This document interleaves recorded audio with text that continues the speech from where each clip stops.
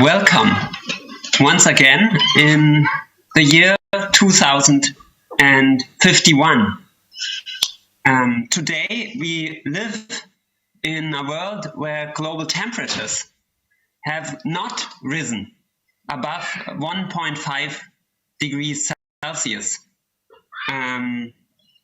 This is a different world than yesterday, where we imagined a future of temperatures above 2 degrees, where temperatures have risen for more than 2 degrees Celsius.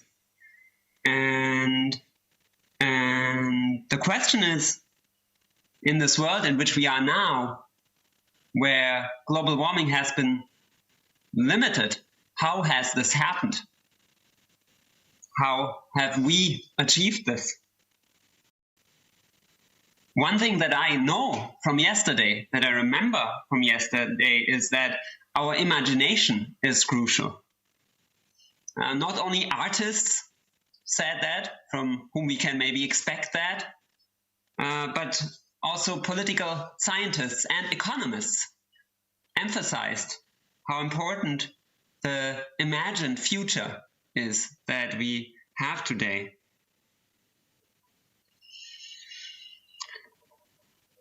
Before we begin this experiment, or while we begin this experiment, I welcome our first speaker, Yolande Bönning from Fridays for Future Munich. Welcome, Yolande. We are very happy you're here. Thanks for joining us. Thank you for inviting me. Yeah. You are a Fridays for Future activist, as I said, from Munich. Yolande was born in 2005, so you're now 16 and 15. Yeah. 15. And that means that in 2051 you will be 45. You will be 45 years old. Right now you're in 10th grade, and in 2051 you will be what will you be, Yolande? So I don't know. Yes, you'll play a role. You'll be a little older than I am now, and you'll probably be active and engaged, and you have been active at Fridays for Future since 2020. You started last year, and at Fridays for Future, your tasks include organizing the strikes, as well as answering and taking on cooperation and press inquiries. You will be a presenter at the 24th September Global Climate Strike in Munich. Yes. And you are currently learning English, but you will read out your statement in English, and we will then have time for some questions and answers, which we will do in German, meaning people can ask in English, but I will translate, and you can reply in German, and in this way I think we can have a good debate together. Good. Yolande, the floor is yours. Thank you. So I will start with my speech. When I look back, I wonder how it got to this point. Why did we let this happen? Why did we ruin our living space against our better judgment? Why did the average temperature on our Earth have to warm up by more than 1 degree before we started to act seriously? Why couldn't the climate crisis be fought with the same seriousness and consistency as other, basically much smaller crises, such as the corona pandemic 30 years ago? Why was there this disconnect between knowledge and action? Everyone knew it, the scientists, the politicians, the business community, the citizens. But in a mixture of selfishness, short-termism, lack of interest and fatalism, we haven't done anything about it for decades, as if we were trusting that some higher power would fix everything. People in charge and decision makers alike did nothing. Wasn't it their job to stand up, not only for short-term needs, but also for future generations, for their own children? Isn't it the proof of heavy shortcomings that in some cases the courts had to order politicians and companies to undertake more ambitious climate action? How shameful was it for the German federal government 30 years ago to be requested by the German Federal Constitutional Court to adopt clearer climate protection measures in order to protect future generations from unduly disadvantages? It was an irony of fate that those of all people who had often no political voice of their own and no decision-making powers had to take the reins of action in order to ensure a future worth living in: the children and young people. Where would you have ended up if a courageous girl from Sweden hadn't gone on climate strike and many thousands of young people had regularly followed her example? I would rather not picture that. FridaysForFuture was born and quickly became a worldwide movement that held up the mirror to society and pointed out their fateful inaction. FridaysForFuture was a target of ridicule. The protesting students were maligned as truants, precisely by the people who were unable or unwilling to tackle the problems themselves. FridaysForFuture gave the children and young people their own voice, a say. It was a remedy for the perceived powerlessness in a climate crisis. We were finally able to take the reins into our hands and give those in power the necessary kick in the butt. That was motivating. That was a sense of achievement and a way out of the immaturity imposed on us when it comes to important questions about the future.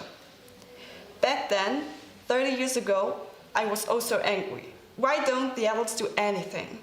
Why do you steer this beautiful planet into the abyss with seeing eyes? And that, although we had all the possibilities, ideas and technologies to avert this disaster. The will was lacking. It was the fear of radical change. This is a comfortable position if you're old, but what about the young people and their children?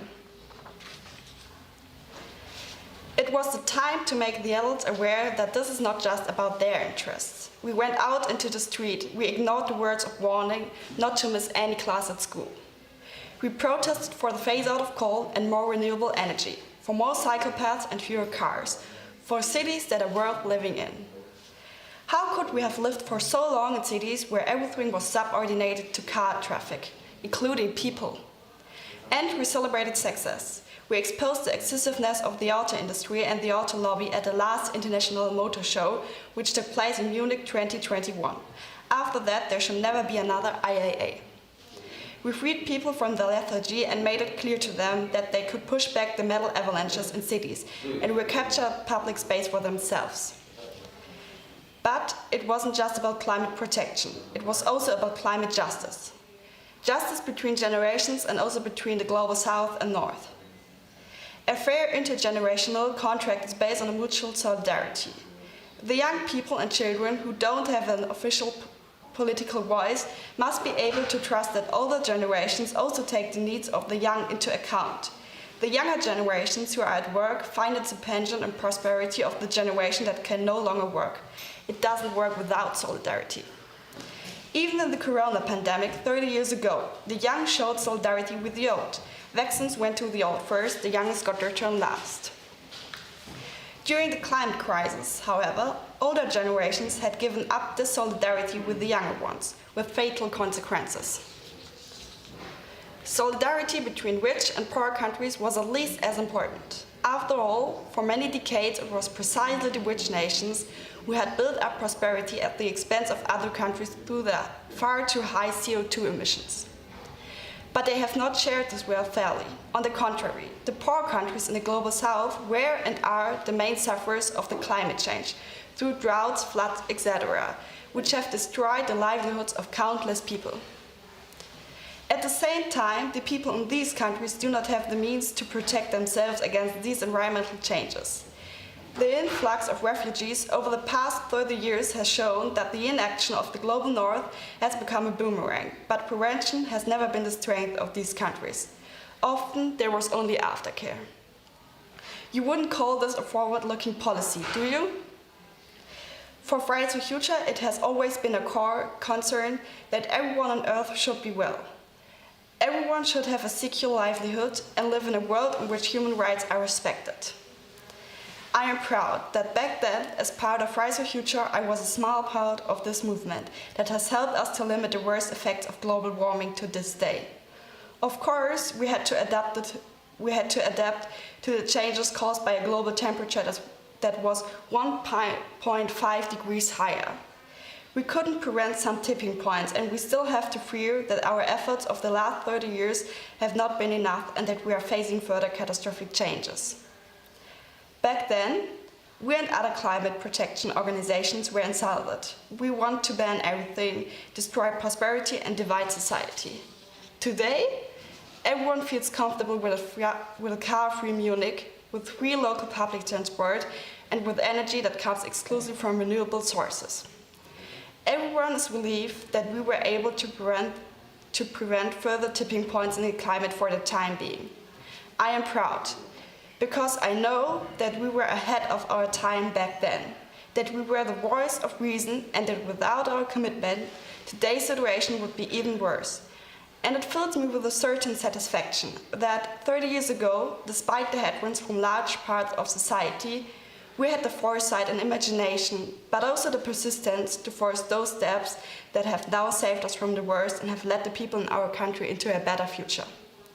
Sometimes you have to force critics and ignorant people to do what is good for them, even if it's exhausting and not always a grateful task. Thank you.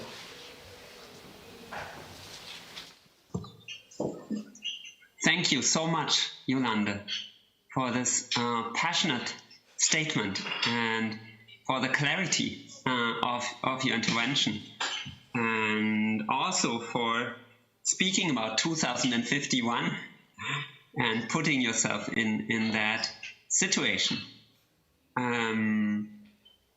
Our next speaker has already arrived from Kenya, another passionate climate activist, Elisabeth Wathuti. But before we listen to her, we have time for some debate together. And I want to invite everyone in the room to bring forward comments, questions, either in English or in German for Yolande. And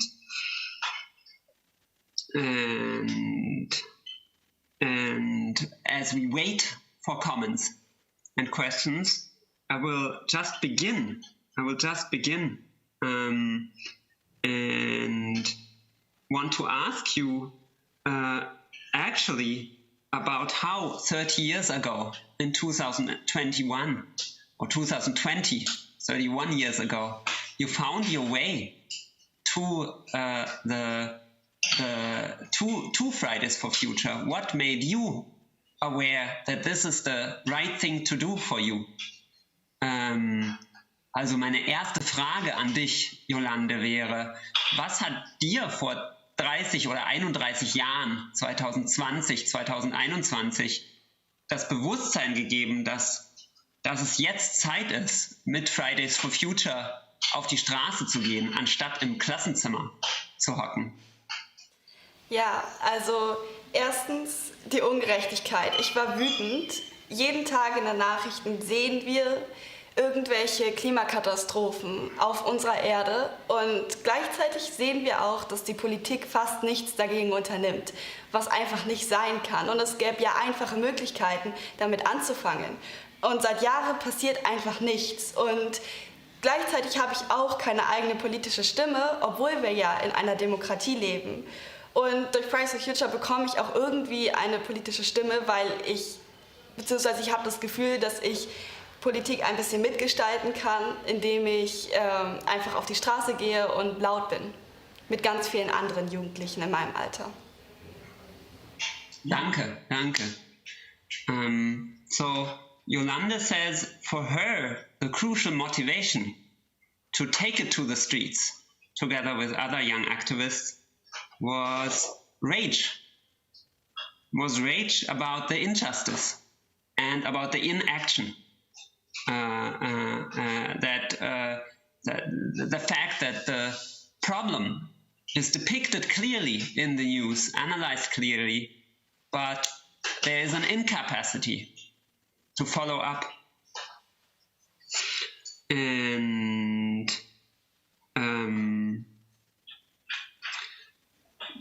do you think now, if we continue the imagination, and we are again in the world of 2051, and you are 45 years old, maybe you have children, do you think the rage will still be there? Will you still be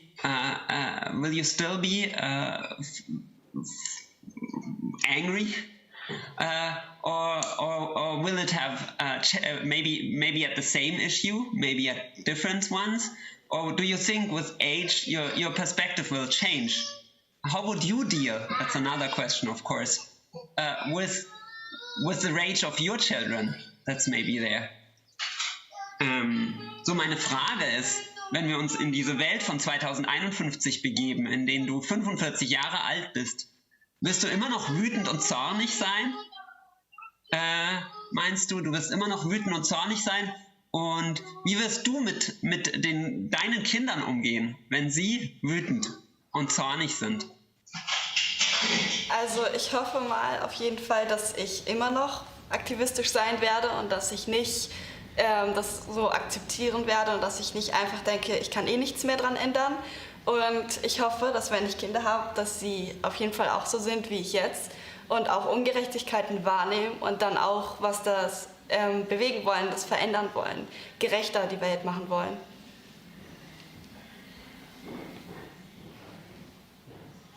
Danke, thank you. Yolande's hope is that her children as well will strive for justice and engage for the issues that they see as pressing. I have a question from the audience, from Isabel in Munich. She asks, what is your hope? Which future do you dream of? How would you describe it? Isabel aus München fragt, liebe Yolande, was ist deine Hoffnung? Welche Zukunft erträumst du dir? Wie würdest du sie beschreiben?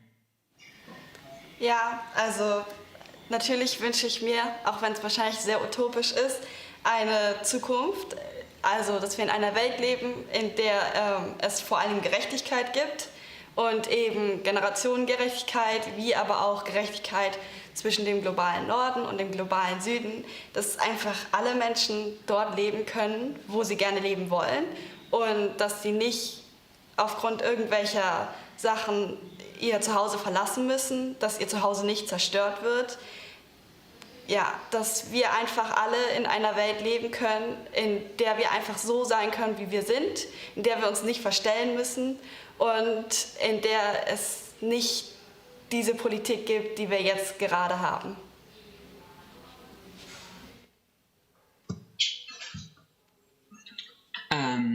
Yolande's hope, her vision of the future is, if I can say so, of a different world. A different world. A world where we can feel safe. A world where we don't need to fake anything, but are more honest, right? In a way, are more honest.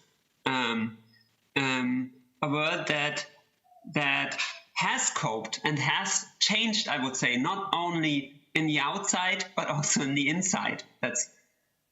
I'm not only translating, but trying to translate this idea. I want to ask you another question.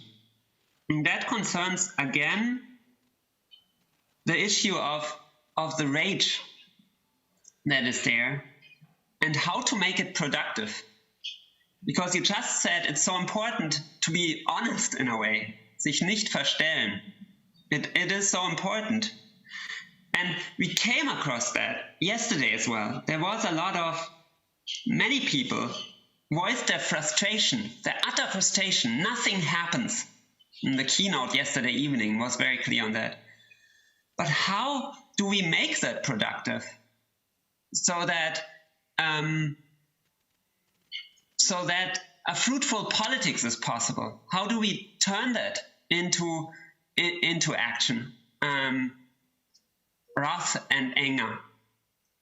Meine Frage an dich betrifft nochmal Zorn und Ungerechtigkeit, weil für mich sind die ein erster Schritt, sich nicht zu verstellen. Jetzt nicht zu Hause zu sitzen vor dem Fernseher und zu sagen, das müssen die Politiker doch lösen, sondern etwas zu tun, ja, etwas zu tun, ehrlich zu sein. Aber wir wissen ja vom Privaten, dass Ärger und Zorn auch unproduktiv sein können. Die können auch dazu führen, dass man sich halt die Köpfe einschlägt oder sowas oder Streit hat viel. Wie schaffen wir es, das produktiv zu machen? Wie schaffen wir es, das produktiv zu machen sozusagen? Also ehrlich sein und gleichzeitig was zu erreichen sozusagen. Also fruchtlosen Streit zu vermeiden, aber dem, der fruchtbar ist, nicht aus dem Weg zu gehen. Wie machen wir das? Also erstmal wäre es sehr schön, wenn es überhaupt kein Wut und keine Zorn mehr geben müsste, weil alles so läuft, wie man sich das vorstellt oder wie man sich das wünscht. Aber das haben wir ja gerade nicht so. Und das ist eine sehr schwierige Frage. Ich denke, wir müssen auf jeden Fall einen Mittelweg finden zwischen, dass wir andere Menschen zuhören, dass wir mit anderen Menschen in Dialog kommen, mit ihnen reden und andere Menschen berücksichtigen, aber auch gleichzeitig eine gewisse Wut in uns spüren und einen gewissen Druck ausüben, damit auch unsere Anliegen, unsere Forderungen auch gehört werden von anderen Menschen momentan. Danke. Yolande says we need to find a balance, a middle way between articulating our anger or frustration and listening to others. Still be able to listen to others. And she hopes for a world where there's not such a great need to actually be angry. That's your hope, Yolande. And I see Elisabeth again, who has arrived. But I want to ask you a last question. And basically, this is, do you have a question for us? What do you expect? This is an academic and artistic conference where most participants are older than you. I'm myself 25 years older, hard to believe, but it is true, 24 years older. Is there anything you expect, especially from science and researchers? Yolande, als letzte Frage an dich. Hast du eine Frage für uns oder eine Aufgabe für die Menschen, die hier versammelt sind? Künstler, aber auch viele Wissenschaftlerinnen aus ganz vielen Bereichen. Hast du eine Frage, eine Aufgabe oder etwas, was du erwartest von uns?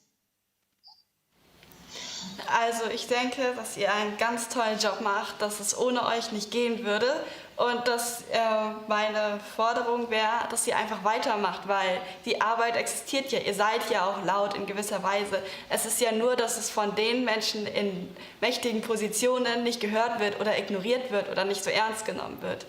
Deswegen würde ich einfach sagen, macht weiter so, wie ihr bisher gemacht habt. Yolande says, we are doing a great job. We should go on doing it and should try to be heard with what we have to say.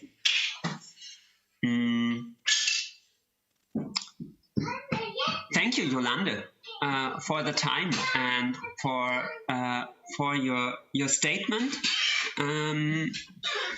and which touched me, and I hope I wish you all the best for turning the choice you made, not to sit in the classroom but to do something, right? That's a crisis is a moment for choice, and you made it. And I wish you good luck with the project you are in. Danke, vielen Dank, Yolande, dass du hier warst. Und es hat mich berührt, was du gesagt hast. Und ich wünsche dir viel Erfolg bei der Entscheidung, die du getroffen hast, nicht im Klassenzimmer zu sitzen, sondern auf die Straße zu gehen und etwas zu tun. Viel Erfolg damit. Ja, danke schön. Und danke, dass ich eingeladen wurde. Ja. Yolande says thank you, and thank you for the invitation. See you again. Bis bald. We move on to our next speaker this morning. Also a climate activist, as I promised. Elisabeth, can you hear me? Yes, I can hear you. Can you hear me? Yes, we can hear you. And we listen. I'm trying on my phone due to the connectivity issues. Yes, let's try and let's see how it goes. I just said we listen to the statement of a young climate activist from Munich, and we have with you another passionate climate activist from Kenya. You are a little older, I assume, though I don't know, than Yolande, simply from the list of awards and activities that is in your CV, your biography. You are the founder of the Green Generation Initiative, the head of campaigns and coordinator of Daima Coalition for the Protection of Urban Green Spaces at the Wangari Maathai Foundation. And the list of other activities and awards is so long that I won't mention all of them here. I cannot. You have been honored internationally with the Diana Award 2019. You were the regional finalist for Africa for the UN Young Champions of Earth 2019 at the COP25 in Madrid. You received the Young Climate Champion Award for the Green Climate Fund. So there's a wealth of awards for your activism that you have received and for your stance. And so that we have some time left for your statement, I will stop here and immediately give the floor to you for your statement.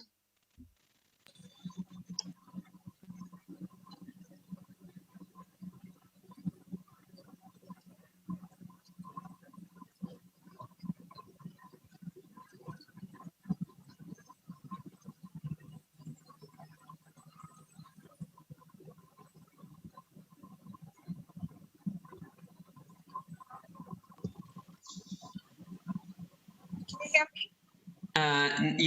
Yes. You have the floor. All right. Thank you so much. My name is Elisabeth Wathuti, and I'm an environmentalist and a climate activist from Kenya, and also the founder of Green Generation Initiative and the head of campaigns at Wangari Maathai Foundation. And for me, when I was younger, I did witness deforestation firsthand, because all the wild forests I like to play were cut down, and the streams that I used to drink from became flooded with plastic waste. And just that natural world that my friends and I knew as children changed completely before our eyes. And one thing that really connects me to nature is having grown up in one of the most forested regions in my country.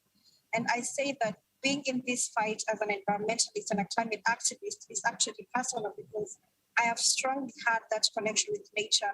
And that means that what hurts nature also hurts me as well. And right now, you'll agree with me that humans have been destroying these priceless global commons for decades. And stories of the lost forest or even poisoned rivers are not in any way unique to my community or even my country. This is something that every one of us here shares. And I am determined to stop this destruction. And I'm encouraged to know that I am not alone, like listening to my fellow speakers, sharing all the great work that everyone is doing right now. My work has mostly focused on helping children to fall in love with nature so that they may learn to cherish and protect it. And this is what keeps me going every day. It's actually a very uplifting feeling that I wish everybody in the world and our world leaders shared every time. And when I founded the Green Generation Initiative, I wanted to nurture more young children to love nature and to be environmentally conscious at a young age. And especially because I also got an opportunity to plant my first tree when I was only 7. But along the way, I wanted to go check how the trees we planted as children were doing, and I got to this beautiful hill. And what I found were tree stumps and tree logs, which made me feel so angry. But something I always say is that this anger did not stop at the anger, but it also gave me a hunger to want to do something about challenges like deforestation and climate change. Right now in the global conversations, nature is receiving insufficient political attention.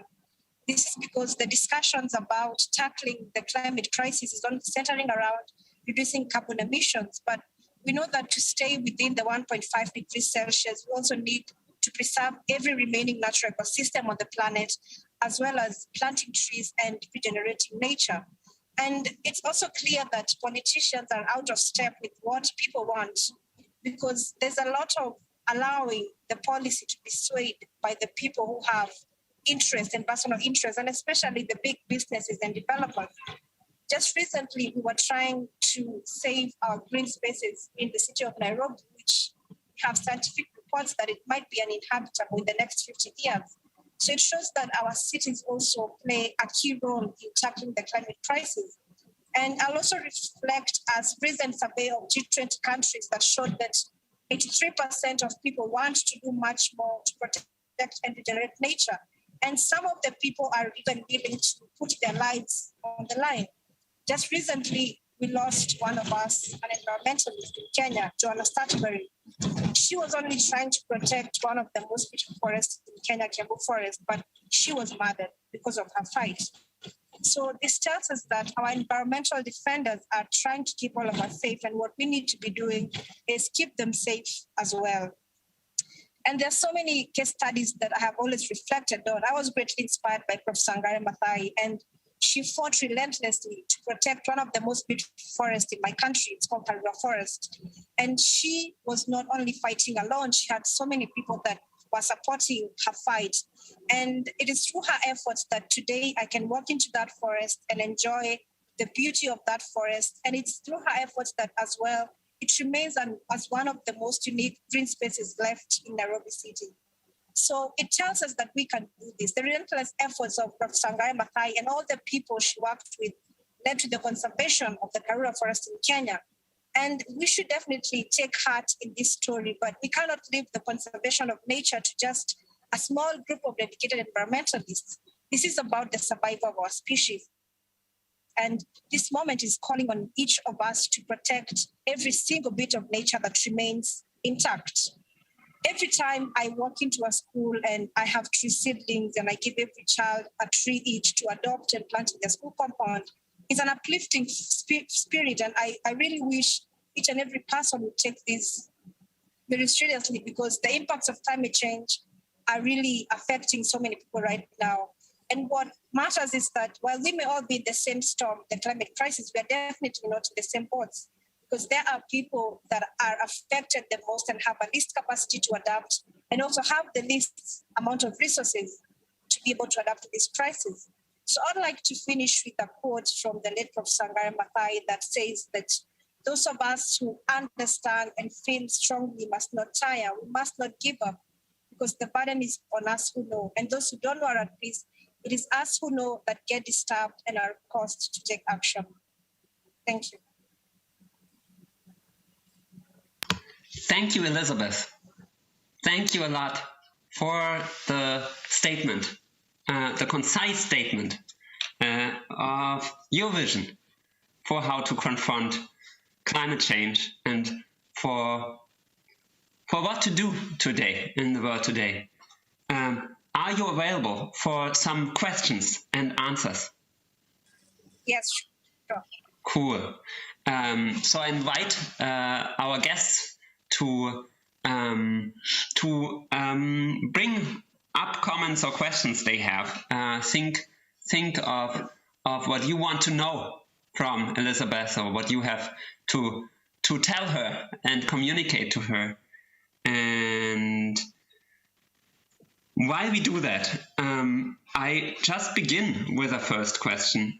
And you emphasized in your statements a lot the need to protect the nature in a very everyday sense, the trees, the plants around us. And I want to ask you, do you think we can achieve this change without a fundamental change of lifestyle? Can we still keep our modern life as we know it with streets and civilization?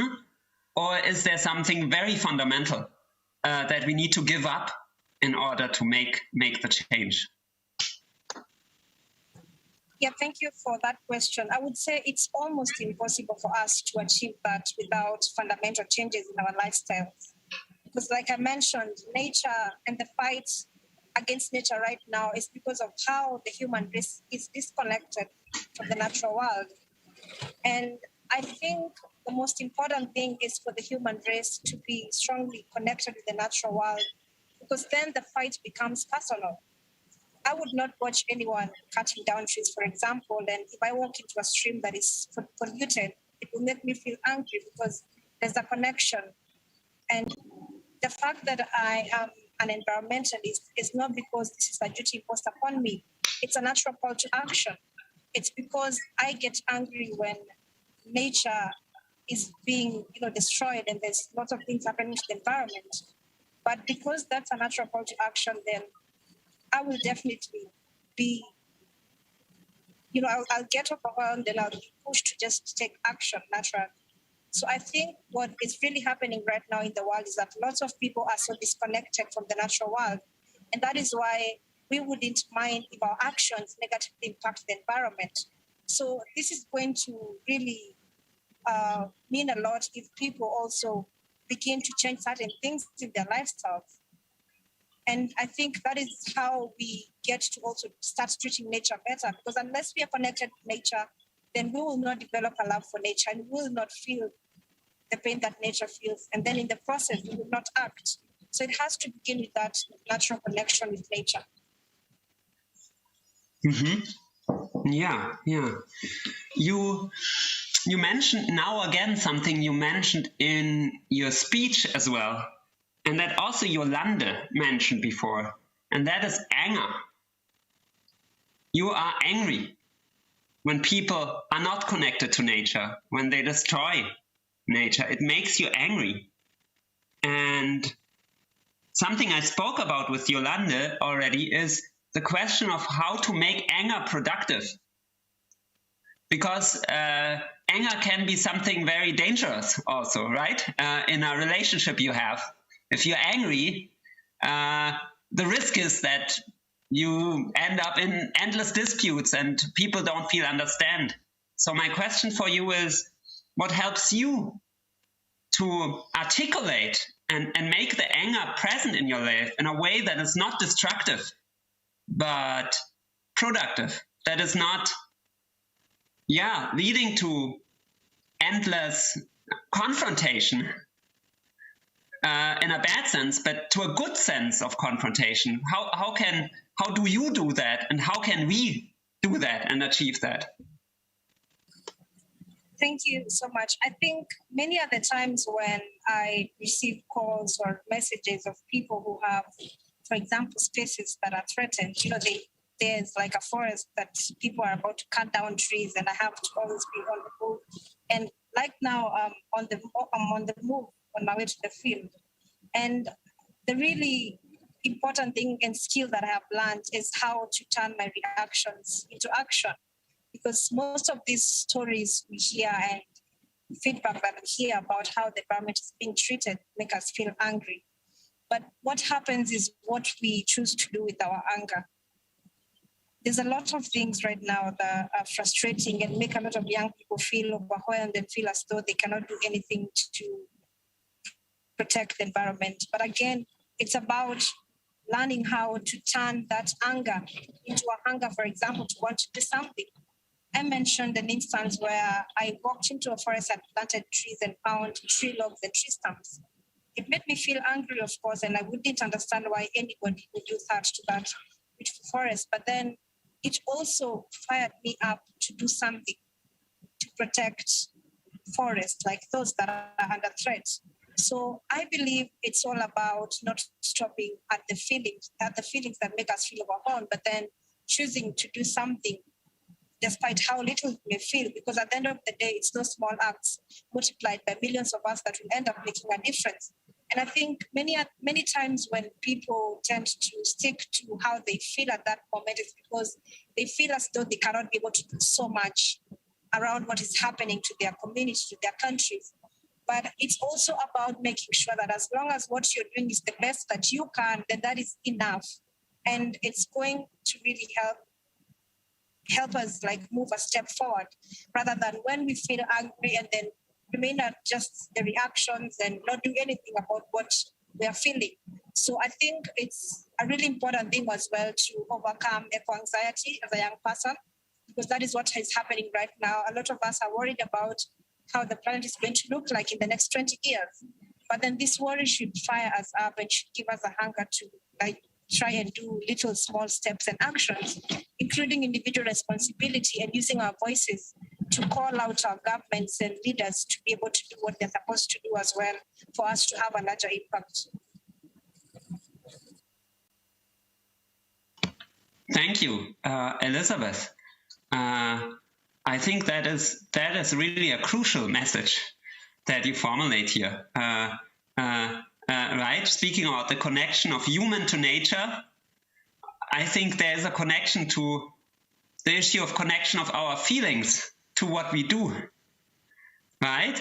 How to make that connection. And I think if more of us have a good balance between that, as you formulated, between the anger and between what we feel, because we feel in our feelings, I think there is the connection to nature, then we can have a more productive atmosphere actually to tackle the issue. If you have still time, there's one more question from Jean-Lars from Munich.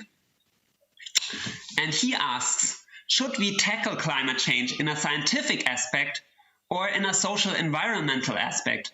How can we adjust the system? So I'm not sure I got the question clearly, but I think it's also about the people that are the most affected by climate change. I would not, for example, expect people that are the most affected, for example, in my country, in Africa, to really understand the science about what's happening, but they know that there's a problem. So if I want to go there with solutions, then I will need to go down at their social level and understand what are the challenges they are facing and how are they trying to overcome those challenges. Because these are people that do not have a reach in technology, for example. Just recently, there was a conversation around holding the COP26 virtually, and you could tell the outrage from countries like mine, like in Africa. There is no way that we are going to hold a virtual COP, and yet not all of us have access to technology, to the internet. So there's that inequality that exists around the world, and the people that are the most impacted by climate change do not even have access to the data that we talk about every day. But they know that there's a problem. They are facing challenges like hunger, the floods, the landslides, the mudslides. And they are not stopping at that. They're trying to see what they can do with their communities to be able to adapt to those challenges. I have been to places like Sengül and seen women who have to walk for like over 12 miles to look for food and water for their families. And these are just things that are out there in theory, and people do not really understand that these things are happening practically. So I think the approach would mostly be in telling the real stories of impact, and that's both negative and positive impact, and the real stories about what is happening in countries that are the most affected. The same way we hear about the Amazon rainforest is the same way we want to hear about the Congo rainforest, and there's so many other forests that are really supporting humanity's well-being. But these stories are never told in a better way. And also, we hear a lot about stories of challenges in Africa, which is correct that it's true to share these stories to the world. But again, we leave out stories of resilience, stories of people and communities in Africa who have come together to be able to see how they can do to address these challenges. There's the Great Green Wall, where communities in Africa have come together to be able to stop a desert. So why don't we hear all of these stories? And I think this is exactly what is supposed to be moving people, the real stories of impact on the ground. And I think if we take that social perspective as well, it's going to really impact and help a lot the people that are the most affected, which is why we are discussing the climate crisis anyway, because if nobody was being affected, then it would not matter in the end. But because people are being affected every day, then they should be the center of the discussions, and we should make sure that we have them on the table and listen to their real stories on the ground that will include their day-to-day activities and their day-to-day challenges caused by the climate crisis.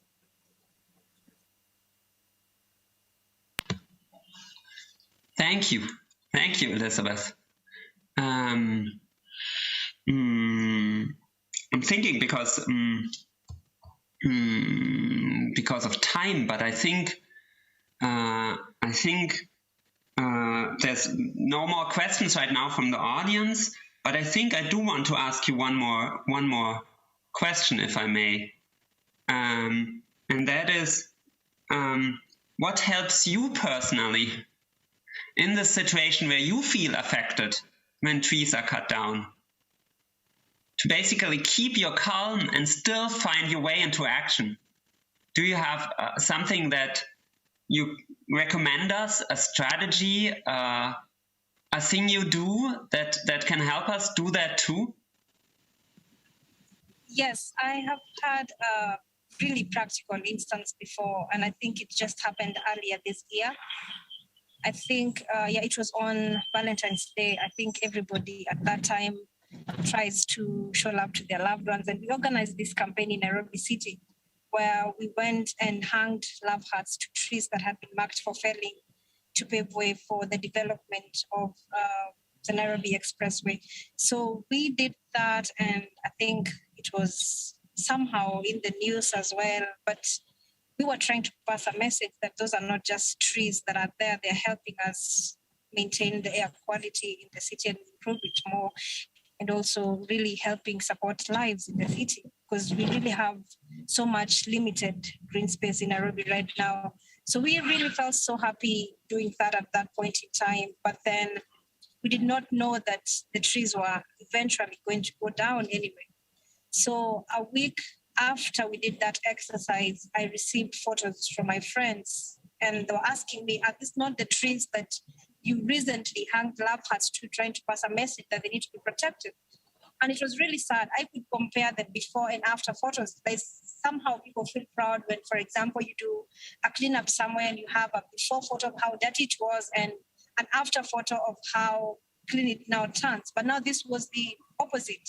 It's a before photo of how we try to protect the trees and an after photo of how our efforts, nobody ended up listening to us and they eventually cut down the trees. So yeah, it was really sad, because the first thing we did was go to that site and really confirm that it's true that the trees are not there. But I think this is a question of what then keeps me optimistic despite all of those challenges. And I think when that happened, it somehow felt to me that, yes, there is something to fight for, because then it shows that not everybody appreciates our work. And the fact that I also hold on to a vision of the kind of world that I want to live in is something that keeps me optimistic. I want to live in a world where humanity is in harmony with nature, and a world where we've chosen to put people in our planet above profits. And unless I put up a fight, then this world is not going to be possible. So I think this is what keeps me optimistic. And then again, seeing the fact that you're not alone, there are so many other young people that are fighting in their countries and their communities trying to do something. And just that community and solidarity from other people is what keeps me optimistic, because regardless, challenges are not going to end. It's not the last green space to be threatened. I'm going to hear more stories, maybe tomorrow, maybe next week. And then if I give up, then it shows that, it was not worth fighting for anyway, but then it's worth fighting for, because this is about the future and the world that we want to live in. So that is what keeps me optimistic, holding on to the vision and making sure that you don't lose sight of the world you want to live in. Then regardless of the challenges, you will continue to fight, because it's never going to be smooth anyway. There are people that I've mentioned, for example, despite the fact that all these challenges are happening to the spaces, there's still challenges of the people that are on the front line. They're fighting. Activists are being threatened. They're being killed in their countries. And this is reason enough to give up, but then we don't anyway, because you're still holding on to that vision. You want to live in that world, but then if you do not fight, then everybody else is at peace and nobody else is going to fight anyway. You choose to back off. Thank you. Thank you, Elisabeth. If you imagine yourself in the year 2051, 30 years from now, I will be an old man, 69 years old, I don't know. You'll be an old woman too, I imagine. And you look back at this time today when you were young.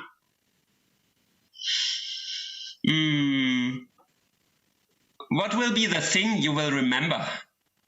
What will you remember of these days today when you have become old, and what will you tell to, I don't know, your grandchildren or the grandchildren that are around from your family or so? What will you tell them about these days, 2020?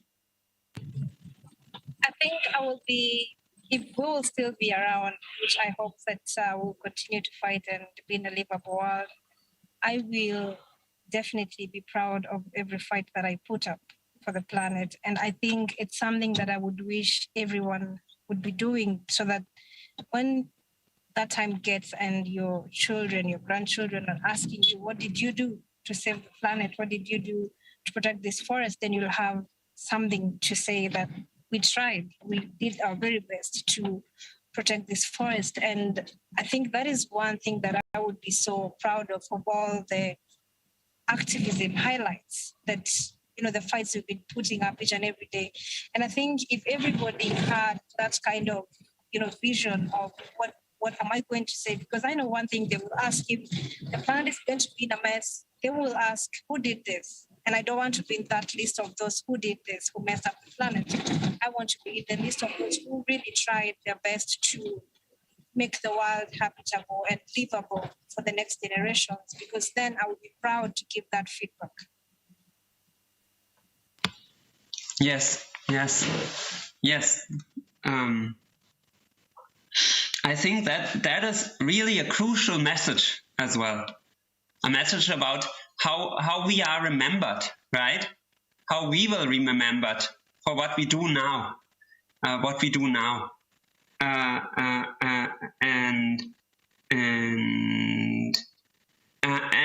when we do that, when we have a vision, as you have it, and struggle for it, I think that is the way to be remembered. That is the way to be remembered then.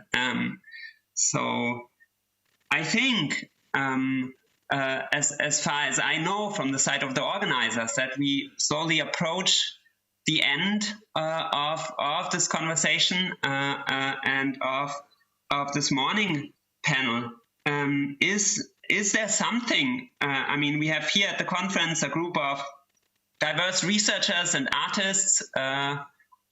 Is there something you still have you still want to ask us, or something you want to, a message or a word you still have to want to share? If there is anything you have to still to say to us, basically, at this point. Yes, I think it was a great conversation, and I will just leave you with like 3 calls to action. I know we are heading to COP26 and the pre-COP in Milan as well. I think it's really important for people to understand what is it that we are asking governments to do. And one of the things that we are asking governments to do, and this is because everyone is watching right now, you have got the voice and the power to ask your governments as well to be able to do this, because there are people in countries like mine that have to deal with the worst impacts of climate change, even though Africa has only contributed to less than 5% of the global greenhouse gas emissions. So I think this is the time when we need to stop investing in the fossil fuels and then start to massively increase nature regeneration, and as well make sure that we protect every remaining natural ecosystem. And they all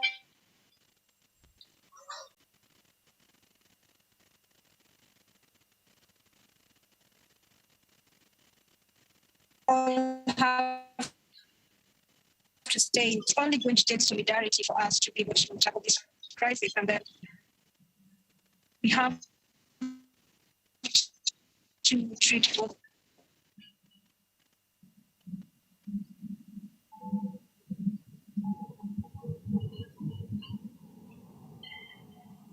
the climate and ecological crisis at the same time.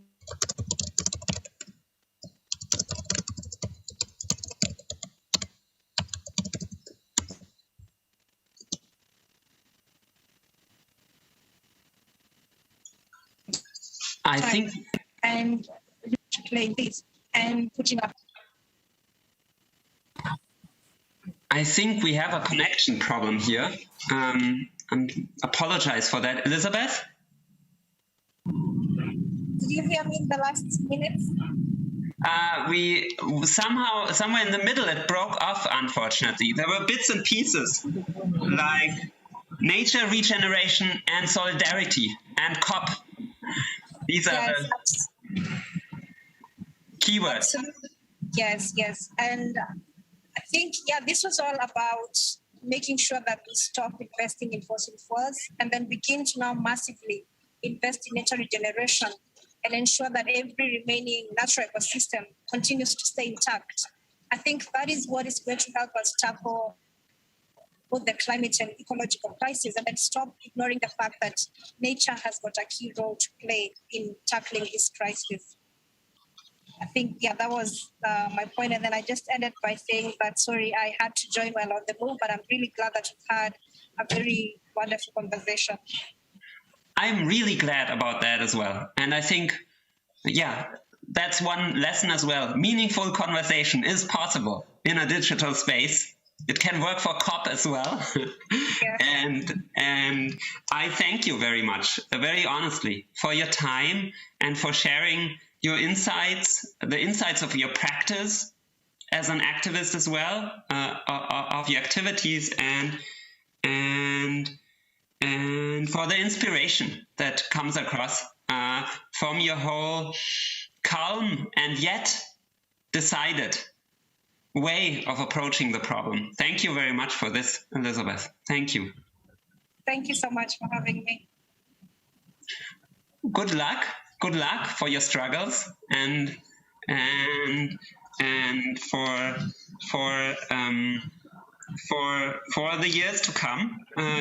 Your action, and I'm sure then in 2051 we'll have good stories to share when we are both and everyone else, when we will be old.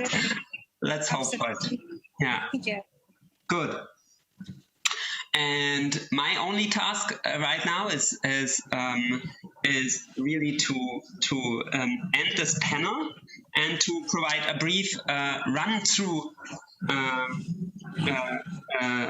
the day. As you know, it's a day where temperatures in our world of 2015 have stayed below 1.5 degrees Celsius. So something has happened that stopped the rise in temperatures. And in the panels that follow, you can learn about how this happened.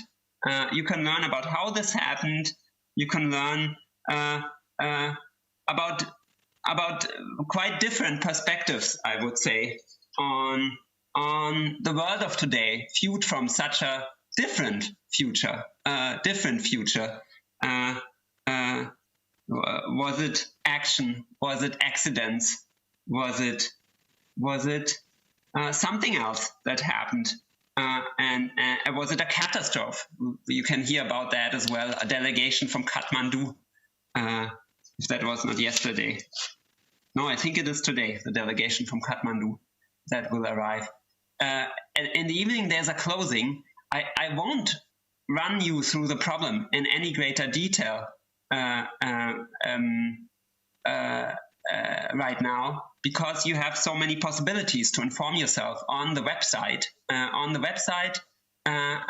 Where the program is visible, there's the YouTube channel, there's Twitter, You can be in the room in presence at the Bellevue de Monaco. You can still register for sessions if you are interested. And then there is finally the online hub as well, where you can turn into an avatar. I did it yesterday. It's kind of fun to walk around, though not always easy to get into communication, but the more people there are, the easier it is. So try it out and have a day of meaningful conversations and encounters. That's what I wish to all and everyone who is part of the conference today. See you later.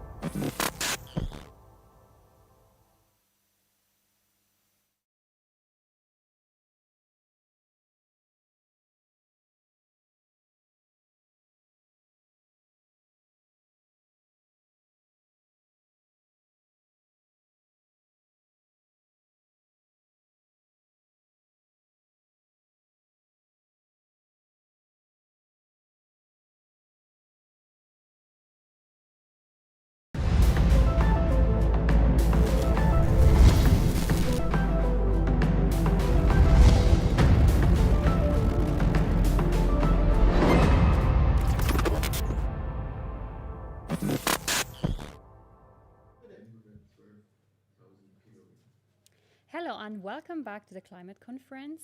I'm the host. My name is Zahra Akhlogi and I'm very glad to be here. Today we'll have many guests here. I'm very glad to introduce these guests to you. But before that, I want to tell you that as we started to think about the climate conference, the one thing that we were sure was that we don't want our visitors to come by plane to us. So and we also thought about how to reduce our ecological impact, and therefore we cooperated with different organizations. One of them is Rehab Republic, and I have two guests, one guest in the studio and one is via Zoom with us. And the first one is the Steffi Börsig. She's working in the Rehab Republic, and she concepts zero waste programs, and for example she worked for the Munich city on the zero waste concept. And Joseph is here with me in the studio actually. He did back then in 2021 an internship in the Rehab Republic. And yes, Rehab Republic, who wants to start with the presentation? You have prepared a very beautiful presentation for us. Okay, Joseph, we'll start. Steffi, ready? Ich habe die Presse. The presentation is already on the screen. I can't see the presentation. Yes. Great. Well, hello everyone. Welcome from my side. We are Steffi and Joseph from Rehab Republic, and we are super happy to be here and to be part of the conference. In our session now, we will talk about the zero waste concept for this event. Yes, let's have a look on the agenda. First, we will give you a background to the project, and then we tell you what we did exactly. We will talk about our learnings and challenges and highlights, and finally, we will give you some take-home messages. As Sarah already introduced, we are part of the climate conference next to Future Camp. They deal with compensation and carbon emissions. And last but not least, there's Omnitzer. They reviewed all the results. And yes, I guess it's just obvious if you organize a climate conference that you're not only talking about climate, but you really try to do best regarding it and to be a role model. So this is why we are part of it. So now my colleague Joseph will tell you what we did in detail. So thank you, Steffi. Now I'll talk you through the process we did. So first we tried to define what zero waste actually is. Therefore, we used the 5 R's of zero waste as a guideline, and zero waste means that the focus is really on minimizing waste and not completely cutting down to zero waste. And it also means that you try not to waste resources completely, so they are waste. It actually means that you try to keep the resources as long as possible in a cycle. Genau.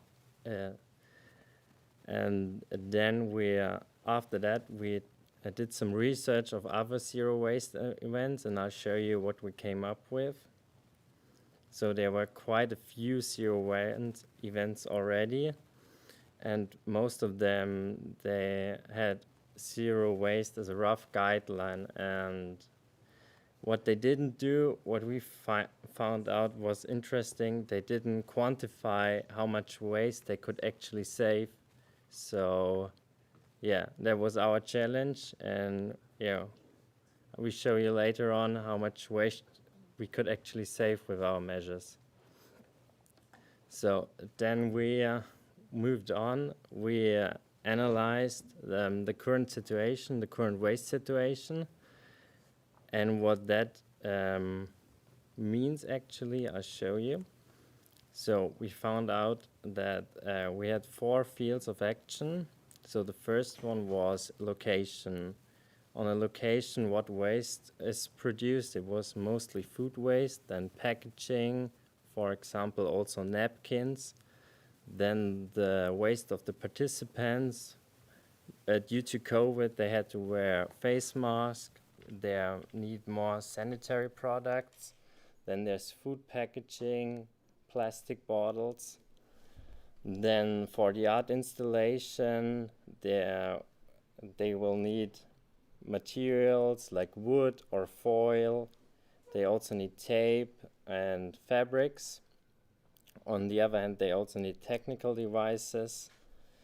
And then the 4th field of action was the office, which also handled the prep and marketing, and they needed lots of prints and also pens, or when they wanted to make a break, they need coffee and cigarettes. So we tried to measure all of these waste positions. Then we actually developed the zero waste measures, and for that we used the 5 R's of zero waste again.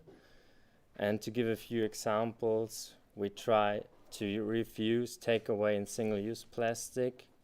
We reduce paper by going digital only. We reuse, for example, towels and reusable coffee cups instead of single-use plastic ones. Then we recycle by building the art installation out of used materials and recycle them after the event. And rot, we try to decompose the organic waste which is produced with the food. And we also made an interesting discovery that there are often initiatives already in action in your neighborhood or in your city that focus on minimizing waste, like the Treibgut, which recycles art installation and also try to keep them as long as in a cycle as possible. And now I give back to Steffi. Yes, what we did after this is to calculate the potential of waste savings. Well, to be honest, since we do not have all data yet, we will just present one example. So we estimated the waste which was produced in the offices of Büro Grandezza and Kulturbüro Rad und Tat, like both organizers of the conference. So we calculated both ways. So the amount of waste when using, let's call it conventional products, and the amount of waste when applying our zero waste measures. And surprisingly, it was 195 kilograms of waste. like in the conventional way, versus 45 kilograms when using like the sustainable option. So we have almost 77% of waste savings if they would have implemented all our proposals to minimize waste. So we don't know yet which measures they really adopted, but the potential at least is huge. So, well, in this case, digital office is the key word. So it avoids paper, ink, pens. So the potential is really, really great. Yeah, huge. Well, what is the goal of our work here? The final step is that we want to develop a guideline, like how to organize a zero waste event with tips and recommendations in it. We hope that the guideline is useful for many other events. We will probably finalize it next week, and then you can, I guess, download it from the website and yeah, spread it everywhere. Well, of course, during the whole process, we worked in this project. We have faced some challenges.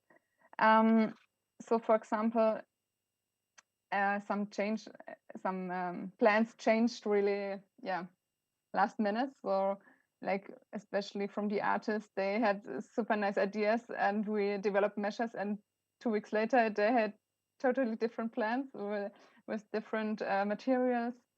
But well, we tried to do the best and adapt the measures then. And the second point is probably even bigger, that zero waste is not a priority for everyone. So it's sometimes hard to convince everybody that zero waste is important and that there's always room for improvement. Yeah, but still, we tried the best. And of course, we had some, yeah, let's call it system boundaries. Sometimes it was really hard to measure or even to estimate how much waste, how much waste it is in a special position. For example, how many smokers will visit the conference? How much will they smoke? So it's just hard to get the numbers. And of course, measures can be too expensive and too difficult to implement, and especially when zero waste is not your priority, you won't spend that much money for it. Yeah. Well, let's talk about the highlights. We asked ourselves, where can we cut down most waste? And I will again emphasize, this is just our experience and not yet based on data, but still I think it's a first impression of what is important when organizing a zero waste event. Joseph already told us that art installations can be made out of recycled and reused products. There are many options, and after they're used, they can be recycled and reused again. So keep it always in the cycle. Then the second point is that in the office, it's also really easy to save waste. You can going digital, and yeah, it saves you a lot of waste. And it's pretty easy. Just be digital. And what we found out is that packaging is one of the biggest factors to be considered in all fields of action. So yeah, keep that in mind. And most of the products are available in reusable packaging. And last but not least, yeah, the small things make a big mess. So there are so many different waste positions in every field. And yeah, some are really easy to avoid. So just have a look. And what we want to give you as key messages, maybe for your own events, or yeah, is that reusable packaging items are the solution in our view. So since you found out that packaging is such a big waste position. We strongly recommend everyone using reusable stuff. So think about what you really want to order online. When you have a restaurant, look for ways to reduce food packaging. There are many good solutions on the market, and talk to your distributors. If they are open to change. The second point is that we want to advise you to communicate with all stakeholders. So include every stakeholder, like distributors, guests, your staff, and communicate that you will have a focus on zero waste at your event. Think about staff training, write it on your invitation, prepare information signs, and so on. And last but not least, just try it out. So ask yourself, why not changing your distributor or setting up a sharing shelf in your location so the guests can bring something and pick up something. And just be creative and try out what fits to your event. The last slide, please. So I think, thank you very much for listening. It was really nice to be here and enjoy the conference. And the last thing I want to say is that in the corner you see a QR code, and if you are a participant on this event here, it would be really nice if you check this out and fill out for 2 minutes our survey. So that would give us some data to finalize our calculation. Thank you very much. Thank you, dear Steffi, for the presentation, and thank you, Joseph. We just heard the work of the Rehab Republic, but we also cooperated with other organizations. And the next one is the Future Camp. And yes, Future Camp is a Munich-based consultancy, and they helped us to reduce and compensate our carbon emission. And I'm very glad to have Roland here with me. He's the co-founder of Future Camp, and I would give him the word. You can start with the presentation if you want to. Thank you very much, Sarah. Hello, everybody. My name is Roland Geris. I'm managing partner of Future Camp. I just would like to give a very short statement on our motivation on why we are performing the tasks within the support for this conference. First of all, I would like to mention that this conference in 2051, of course, as you know, was performed in 2021. And it's a kind of a scenario process, and this reminds me on my own history, as my company also is the result of a scenario analysis that has been performed in 2000 and 2001. So the second issue is relating to that. Future Camp, as the name already indicates, is looking into the future, but we also have a past. And we are celebrating our 20th anniversary this year, and this also was one of the motivations on why we support this fantastic art conference. The third issue is very simple and a very personal one. Andreas Kohn, one of the organizers here, and we work together very closely since more than 12 years, so this also gives a good reason to support this project. The fourth item I would like to mention is that we want to support and to help the organizers on the one hand. But on the other hand, we would like to encourage you, the participants, everybody here, be it on site or be it in the virtual room, to think about on where you can contribute to the solutions. And I'm thinking especially on the decade that just started. So looking back in the past, in the 20s of the 21st century, I guess we all have to contribute, and that's what we want to encourage for you as well, that you try to find ways to do this.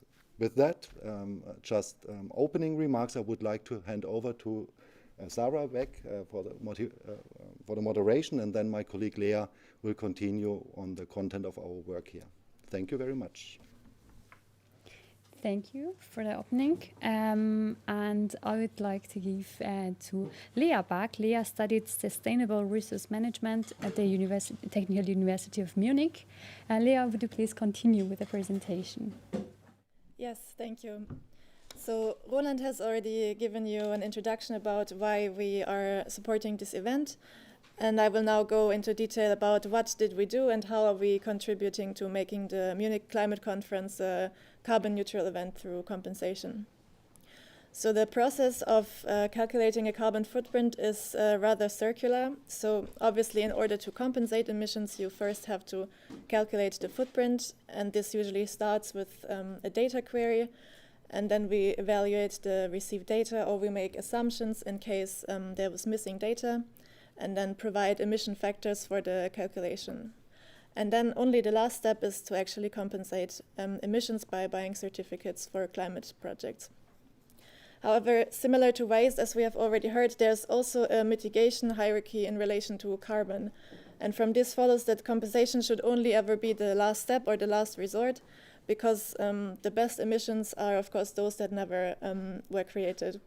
So if one wants to follow a holistic or authentic approach to sustainability, one should always look first at reducing emissions as much as possible, and then compensate those that cannot be avoided, because compensation should never be a path to continue business as usual. So therefore, we brainstormed together with the organizers prior to the event what could be feasible ways to reduce the emissions that are caused by the climate conference. And together we identified 4 fields of action, going from energy to mobility and also covering food and accommodation. The area of energy, of course, includes electricity and heating. For example, at the event location, but also in the office spaces of the organizers and the partners, and also at the homes of the remote participants that stream the event. The challenge with electricity and heating is that, of course, those are usually long-term contracts, so there is little flexibility in the short term to convince people to reduce their emissions, for example, by switching to green electricity, just because you want to hold a sustainable event. However, in the course of our data query, we asked for data related to electricity and heating, and therefore at least raised awareness for the issue and for the relevance for the carbon footprint, and hopefully that might cause some people also to rethink their contracts. A special characteristic of this event was video streaming, and that's an aspect that's often overlooked in terms of carbon emissions. However, 80% of the global data streams that are transmitted over the internet actually stem from online video streaming. So servers and transmission require large amounts of electricity around the world, and that of course results in large emissions also. In 2019, a study estimated that the global environmental impact of video streaming is actually equal to the carbon footprint of the entire country of Spain. Of course, this estimate is rather at the higher end of literature, but it shows the relevance of the topic. And thereby, with the choice of a streaming provider, the organizers can also influence the conference footprint, even though it might be a rather small impact. So in this case, YouTube has actually performed rather well in comparison to other IT companies in a Greenpeace comparison in the year 2017. And also Mozilla Hubs, that was used for the 3D rooms, recently published their first corporate carbon footprint and will use this as a baseline for future reductions. Then we come to mobility. It has already been mentioned that flights were excluded for the participants of this event. And this was done because it was foreseeable that the mobility emissions are likely going to be the largest point of emissions for this conference. This is, of course, typical for scientific conferences, especially that usually have lots of international participants, that the flights have a really large impact on the footprint. And on the right, you can also see a small comparison. On the left is the entire footprint of the conference with 5.1 tons. And just one return flight from New York to Munich is almost half of those emissions already, so you can see it would impact the overall footprint dramatically if people had arrived with flights. Therefore, excluding flights in the first place was the biggest lever to reduce emissions and has been also successfully applied.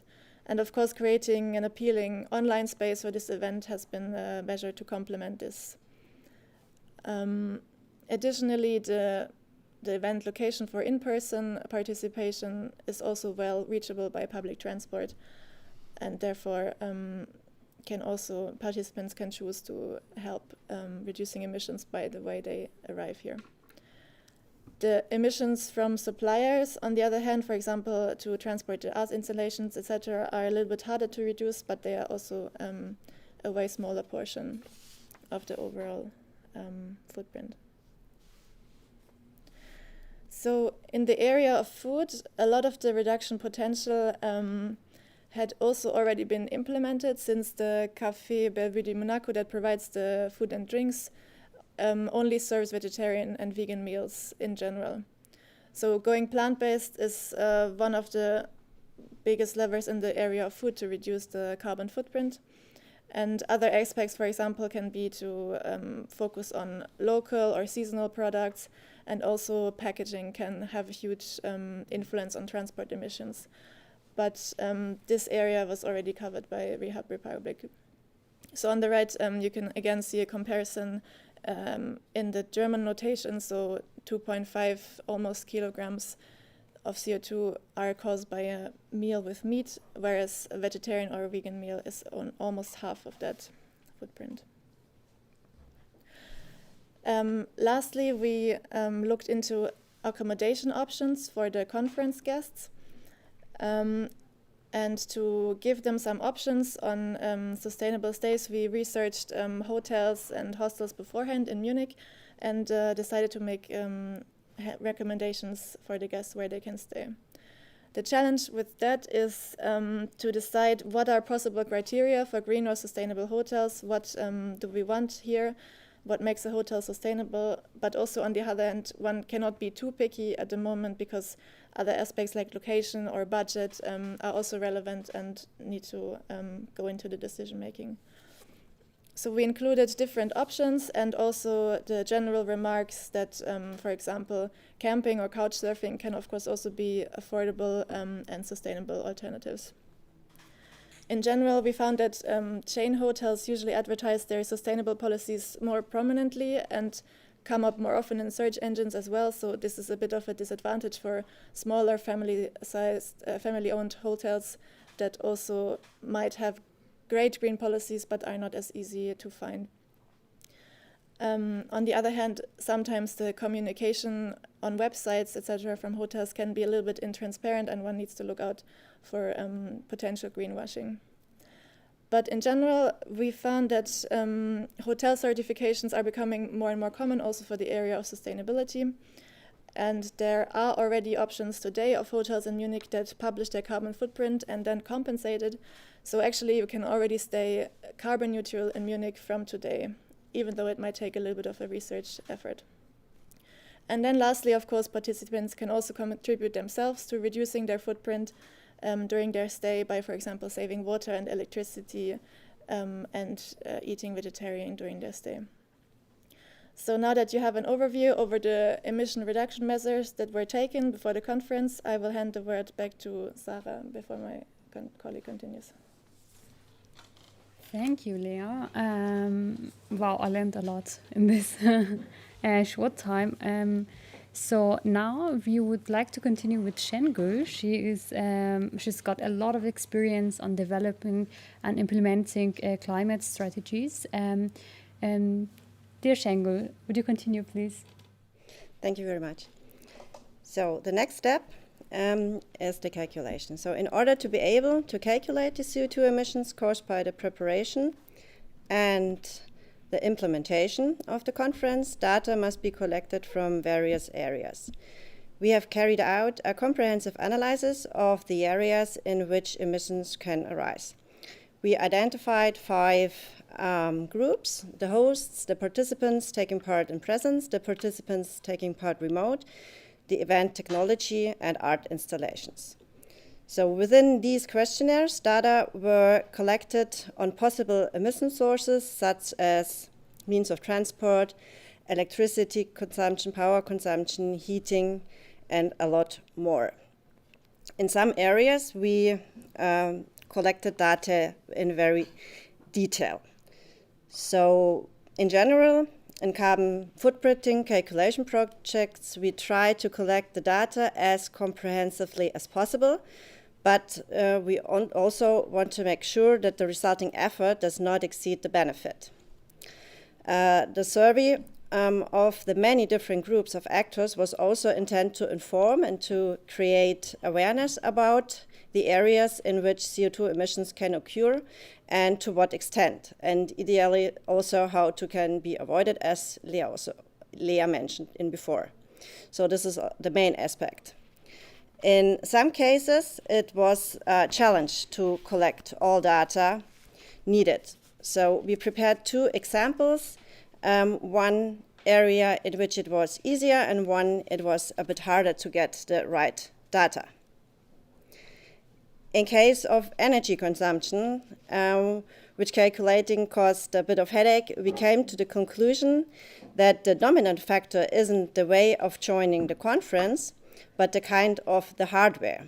So we were able to analyze the power consumption for using Mozilla Hub, like it is possible for this conference, or YouTube streaming. But we have to say that the end device plays a far greater role. For example, a large 4K monitor would account for a much larger share of power consumption. More powerful processors, for example, or graphic cards also consume more power. So the measured values are therefore only a rough orientation and cannot automatically be transferred to each individual. In another area, in the case of mobility, it was easier to calculate the emissions. We looked at the speakers traveling for the conference and the mobility within Munich. For mobility, there are detailed and specific emission factors available to make a really comprehensive and detailed calculation. So, but as I mentioned before, not always the correct data was available. So in some cases, it was necessary to make assumptions. Therefore, we evaluated studies, carried out our own calculations, or used flat rate approaches. We talked, of course, also to the conference organizers and discussed reasonable and realistic assumptions.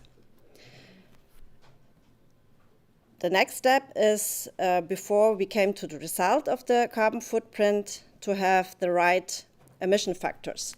This is a key aspect while calculating emissions. And of course, we used specific emission factors for every single emission source. To mention one example, for food, only vegetarian food is included in the calculation, as in this event location, only vegetarian food is offered, so we used the correct emission factor for this emission source. So the next slide represents the emission figure. The result is 5.1 emissions, and for the implementation and the organization of an international conference, it's very important to emphasize that this is a very low number. Even though there are no flights, we mentioned it before, the mobility is the main aspect, and also the second part, the accommodation, so the overnight stays of the speaker together, it is more than 60% of all emissions. So all other have an impact, but the biggest one is mobility. So, and here we want to again emphasize that it is important that we have no flights included. We want to show you what happens when one person flew from Texas to Munich instead of participating online. So this would nearly double the emissions. So to take part remote is a very specific and important aspect. So, and to achieve, so it's the last point, to get climate neutrality, the conference, only the unavoidable emissions we counted will be retired of buying and retirement carbon credits. We have two different projects. The one is in located in Brazil. For more information, you can view the link. And the second project is from the foundation Menschen für Menschen. And the next speaker is giving you an introduction to this project. So I can come to our conclusion. I would like to mention that the calculated amount is very low. Reducing emissions, avoiding emissions, while organization, this international conference was successful. In some cases, missing data caused a little bit problems, but the quality of the carbon footprint is still very high. The hosts of the conference also wanted to raise awareness, and it was successful. Thank you. Okay, thank you. So the next guest is going to be, the project is from the project Mensch für Mensch. This project helped us compensate the carbon emission that we couldn't avoid. Yes, I'm very glad, Sebastian, to have you here. Sebastian is the executive director of the foundation, and feel free to start the presentation. Thank you very much, Sarah. Welcome to everybody in 2051. I'm in a lucky position that the things I will talk about will have relevance also in 2051 because the laws of physics and biology and probably the laws of human beings don't change too much in 30 years. So it's hopefully still valid. Now, thank you for the lead in also. We will come from a completely different angle of carbon capture and why we do climate. For us, it's not the last resort, as we just heard, in terms of compensation. For us, it's the first resort in terms of survival.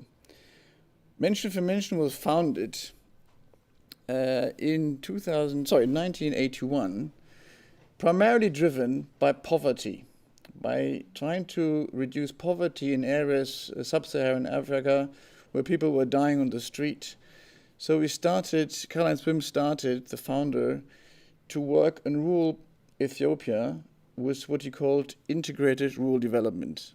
And he was trying to get people out of poverty by means to end long-term and really survive, basically. And one element was certainly also to create the food security that they needed to survive. Now, today the foundation is actually 70 years old. In 2021, it was 40 years old, and it runs about 12 project areas in rural Ethiopia.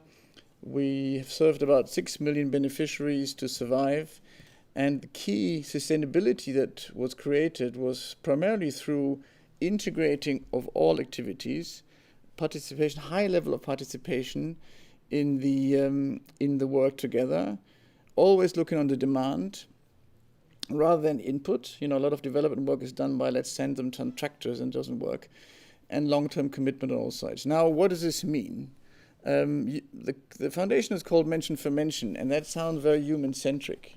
At those days, maybe the start was actually human-centric, but if you think about it more and more, human-centric Menschen für Menschen, which means human beings for human beings, essentially means you need to do something for nature for the human being. So if you really read it properly, humans for humans is actually not very human-centric, it's actually supporting nature to support the humans. And this is the way we really find it in 2021, so that we include much more the work around the ecological environment. In 2021, as we said, we were focusing on 5 pillars, what we call sustainable land management, which is creating the ecological around it, water supply, education, health, and generating income, because it all needs to come together. And it's a very simple. If you think about building a school without having clean water, the children will not go to school because they're constantly sick. So this is the integration in rural Ethiopia, where we had, in this time when we started, we had 70% of the population living below poverty line. But now we're talking about climate. You know, by means to an end, for people to get nutrition and get survival, we created forests. And now these days, suddenly we found out that these forests actually capture carbon. So in a way, when you think about if you want to build a human society, from our end of the global north, we try to avoid what we've killed in terms of nature. There we rebuild the nature to make it sustainable. So let me dive into what we actually do. I am in Ethiopia like 2-3 times a year, visiting those projects, and have met most of the pictures you see in this picture I've done myself, so I can tell you something if you've got a few questions. What is the problem in rural Ethiopia, as in most of the African countries? The wood is needed for survival by cooking, by building. It's mainly eucalyptus that grows very fast, is very stiff and long, strong wood. They need it for farmland, and then they have a lot of animals. Ethiopia is one of the largest livestock countries in the world, so they have a lot of grazing, and if the forest is cut and then the animals graze on this, the whole soil gets eroded by the flood that comes in the rainy season in the summer. There's very little knowledge about cultivation of the land, and the population grows at a rate of 2 to 3% per annum, which means, and when we started in 1981, it was about 35 million. Now we've got about 110 million Ethiopians in the area. So we tripled in only 40 years. You can imagine what this means in terms of providing food, in terms of providing health, and providing water to the population. Even we do a lot of development, is almost eaten by the population growth. So what we need to do, what happens now, obviously, is that the land is less and less forest. About 150 years ago, Ethiopia had about 40% coverage of forest. Now it went down to about 5%. It's been reestablished to about 12% now. So you can imagine the massive discrepancy of what nature had captured in terms of carbon footprint, in terms of carbon storage to now, and what we will achieve if we go back to that. I'll give you some calculations in a minute. But now with this little forest coverage, you've a lot of, in the summer you've got 3 months of complete rain water coming down, like the rainy season, and it takes all the fertile soil away, which it's like a devil's cycle, where the land gets worse and worse, and more population needs more land for nutrition, so it's a devil's circle in the wrong direction.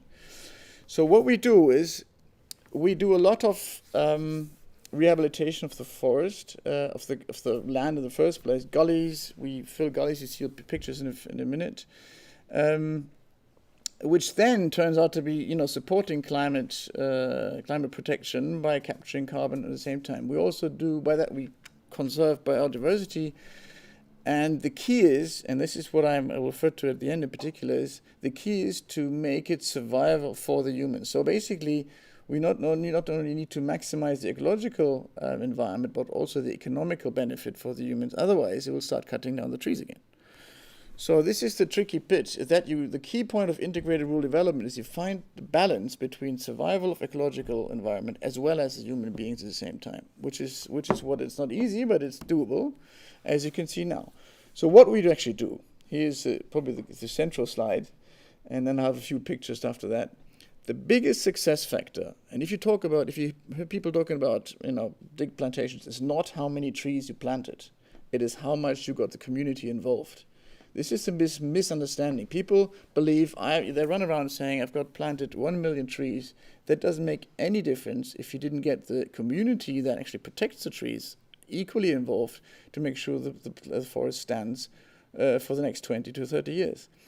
So what we do, we produce a lot of seedlings in nurseries. We bring them fruits and vegetables because the vegetables are necessary in the fruits so that the farmers living around have an income besides cutting trees, because they make their money by cutting the trees. So if we give them something else where they're living from the trees rather than cutting the trees, they can survive, like beekeeping and stuff like this as well. Then we talked about carbon footprint avoidance. So we also bring a lot of fuel-saving stoves. So they, by having better stoves, they can reduce 80% of their need for wood. Better water, so they need to cook the water. Introduce a lot of gully treatment, agroforestry. But as I said, the most important piece are the two things. A, get them alternative income, so fruit trees through beekeeping, through livestock management in different ways. And the second most important is give them the chance to build their own bylaws to protect the forest. It's actually, we are there with about 600 employees locally on the ground, but we don't get involved if the farmers decide how to make sure to protect the bylaw, to protect the forest, because that's their decision. Only if they develop the bylaws themselves, only if they buy in 100% themselves, it will actually survive. So just a few impressions. This is Ethiopia, East Africa, next to Sudan, Eritrea, because I know not everybody talks about Ethiopia every day, so you might not be fully aware. And this is the area that we have forest, about 1,000, 2,000 hectares is covering. Very hilly area, about 5,000 meters above sea level. And here's some of the impressions from on the ground. You see the nurseries on the top side. Like we grow something like 10 to 15 million seedlings every year. Then we do a lot of terracing. Then, of course, the seedlings need to be transported to the terraces. And then you see on the right bottom, you see the farmers actually planting themselves because it's their land. And they will actually, the more they plant themselves, the more they will buy into the process. A year later, they find that the water and the groundwater level comes back. The sources become more watery and they start loving it. They want to plant more. So that's a way of getting the buy-in. The gully control, as I said, you see a lot of deforested and erosion. So we put in some stones so that when the rundown water comes, they carry the soil and actually get stuck there.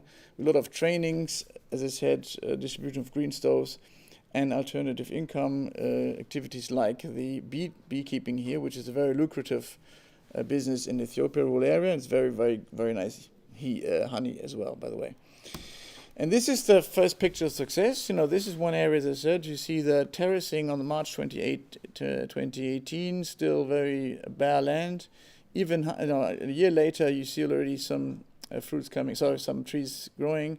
And 1.5 years later, on the right bottom, you see how the forest is already reestablished within 1.5 years. Now you go there now. I've been there in February this year.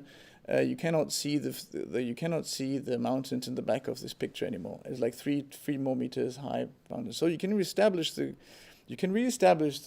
nature very quickly if you give them the rest, if you give them the opportunity. And as I said, I will summarize again.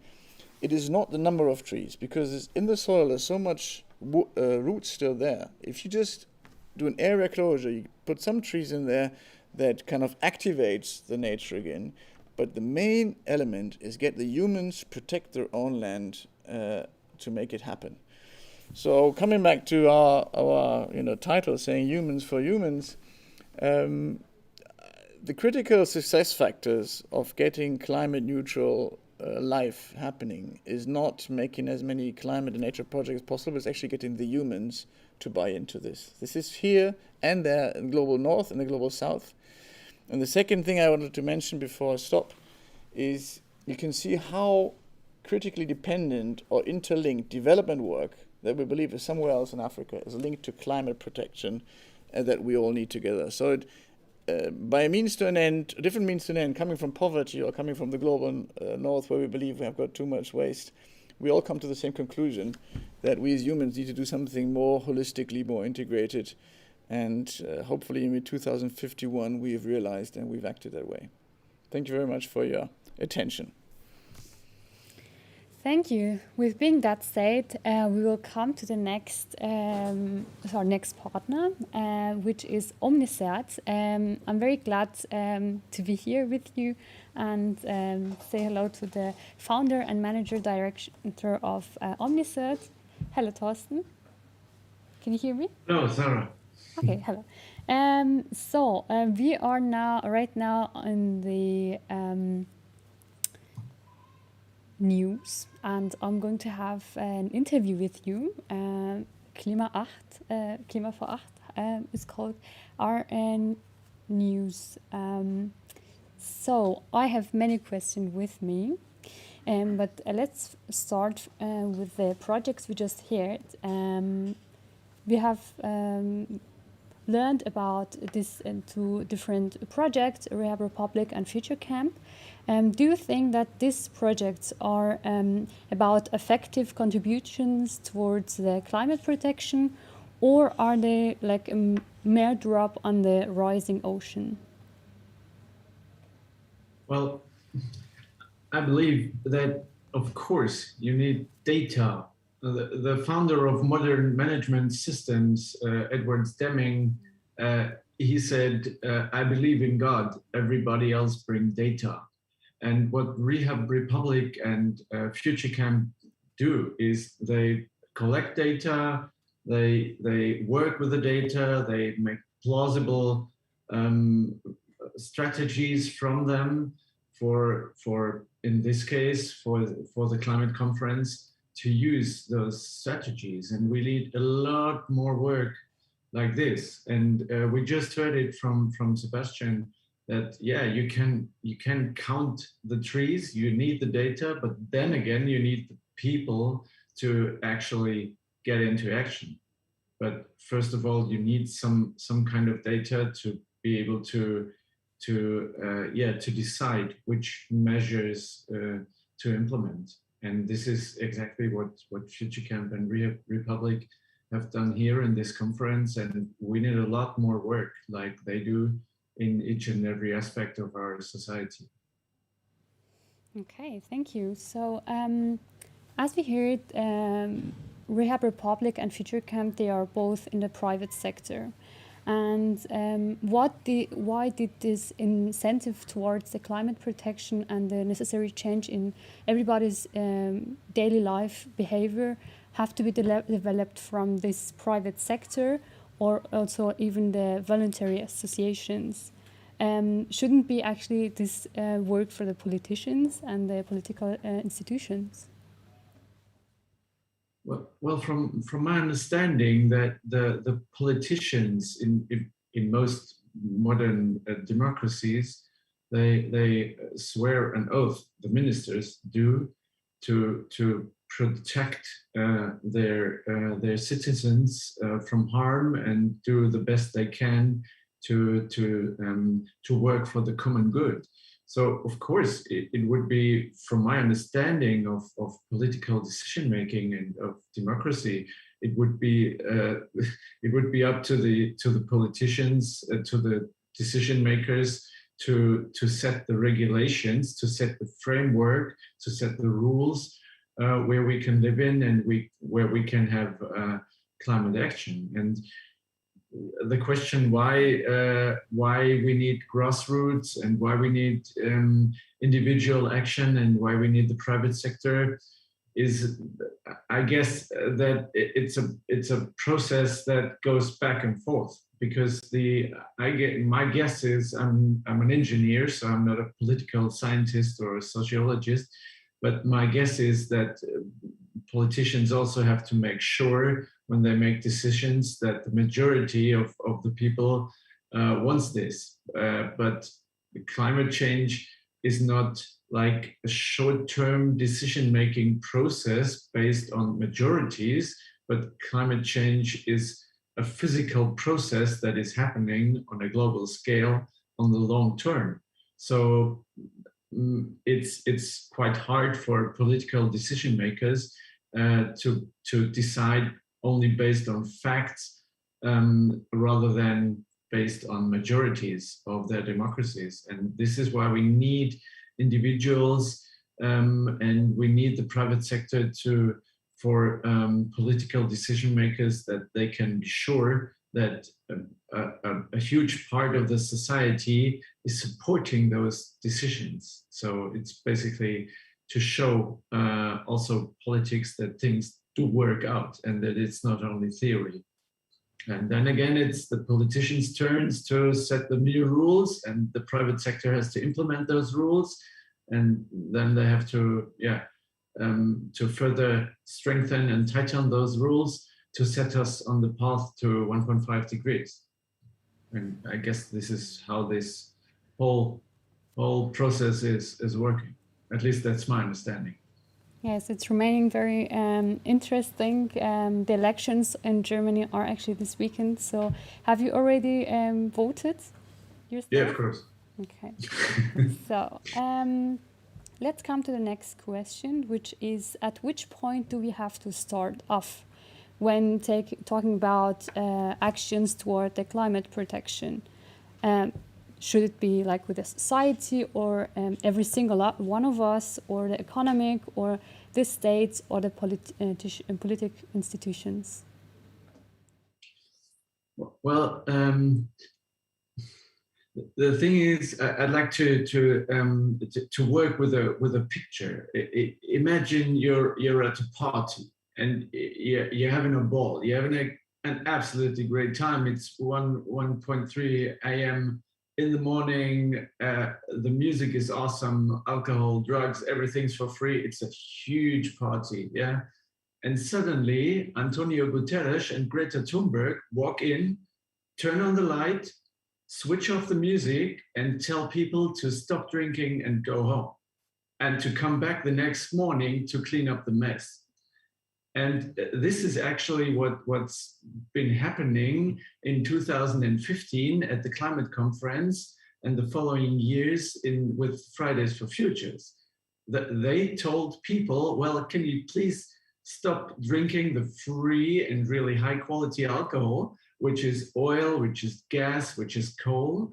So we have an abundance of fossil fuel, which is at our disposal, and it's basically for free to use for humankind. It's really cheap. You just dig into the earth and out come the carbon, and all you need to do is you need to ignite it, and you have energy. And all our wealth, all our economy is based on this cheap source of energy.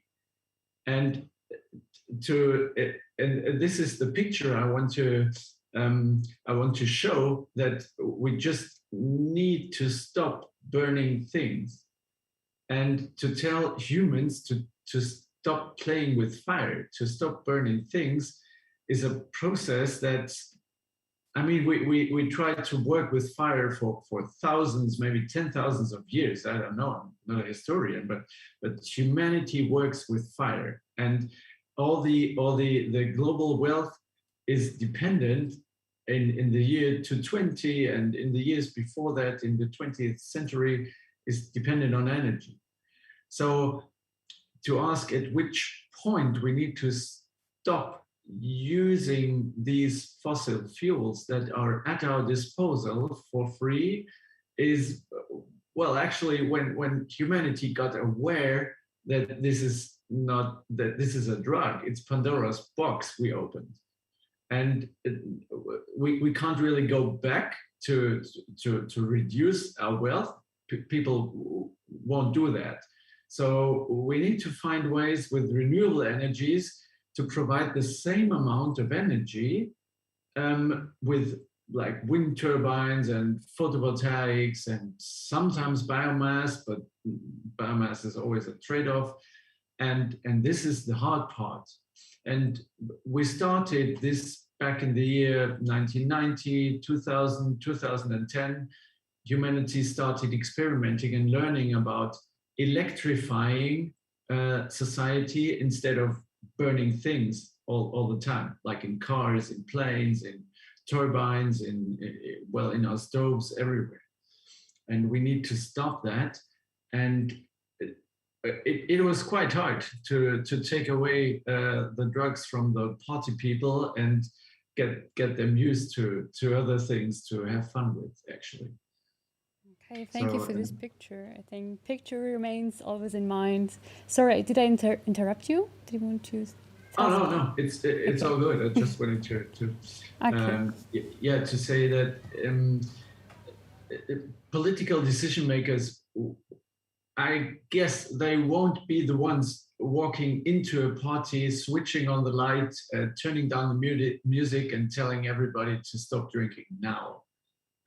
They won't make these hard decisions. They need to fade out the party because otherwise there might be a riot. This is why I think political process is pretty slow here. But we see a lot of movement in the years coming. Okay. You just mentioned the year 2015.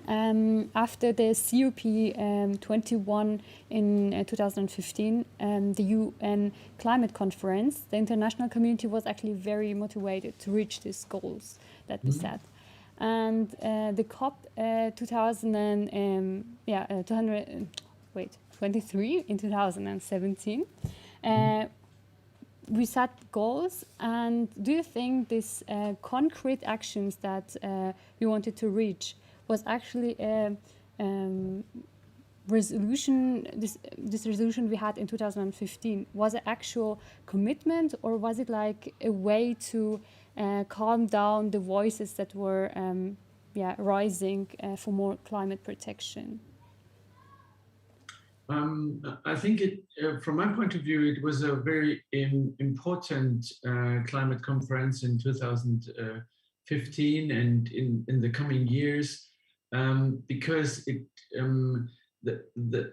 there was no absolute legal binding commitment for the countries, because there was no sanction mechanism in place. So basically, it told the countries of the United Nations to please calculate their emissions and to have national goals and to communicate those national goals. And in 2021, they had to show all these national goals, and the UN and the UNFCCC would add up these commitments and would show the world that these commitments were not enough. They were pointing in the rather right direction, but they were not enough. So there was the point where we had the data and where we had basically a lever to tell countries, well, you need to do more action. And we need this data transparency to show which country is doing how much, which country is having a historical CO2 debt, and which countries just speed up their economy still. And it's a huge process. And I think the years starting in 1992, when the first climate conference took place, till 2015, and the years after that, a lot happened. And yeah, of course, it was also not to calm down like Fridays for Futures, but they were invited too to take part and to have their share. Like Greta Thunberg is speaking at the UN and in Davos. So I think it was a dialogue, but it showed the countries that they had to act, that they had to do something.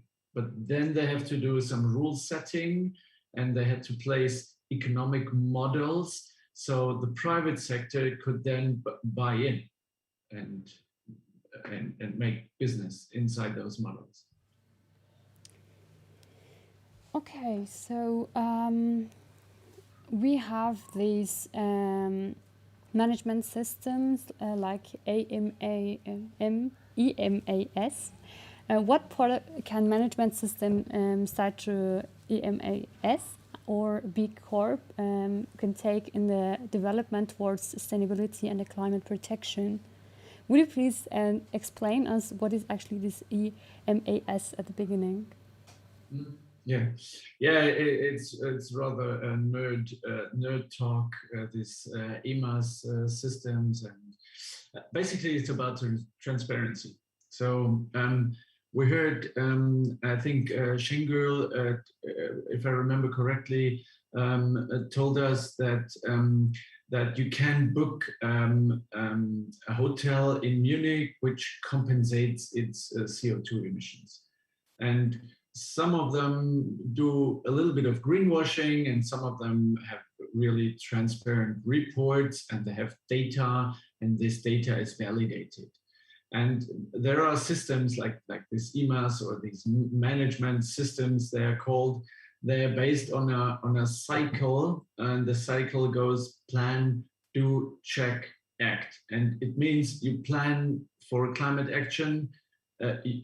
You do your measures, you implement your actions, then you check if your plan worked, and then you adjust, and then you go on, and it's a whole cycle of improvement.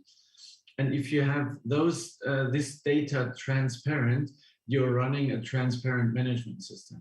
The benefit is that companies like basically Rehab Republic for zero waste, or Future Camp for climate, they can use this data to analyze and to throw it back to the companies and develop strategies and methods. And this is what you need. You need transparent data to build trust.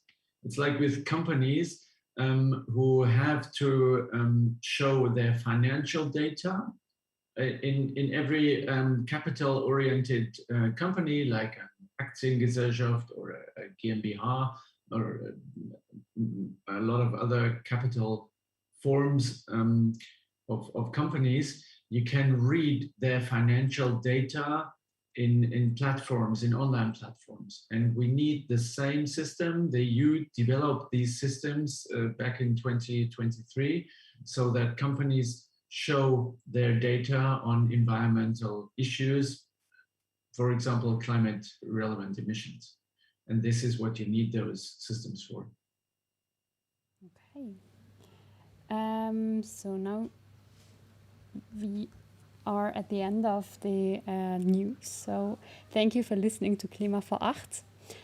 We will go now over to the discussion, and you audience have always the opportunity to ask questions. So you are always welcome to ask any questions. So okay, I need a very small pause, and then I would like to start with Future Camp. Sorry, we have many guests here, and it takes always a little time to manage everything technically. Sengül, thank you for being here and to answer my question.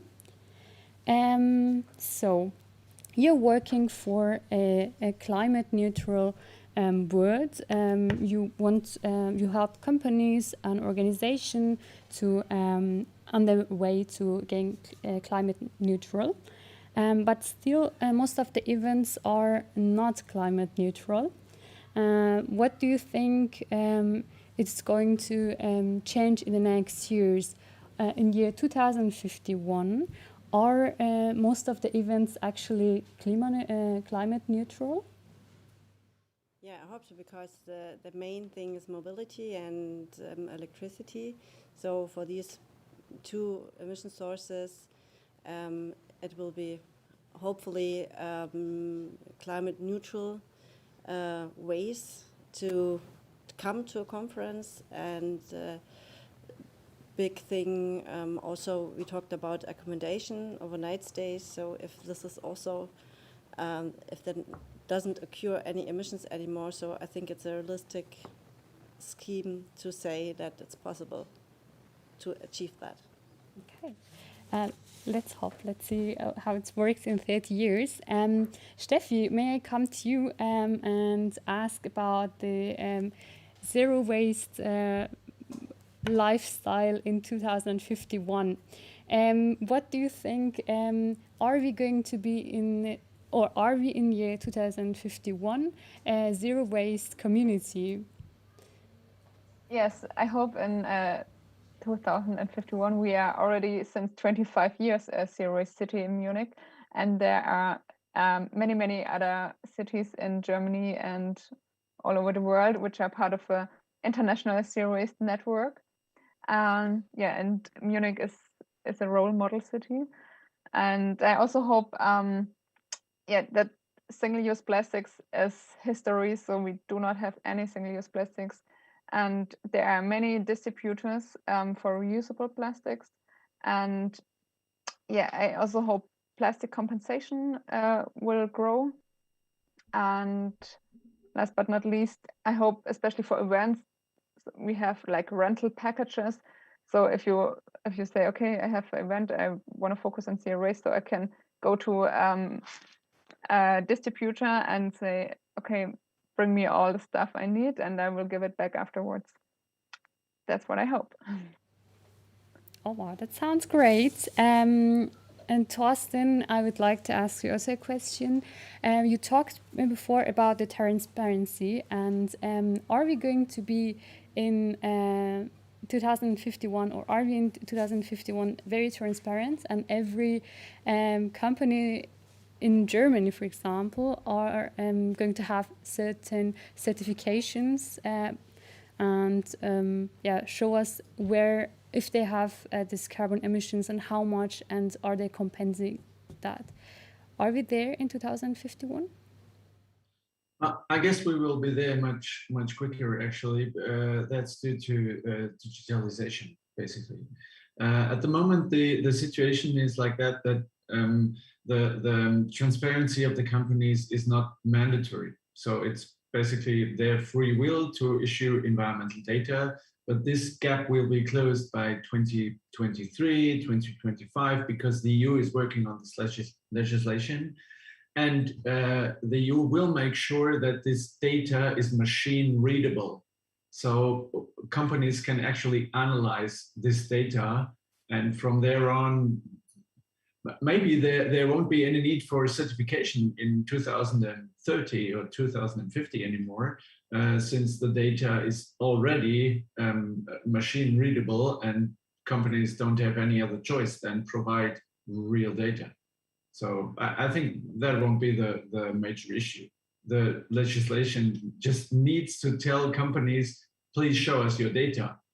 Because in financial sectors, they show the data as well. Yeah. And we've seen this Wirecard scandal. I mean, the background of the whole scandal was that the data was incorrect. The data Wirecard issued was not correct, and everybody relied on false data and made false decisions. Whereas in environmental data, most of you don't have any data from companies, and you don't know if they are validated. So we need to close this gap. Companies need to issue their social and their supply chain and their environmental and climate-related data. This data needs to be validated, and then, yeah, companies can make their decisions based on those data points. That basically they need to report to the 17 SDGs, and then if this data is correct, it's all good. We can adjust in which direction we want to go. Okay, oh, that sounds great. So three of you are optimists and a realistic kind of optimist, I would say. I would like to go back to the Future Camp, and you told us how the process of calculating everything works, and but what I was asking myself is who are actually your who are people, which company comes to you actually, and how is it to work with them? Do they have their own kind of ideas and want to do that, force it in a kind of way, but they want to have this kind of greenwashing, I would say, or are they very cooperating and do like everything you want, you suggest them? Okay. I guess the question will be picked up by me. Of course, the picture in reality in the 10s and the 20s of our century is divergent.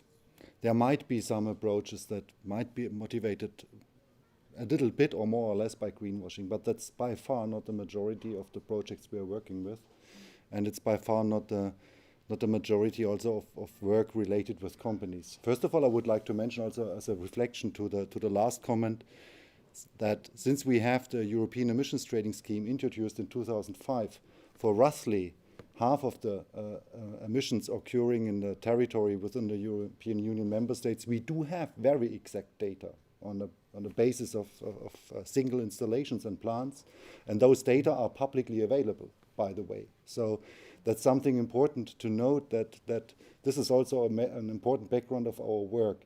As we do have different kinds of carbon footprints, those as for this event, as has been presented by Lea and Sengül within the session, but also very strict and very detailed reports to authorities.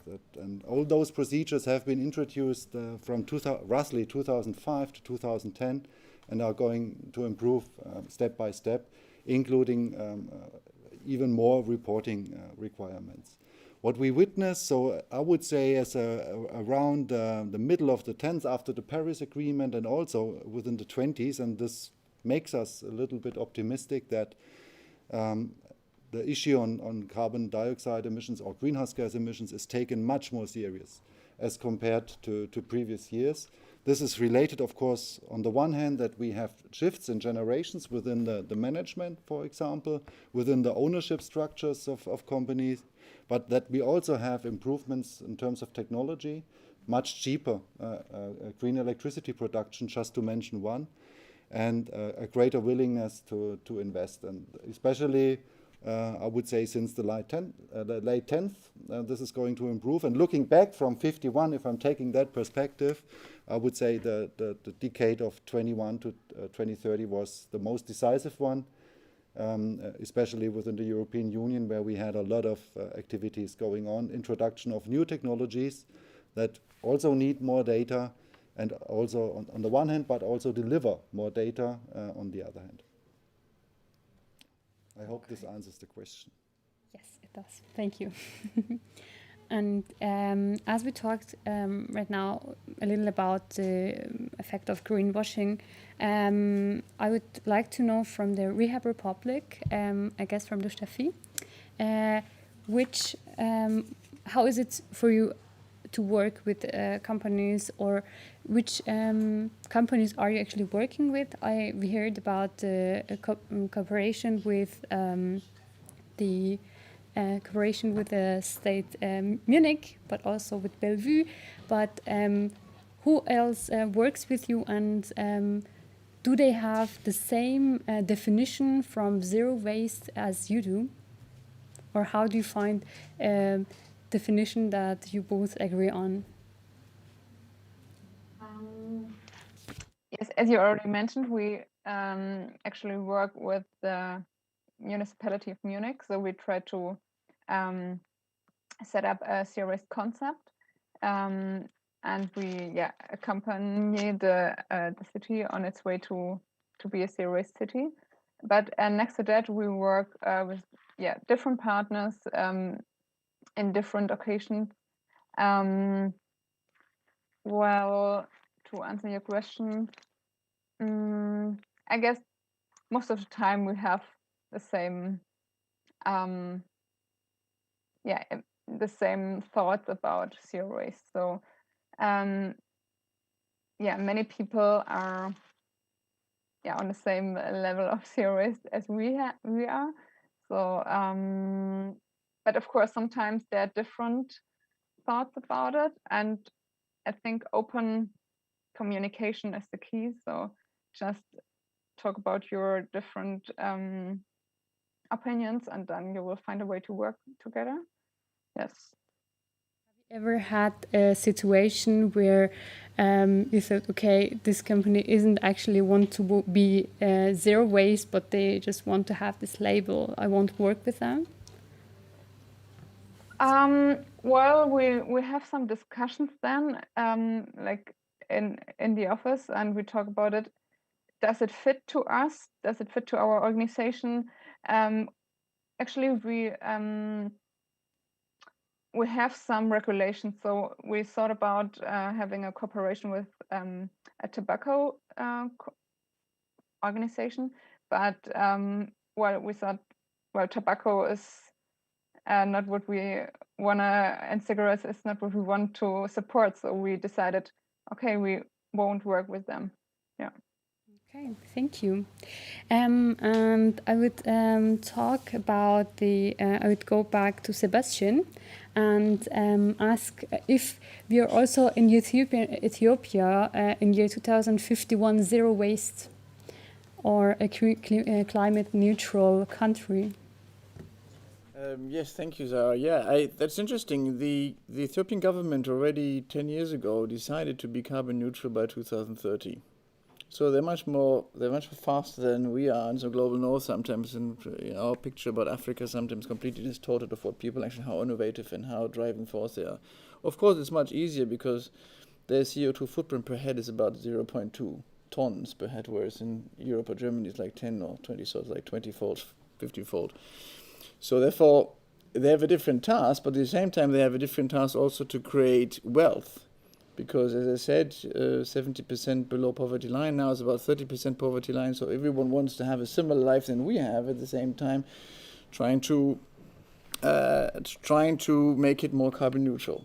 The opportunity Ethiopia in particular has, it has massive water coverage, so it has actually the physical available water per head is the same as in Germany, because it rains so much in the summer. And they've got many mountains, many springs. So most of the electricity they produce today is as hydroelectrical already.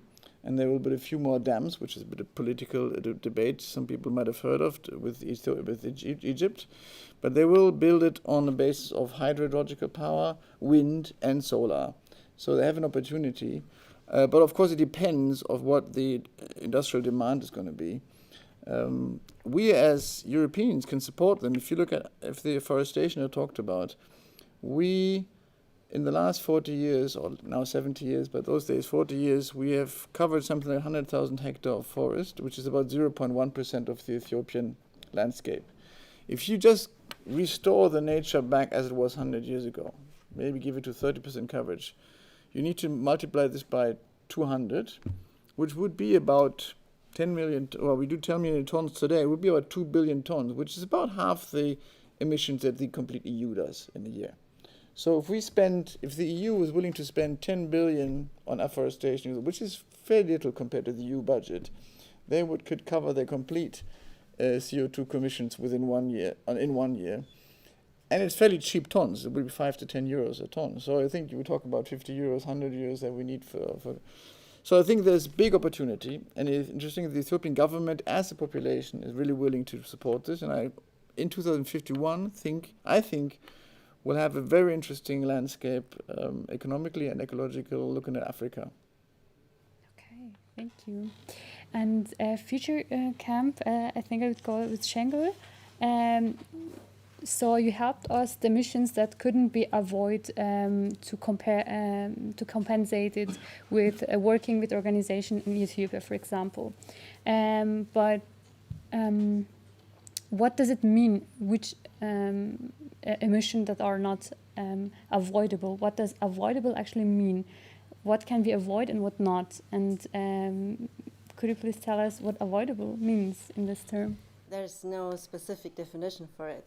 So, but the biggest thing and the important thing is that before compensating, you have the calculation, you need the data, and before that, you also have to try to reduce. So this is the cycle. That means with unavoidable, that you look at the emissions and then you try to reduce them. But there's no definition for what is avoidable or not. Even for a conference like that, it's not that you say you don't have to allow flights, but you have to find your definitions, and it's important to have a look. So only calculating and compensating, won't bring us further. So the reducing and the avoiding aspect is crucial. And maybe in the future you have some guidance for different branches that you say, okay, you have to look at these and you can avoid with examples. So that would be nice to have it, so that not everybody has to start at 0 point again. Okay, so you discussed this, what is unavoidable with your customers every time. Okay. And the organizers, the hosts of this conference also wanted to show that within these kind of conference, it is possible to think about it, to avoid, and to use it also for other conferences. This is the goal also of this project. Mm-hmm. Afterwards, we will also have a documentation, so other conferences can have a look on it, and of course it can be improved, but it can be a guidance too. Okay, thank you. And how would you say how many percentage of the events, for example, in Munich, are climate neutral right now? Right now, not looking back 30 years, because we are in the year 2051. Oh, I think not as much as it could be. It means around about. Oh, this is very hard to say because you don't have the data for it. I think it comes more and more, not only conferences in every area. It's more, but you cannot really say it, the amount. Okay, thank you. So I think Thorsten wanted to share something on this topic. Yeah, just wanted to add, thank you. I just wanted to add to the avoidable or unavoidable, because it's you can also look at it like what can you actively manage and what's without out of your reach. Because if somebody decides to fly to the Munich Climate Conference, then he or she will fly. You can't like forbid the entrance for this person. Or if you buy in energy, like you buy electricity, you can buy carbon neutral electricity. But if you need heat and the heat is provided by the Munich municipality, it will have a small CO2 footprint. This is what not avoidable means. Technically, it might be avoidable, technically, but economically or in society, it's not avoidable. So this EMAS system maybe, for example, speaks of you can have a direct or an indirect impact on it. Yeah, and the indirect impact is what other people are doing, basically. And so these would be unavoidable, basically, to look at it from a different angle. You're right. Actually, yeah, it's it might want we might not be able to control everything what our guests and visitors does. But Thorsten was always thinking about is we talked about Omnicert many times, but we didn't explain what this organization is about. Will you tell us in some sentence what is actually Omnicert? Well, we're basically classic certification body. So we validate data, we visit companies, we look at their data, and we make on-site audits, and we write reports whether the data is correct or not. And sometimes we would issue a certificate if the norm or the law gives us a certificate to issue. Otherwise, we just confirm that the data is correct. So we don't create our own labels or stickers or something, but we use norms like ISO international norms or law, German law basically, or EU law to validate information. This is what we're doing at the certification body. We're around 40 people, 42 people. We're located in Regensburg, and which will kick off Zero Waste City as a Zero Waste City in a few weeks, by the way, in 2 weeks. And we already talked to Steffi from Rehab Republic to get some tips from Munich, how Regensburg can be zero waste as well. And this is what we do as a pro bono engagement. We just want to contribute. That's also what we're doing as a hobby, basically. Okay, so you're right now in Regensburg, too. Yeah, I'm in a little village called Teugen. So this is not the background picture. This is these are real trees back there. So I'm at home. Yeah. Okay, so thank you so much for telling us what Omnicert actually does. And I would like to come back to Steffi. But before that, I would just check if our audience has got some questions. Doesn't look like. Just feel free to ask questions. But so let's move to Steffi. Steffi, you told us about the process of your working, but how many hours work was this actually? How much work is that? Making such a concept and talking to the clients. would you tell us about the process again, how much work it is to help our organization, for example, get a little waste, not waste zero, but reduce our waste? Well, for us, I guess we worked like 6 months on it, like around 5 hours a week. And for the last 2 months, I had support by Joseph. Well, but as I already told you, our goal is to have a guideline, so it will be easier for other events to adapt the measures and to minimize the waste. So hopefully for others, it will be less work. Okay, but 6 months is a lot of work. Thank you for that. As before we talked with each other, Stefanie, you told me that for you it's very important to get the idea that climate and protection and fun goes together. Have you got an example how this can, for example, work? Yes, so we are working for, or I'm working for Rehab Republic, which is a sustainable collective from Munich, and we are many young people who are just have a good mood, and we want to have fun, and it's always in mind when we do projects. So we don't want to say, oh, you're bad, don't use plastic. We just want to say sustainability can be fun, and it's just fun to try something out. So for example, we do have cleanups every month, and when we do cleanup, we have music with us. We have like funny clothes, so we dance through the streets, and everybody watch us and ask yourself, what are they doing? Is this a party? So we are just a cleanup, but this is our concept, and it works quite well. So Joseph wants to tell us something. Just a second.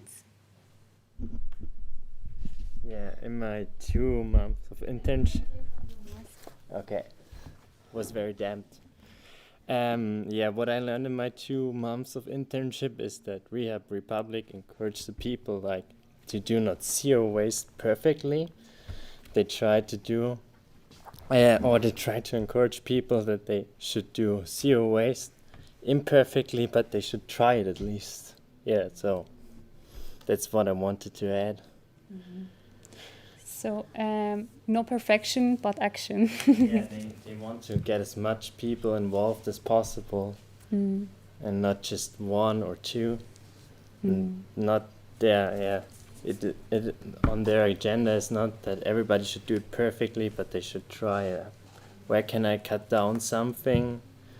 And then they should implement it in their daily lives, so that it makes the biggest impact this way. Yeah, it seems like for you is the good mood and motivating people very important. Yeah. And I think as I hear you, positive activist, you're a positive activist and you want to have a good mood, and I think that might help also people to get into action and don't have these anxieties. Yeah, because sometimes it feels like it could divide the public, because then they feel like I'm doing something wrong, and then I don't want to try it even out, and this is what they are tackling really. They try to get all together on the same page, because in the end we're all in the same boat. Thank you. And Steffi, you've been working so many years in the Rehab Republic. What would you say, what was your biggest success in this field?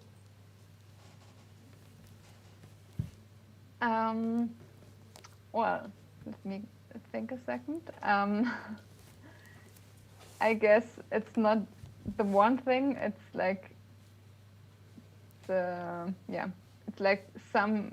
so many nice moments and nice projects. And for example, just last week we I was in the prison in Munich because they have I don't know how to call. They have German?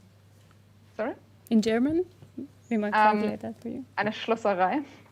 Oh, okay. Yeah. So the people who are in there, the prisoners, they produced a special cheese. A cigarette box. So it's like the garbage. You can put your cigarette in it, and it's just fun. And it's so nice because we combine so many nice things. So we have a cooperation with the prison, and then we bring the people to not put the cigarette butt on the floor, but in the box. So it includes so many nice parts, and I really like this concept. Yeah, that sounds creative. It sounds like it was fun. We stay positive, and we'll go to the Future Camp. As you've been working in the last years in the Future Camp, what was actually your highlights of your work there? I know who wants to answer this question. Sengül, maybe. Okay.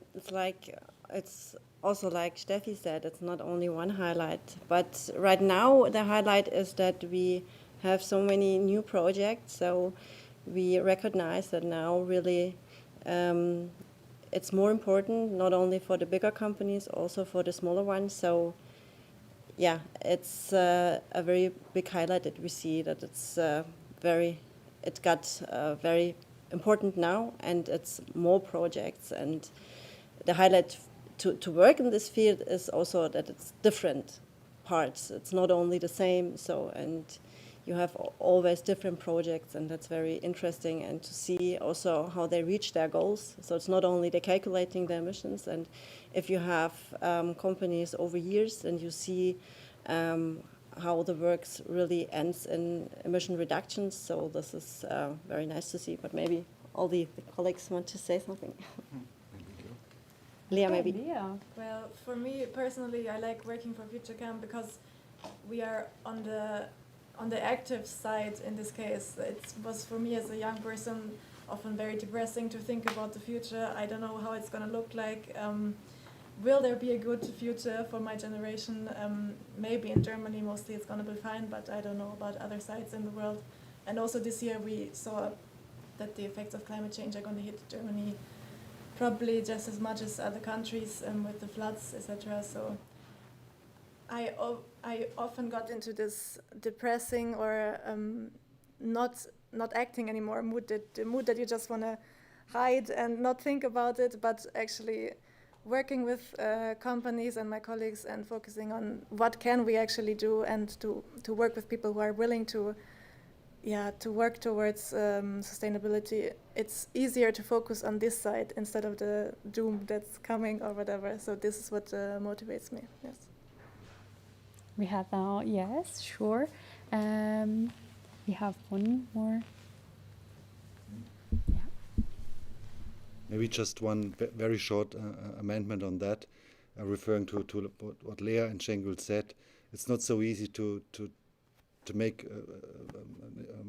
an exceptional example as a single highlight, but I guess it's worth to note, as we are looking back 30 years ago in 2021, that also reflecting my own biography within Future Camp, that for the first time since a couple of years, only since 2 or 3 years, I really witnessed that things are going forward in a way as it should have happened 10 or 15 years earlier. I absolutely confess that it had been possible to do that much earlier, but now it's going to happen. And maybe just one example is Leah, as we heard her comment just a couple of seconds ago, is working within an internship, within a project that we are performing together with Agora Energiewende, that is aiming on defining the rules that are necessary in order to bring disruptive, completely new technologies into reality. And that's a challenging process. That's not easy. And We also witnessed that business associations are much more proactive, even business associations that are representing very energy-intense sectors. It's of course easier for service providers to be very proactive. It's not so easy for producers, for example, of steel or bulk chemicals or something like that. And they are much more positive and also willing to engage much more, also willing to enable us to have deeper insights, and that's true for the associations as well as for the big companies and the medium-sized and the smaller companies that, as Sengül already mentioned. It's also important because we quite always tend to think on the big companies listed in the DAX or other exchanges, but the major bulk of our economy are small and medium-sized enterprises, and it's very important to see that they are starting to become active much more intensively as compared to only a few years ago. And this makes me positive. Thank you. And I want to hear only from Thorsten for the last, as a last comment.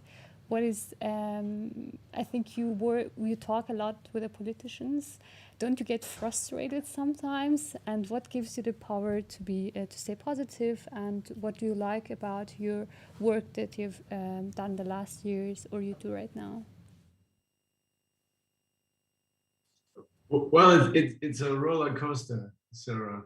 In the morning, I'm quite positive, in the early afternoon too, but in the evening, sometimes, of course, I'm frustrated. Yes, like I think everyone, like Sebastian for sure as well. I fully support what Sebastian just said. Future Camp is in business for quite a long time, and I've been studying environmental engineering in 1997, so not many people were talking about renewable energy back then. And this has become mainstream, and Fridays for Future has had such a big impact. And yeah, as Sebastian said, companies are starting to take the issue serious, and this is great to see. And my personal highlight is that a lot of young people are really choosing these careers. They're doing their academia in the direction of sustainability. And when I started studying, I could choose between 2 different studies in sustainability sciences in Germany. And now we have 200 or 300, I don't know, I lost count somewhere. And this is fantastic. So we are moving in the right direction, maybe not as fast as I would like to. This gets me frustrated a lot, but yeah, you have to keep moving. You have to keep running. It's there is no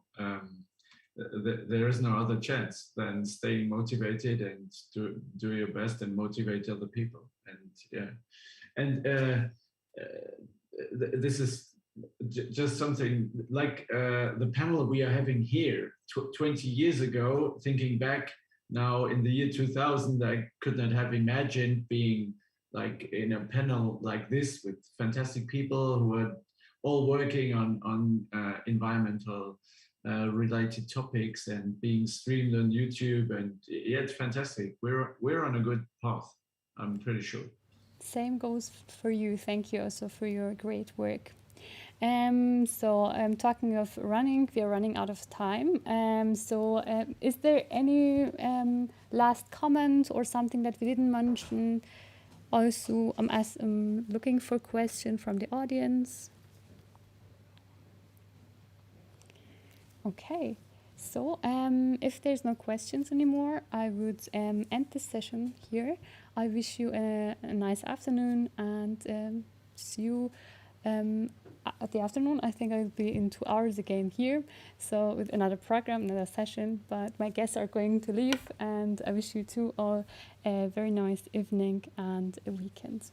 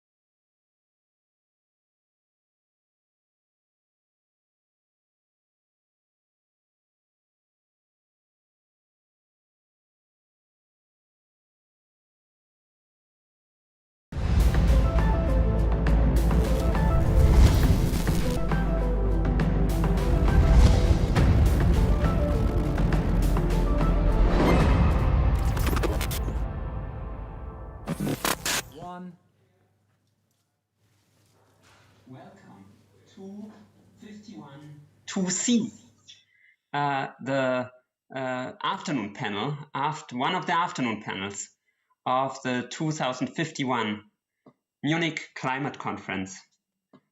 This is the second day of the conference, which means that we are in a year 2051, when temperatures have not risen above 1.5 degrees Celsius, but stayed below them.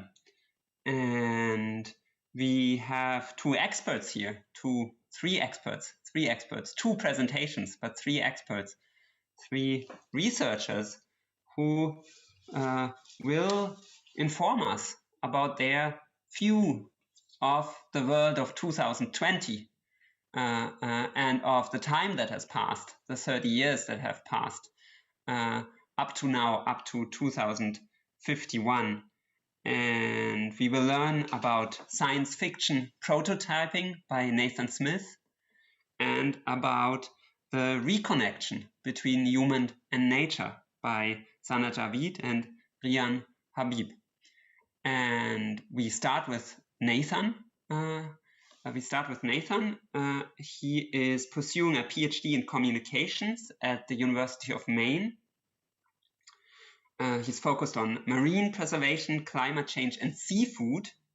At University of Maine, he researches public perceptions of climate change and aquaculture risks at local, national, and international levels. As a social scientist and system thinker, he looks for scalable and transferable solutions to social ecological challenges. He is a lifelong maker and artist who believes that the most rewarding work as a researcher is to build bridges between disciplines, industries, and professions. In his free time, he can be found slowly and intentionally restoring his 1901 cape on the coast of Maine, cooking with his wife, making dust in his woodshop, or, as I learned just before, also playing the guitar. And unfortunately, or fortunately, that's not what we will witness now. What we will witness now is his introduction to the Pando Consortium, science fiction prototyping for conservation technology. Nathan Smith, the floor is yours. Thank you, Sebastian, and thank you for everyone attending today. I've been looking forward to this. I'm going to share my screen and get started on the presentation.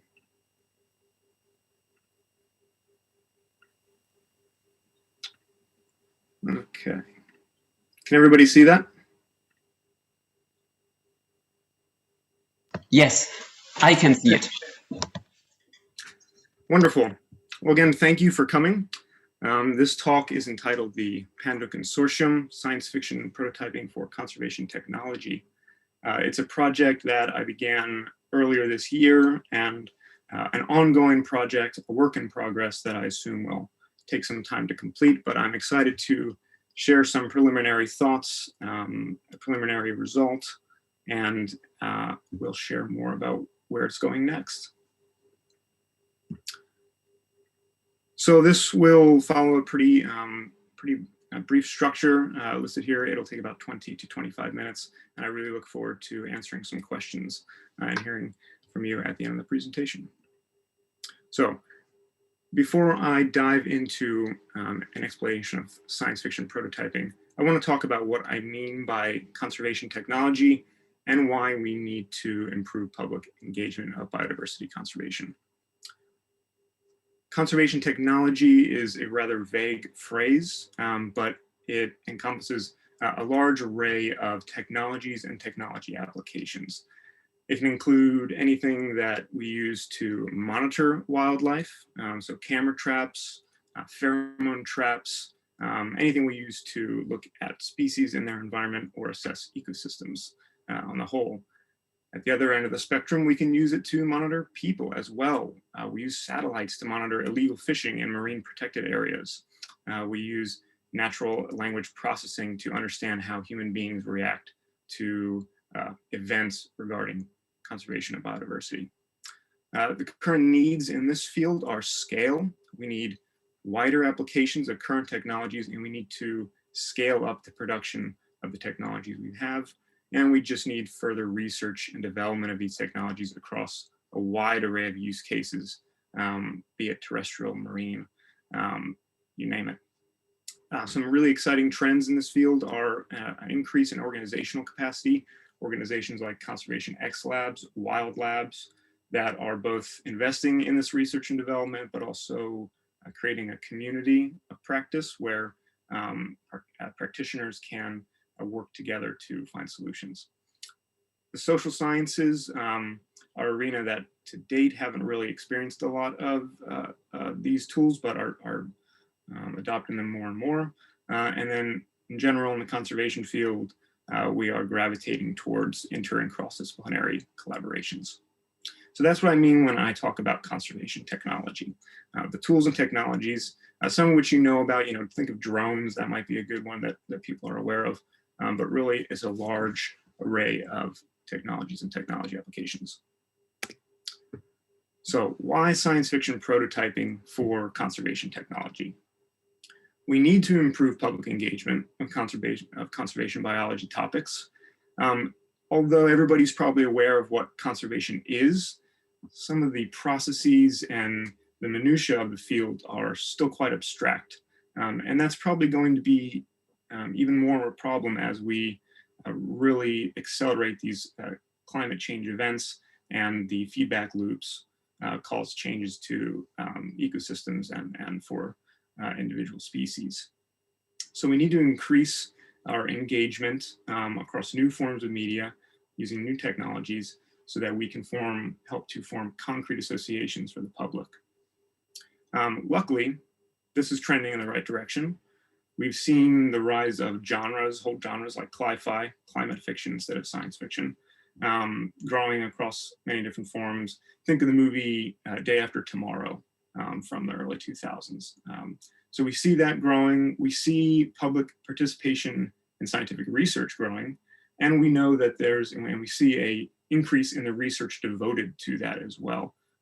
Some people commonly refer to that as citizen science. I prefer community science or public participation in conservation research. So science fiction prototyping is a really exciting method that we can use to engage the public. And we can also use that in our own practice. And I'm going to jump into a little bit of an explanation about what that is. So the idea of science fiction prototyping is not really spectacular or new per se. Science fiction writers have been ideating about the future for a very long time. And many of the technologies that we have today were once existed in the realm of fiction. But Brian David Johnson, formerly at Intel, futurist at Intel, and now at Arizona State University, wrote a piece, a book called Science Fiction Prototyping, Designing the Future with Science Fiction. The entire idea here is to use the science that we have now, the technologies that we have now, to inform future scenarios, and then look back and determine how those technologies applied in a future scenario or projections about those technologies. Looking at those implications, what they could mean, and how we could get from here to there. So there's a few steps here. It's a really fairly simple and straightforward methodology. Steps 1 and 2 are sort of the world building, picking your scientific field, in this case, conservation, picking the particular tools you want to focus on, or technologies in this case. Steps 3 and 4 are sort of the writing process and developing the narrative, looking at how these tools, when applied, tools and technologies, when applied in this fictional scenario, relate to human beings and to natural places. And then looking back at that and saying, what did we learn? How can we come back to reality, to today, with the technologies that we have, and do something constructive based on what we've learned here. And really, the whole process is very iterative, as you'll see when I get into some of the next slides here. So Marie et al. Did a really interesting piece in 2018 where they applied these methods to fisheries science, and they developed, I believe, 4 scenarios that are really interesting. I highly recommend checking this out. But this is a really good depiction of what this method entails. And here they've combined steps 1 and 2. That would be equivalent to Brian Johnson's step 1. But for my purposes, what I've done is instead of using marine science, fisheries science, I've used kind of a high-level view of conservation climate science to inform that world-building process, and have even looked to the humanities and the social sciences for ideas about how narrative informs conceptions of climate futures. And where I am at this point in the research is in the reporting out of what I would call the first iteration. I intend to jump back, take what I've learned and either do some new world building with that or look for places where I can develop new scenarios and start the process over in a new way. So I would like to walk everybody through and share some preliminary results, which is the description of this world in 2055. I went a little beyond 2051, and a dialogue that has come out of this process, which we are going to read for everybody. And I think I'm just going to jump off. Isabel, are you ready? Okay. The year is 2055. The neo-immortals have spread to every inch of the globe. Some are older than others, some have been contained, some have just been unleashed. Temperature rise has been stemmed, and greenhouse gases have been subdued, but the challenge to save humanity continues. A collective intelligence scans the world for signs of escape, movement, and disruption. Leviathans, formed and wrought by humanity to be our eyes and ears where we cannot go, sit up high in the mountains and deep in the sea, under the earth and over the clouds. Scenario 1, Rincodon 32b. Off the coast of Louisiana, in 30 meters of water, lies an enormous form. Schools of fish pass through its corridors and crevices. Mesopredators circle the structure and duck in and out of its massive limbs. Bison 32A, a 10-meter tall and 20-meter long stationary bison, is sentinel of these waters and extracts valuable information. It listens, watches, learns, and shares. Far away, in a place so recently devoid of water that one could scarcely imagine the sensation of emerging into that salty deep, Rincodon 32b, a whale shark, swoops into the grassy plains of Colorado's northern hogbacks, aware that a black-footed ferret has just brought home its dinner underneath the dusty surface of the meadow. Just like its kin, Rincodon 32b listens, watches, learns, shares, and hosts the constituents of its arid home. Thousands of siblings, node stations in a connected network, do the same the world over, as part of an enormous system that gives the humans what humans themselves cannot sense, the very pulse of this constantly changing blue and green and brown marble. This system, the Pando Consortium, is the only way to keep subdued neo-immortals imprisoned and critical to the hunt for those still at large. Graham Jones is sweating, as one does when it's a hot summer day in the Gulf of Mexico. He and his co-worker, Mitch Kirkpatrick, and his catch, the Greta II, just anchored by his old hometown, Grand Isle, Louisiana. The town is long gone, swept away by ruthless storms and rising water. He throws his diving gear in a bucket of fresh water to rinse, grabs a warm beer from the same bucket, and pulls out his tablet. 12 messages, most of them from Dr. Anna Schofield Singh, Colorado State University researcher who's been bugging him for an interview. After 5 heavy-duty dives to Bison 32A, the last thing he wants to do is talk, but rather than put it off till tomorrow, he calls. Graham, thanks for calling. I assume you got my messages? Yep, figured I ought to see what you needed. Not much to report from today's dives. Saw a grouper, though. I couldn't believe it. I bet Bison 32A's eDNA sensor will pick it up. Hell, you might even be able to see it on the dash already. That's surprising news. I'll make a note and share everyone. Speaking of everyone, Yep, let's cut to the chase here. Right. First, your cousin wants to know if your Aunt Hillary has repaired her weather station. That's all the personal stuff. Otherwise, there are a load of reports out of Rincodon that are ready to share. Maybe you've seen them on your dash, but most notable is Rincodon's satellite, Echinide 32X's detection of radioactive waste in the lower Poudre. We'd like to know if any nodes a long way detected and if Bison 32A ultimately does as well. We need to divest from this, but best we can do now is just track everything. So there's water running in the Poudre this year. There is. Finally a good snow season. I have to say, the old burn scars are hardly detectable anymore. The last eyesore is really just the power plant up on Overland, but it's a far cry from the 2030s. Well, I suppose that's good news. Lord knows that plan, troublesome as it is, was a saving grace for the state. Folks here were not thrilled about any of them, but as you know, we've made our peace with it once Port Fourchon closed for good. Although Al Braddock hasn't let it go. Funny that so many of us from around here ended up in Fort Collins. Agreed. Those refugee programmers must have just thrown a dart at Middle America. But anyway, glad you're still sailing about down there. It's vital to keep these lines open so we understand the fallout of any incidents. The plant was just built so quickly. Listen, sort of along the vein of thought, I want to talk about setting up a focus group.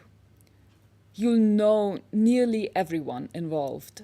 The refugee programs and the Pando project has spurred not only a great deal of research between the nodes here and there, but, as you obviously know, connected these communities. We want to explore that and do some social network analysis to understand how all of us have co-created ecological knowledge over the past decade. Okay, suppose I can do that. Can I talk with the folks here and message back? I've got probably 3 dives tomorrow, so Wednesday is best. The node core needs servicing, and Tulane has asked to install an updated hydrophone. New age of sail, my ass. These boats haven't changed much except for appearance, and they're still loud as hell. But yeah, Tulane just joined the Pando Consortium following pressure from the community here and their ecology department, so gotta get it done. Yes, that'd be fine. We are hoping to have this project complete before the International Climate and Conservation Crisis Conference in Cohakia. I'd like to hold this focus group event within the next 2 months. I can understand that. Okay, Anna, I'll be in touch on Wednesday. Please thank Em for the steaks and have her let me know when the lionfish arrive. She has an amazing recipe for seafood molcajete with them that you really ought to try. Okay, will do, Graham. Talk Wednesday. Insane. Okay, so that was the first dialogue, and I apologize for my reading. I am a social scientist, not an actor, but that was a lot of fun. And that is just really the first of what I hope to be a series of scenarios developed out of this project. And thank you very much, by the way, to Isabella for participating and helping there. Thank you a lot. So reflections to date and some further directions for this project. Like I've mentioned several times, this is really the first iteration of this project. But some things that I will be taking from this stage in the process and going back to the world building are these topics listed here and a few others. But collaborative conservation is one. The community co-creation of knowledge, which is a current hot topic in conservation sciences.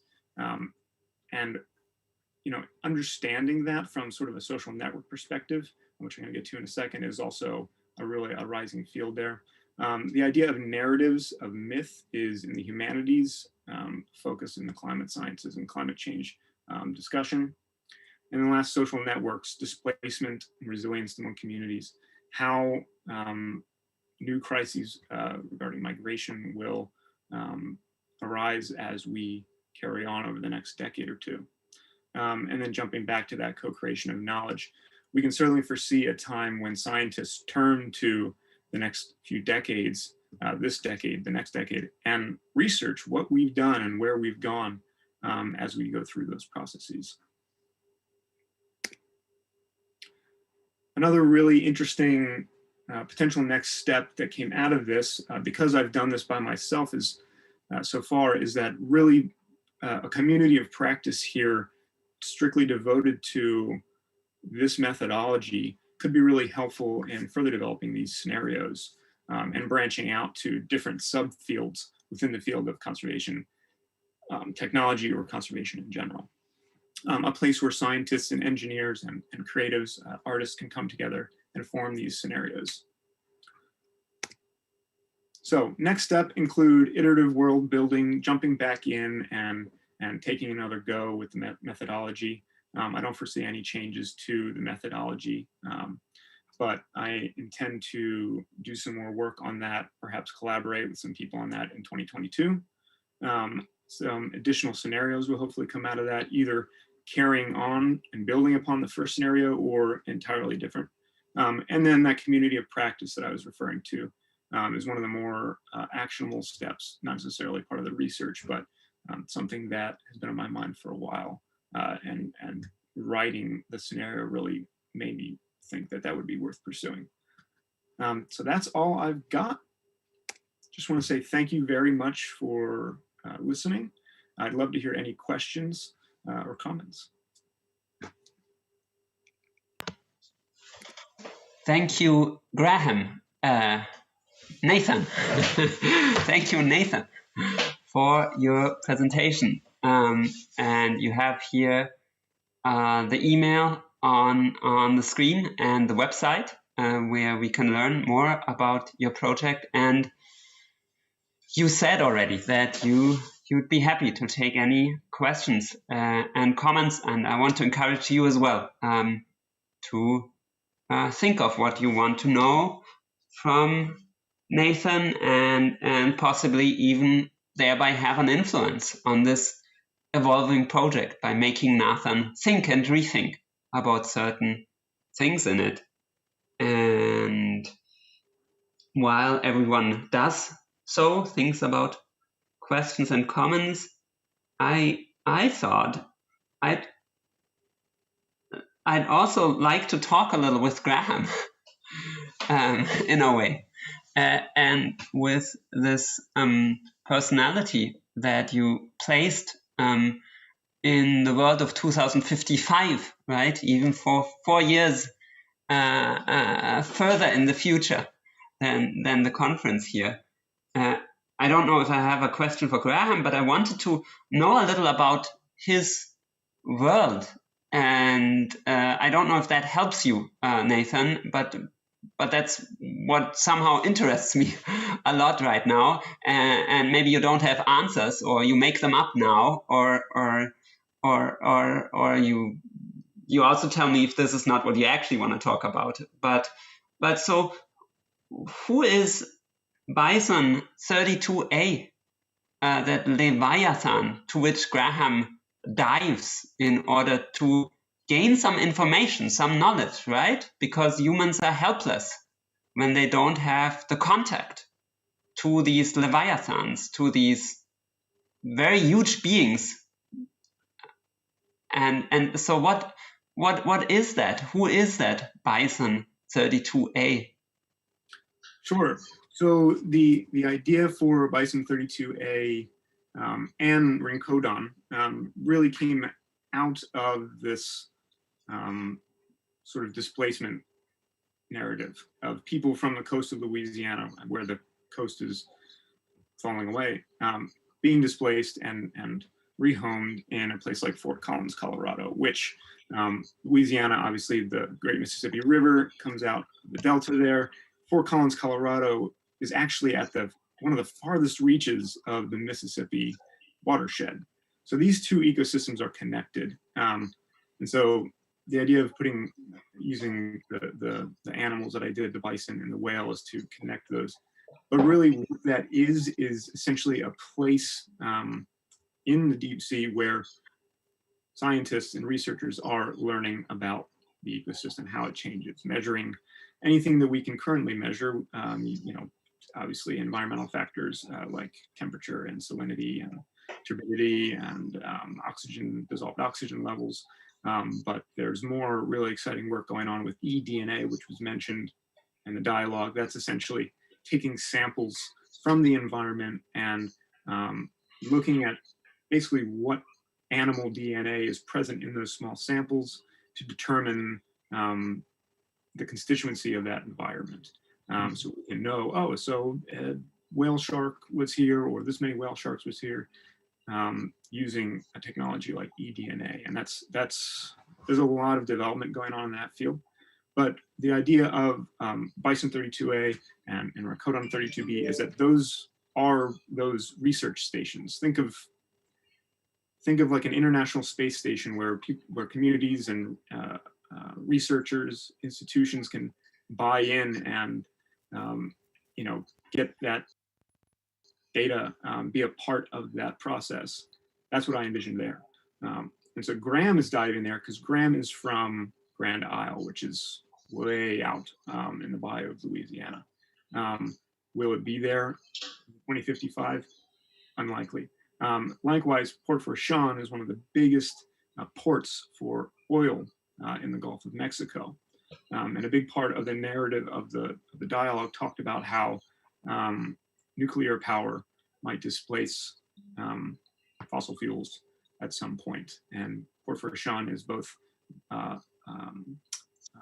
threatened by climate change and also the cause. So whether that will be a viable place for people like Graham, who lived in Grand Isle, to work is unknown, but unlikely at that point. And yet he's still attached and still involved in understanding what's happening in that ecosystem. Yeah, I hear you, and it gets even more it gets more flesh on the bones. I don't know. No, it gets more detailed, the vision as you speak, and that's part of what I find so fascinating about this method you use. And before I ask another question, could you stop the presentation, Nathan, so that everyone has you full screen? Sure. Very good. Thank you. And let me ask you another, like, that's so fascinating about the method that you use, and you combine so many things here. That's what I find really fascinating as well. Basically, creative writing in a way, imagining, right? Science, physics, biology, and social sciences, and that's really what I take out of it. Use the creative writing aspect to, well, you had this quotation by Mr. Bleecker, to help science to reach beyond itself, right? That's the quote you had and used. Nathan or Graham, what is the place of the human in this world, of the human being? If I take it correctly, you indicated at some point that humans just can't do it in a way. That's how you put it.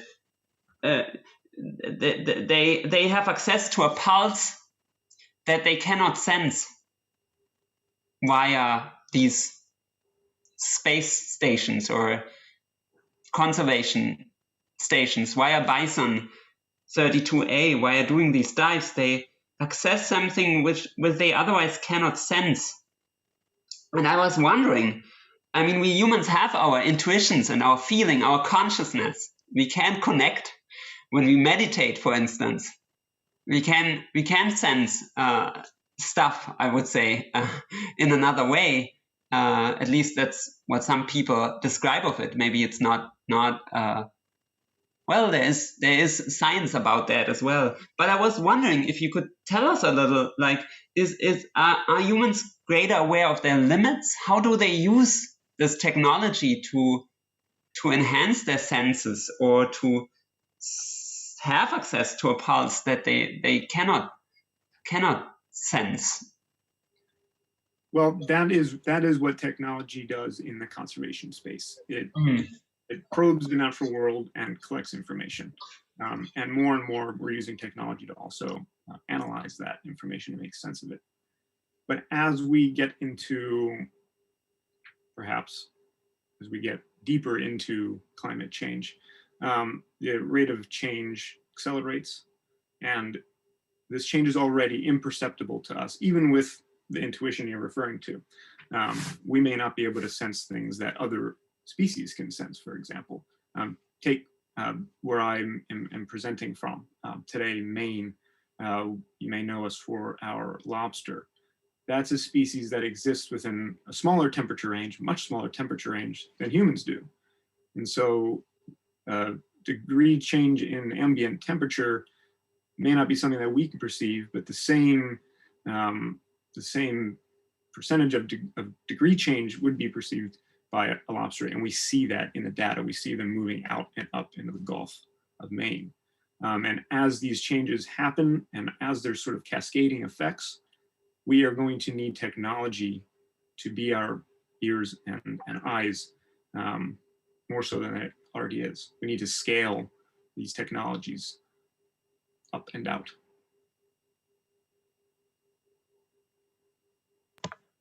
Now, you are a social scientist. You are a social scientist. And I was wondering about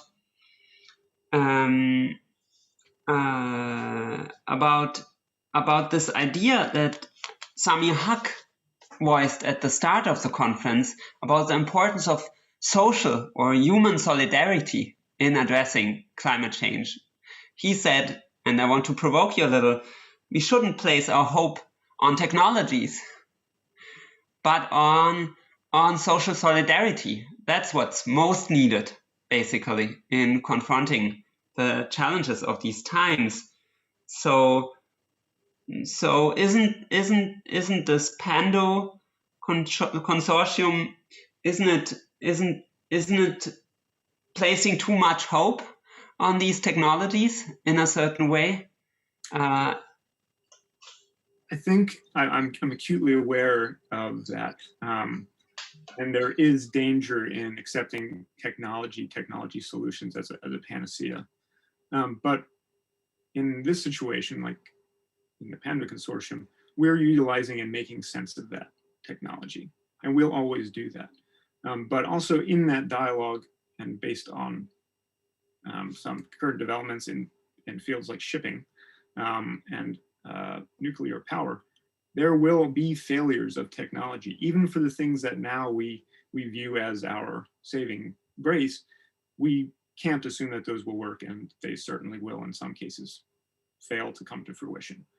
So I certainly believe that, but creating networks based on technology that we use in the conservation field and using our, I guess, ability to collaborate and create understanding is the most powerful part therein.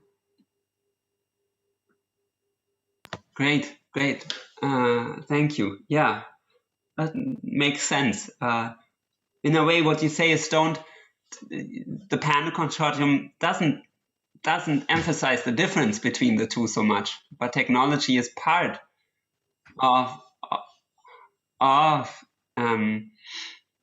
the social and of a greater awareness and greater understanding of humans in general as they connect to each other and to nature, to the world.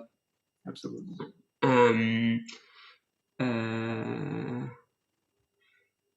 The everyday life of Graham sounds like every day of someone today. He grabs his beer somewhere and is annoyed by, oh God, another phone call to take and a conversation to have. Is there something that has changed or is different for Graham in his everyday life, in his everyday experience of living as he does his work, his dives, and as he relates to others in the Pando Consortium?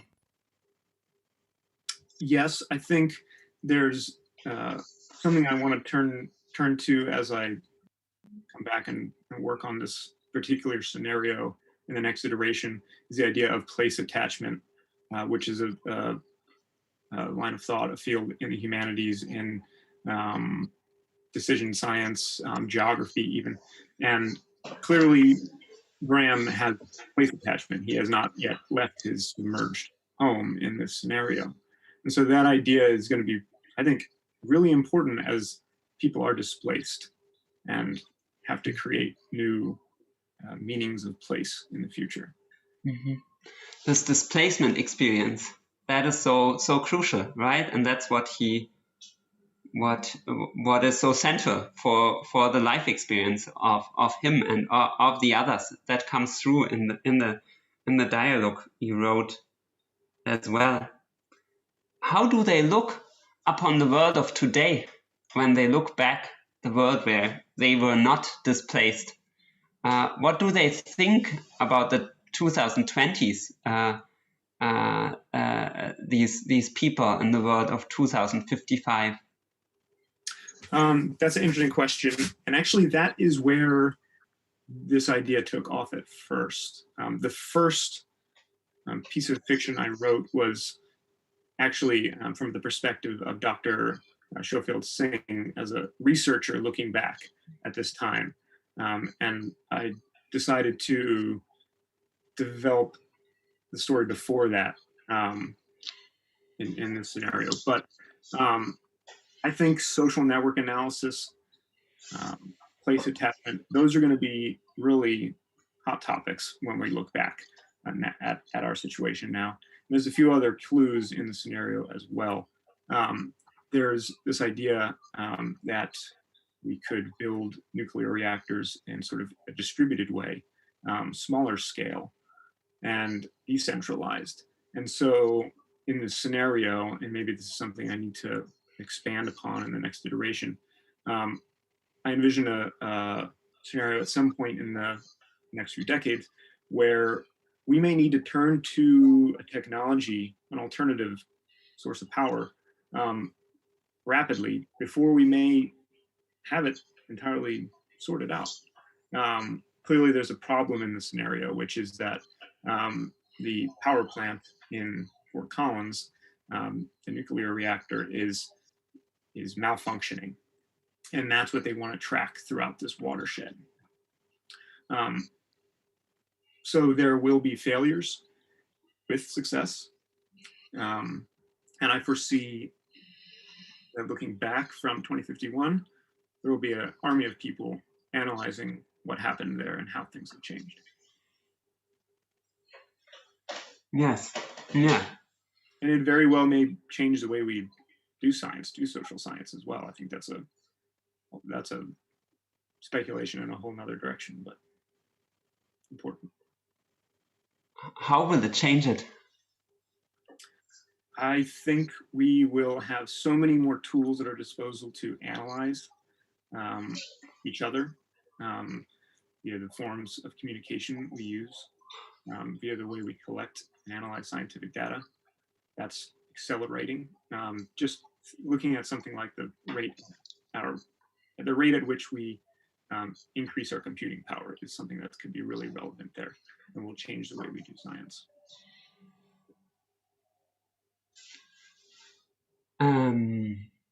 I think we are slowly getting to the end of basically the first half or the first part.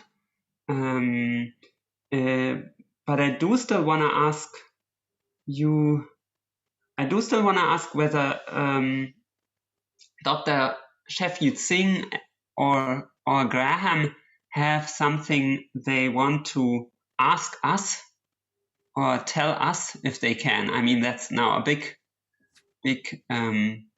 that requires again some imagination that might not come right away, basically, because they would need to sit down and what an awkward question. How can I ask someone from the past something? But maybe something comes to your mind. I don't know. I would say they might request that we be careful about our narratives and our myths. This is a part of this story that I don't want to dive too far into the humanities, because I want to keep this really above bar with the scientific foundation and this methodology. But there is a large body of research that's devoted to understanding narratives and how they are important in decision-making for decision-making science as far as climate goes, for community relationships and social network analysis. And in the story, in the scenario, there are essentially new myths. We have this idea, and it's actually an idea from Michelle Bastian, who works a lot with ideas about time, ecological time.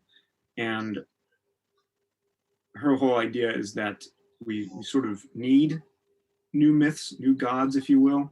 The neo-immortals are things like plastic and nuclear waste and things like that. And so thinking about our scenario in those terms, I think, is something that the characters in the story would be aware of and would tell us to turn our eyes towards that.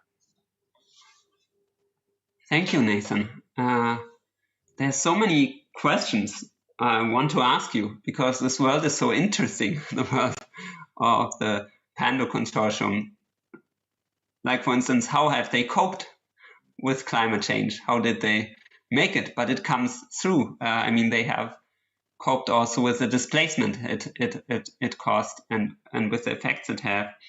But maybe as a final point, do you have anything else, you, Nathan, basically, you have to tell us or want to share or ask at this point? Nothing substantive that wasn't in the presentation, I guess. I will hopefully be getting back to this work in 2022 and developing additional scenarios and taking into account this exact conversation, the feedback here, and as well as the feedback that I've, or the preliminary results that I've analyzed as well, to take into account these ideas in the next scenarios. And there may be some development on a community of practice where I could invite researchers and individuals like yourselves to come and work on something like this.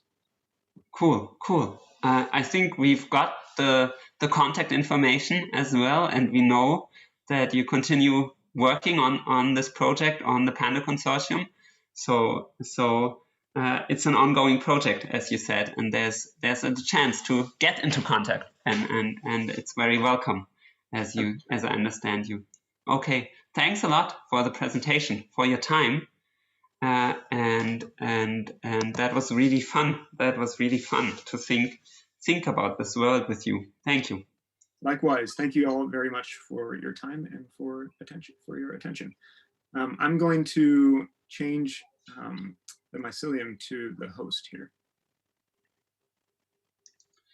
And I will begin by introducing the second presentation, and the two presenters, Sana Javaid and Riyan Habeeb, who present on the reconnection between human and nature, something I guess that is a very relevant overarching theme at this whole conference. Sana is currently pursuing a PhD from the Technical University of Munich. So you are based in the city where the conference takes place. And she's trained as an architect and has previously worked both in the industry and academia for over 3 years in her home country, India. She is a two-time recipient of a DAAD scholarship for her research endeavors in urban green infrastructure based climate adaptation and climate responsive design. Her interests also lie in participatory planning, justice, inclusivity, and accessibility in cities. Her PhD research is based on the impact of vegetation on the urban climate, co-linking the multi-sectoral benefits with a special focus on the environmental and social benefits. Sana likes to divide her time between research, art, travel, writing, and photography. Riyan Habeeb is a PhD research scholar at Faculty of Architecture at Technische Universität Dresden.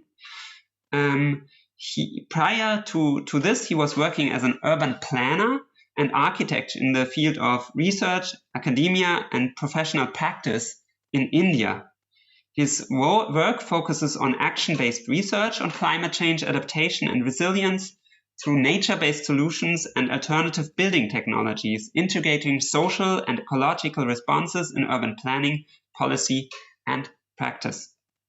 When not around the desktop, he can be found trying new recipes in the kitchen or hiking around the trails.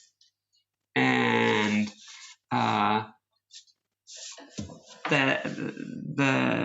the theme you picked, I think, links you. I understand how it links you as well. Renaturierung, the human versus nature reconnection. I look forward to your presentation. You have the floor.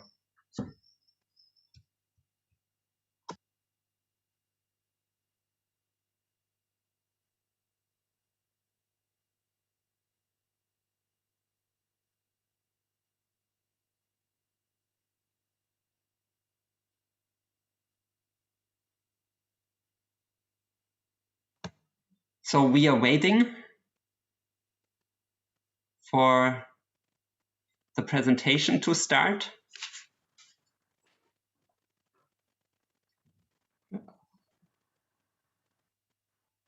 There was a video that was supposed to be played. Exactly, I know it. A very warm afternoon to everyone. I, Javaid, a PhD candidate at Technical University of Munich, along with my co-presenter, Riyan Habeeb, a PhD scholar at Dresden Leibniz Graduate School, are presenting today our thoughts on how human-nature connection and lifestyle changes can contribute to climate mitigation.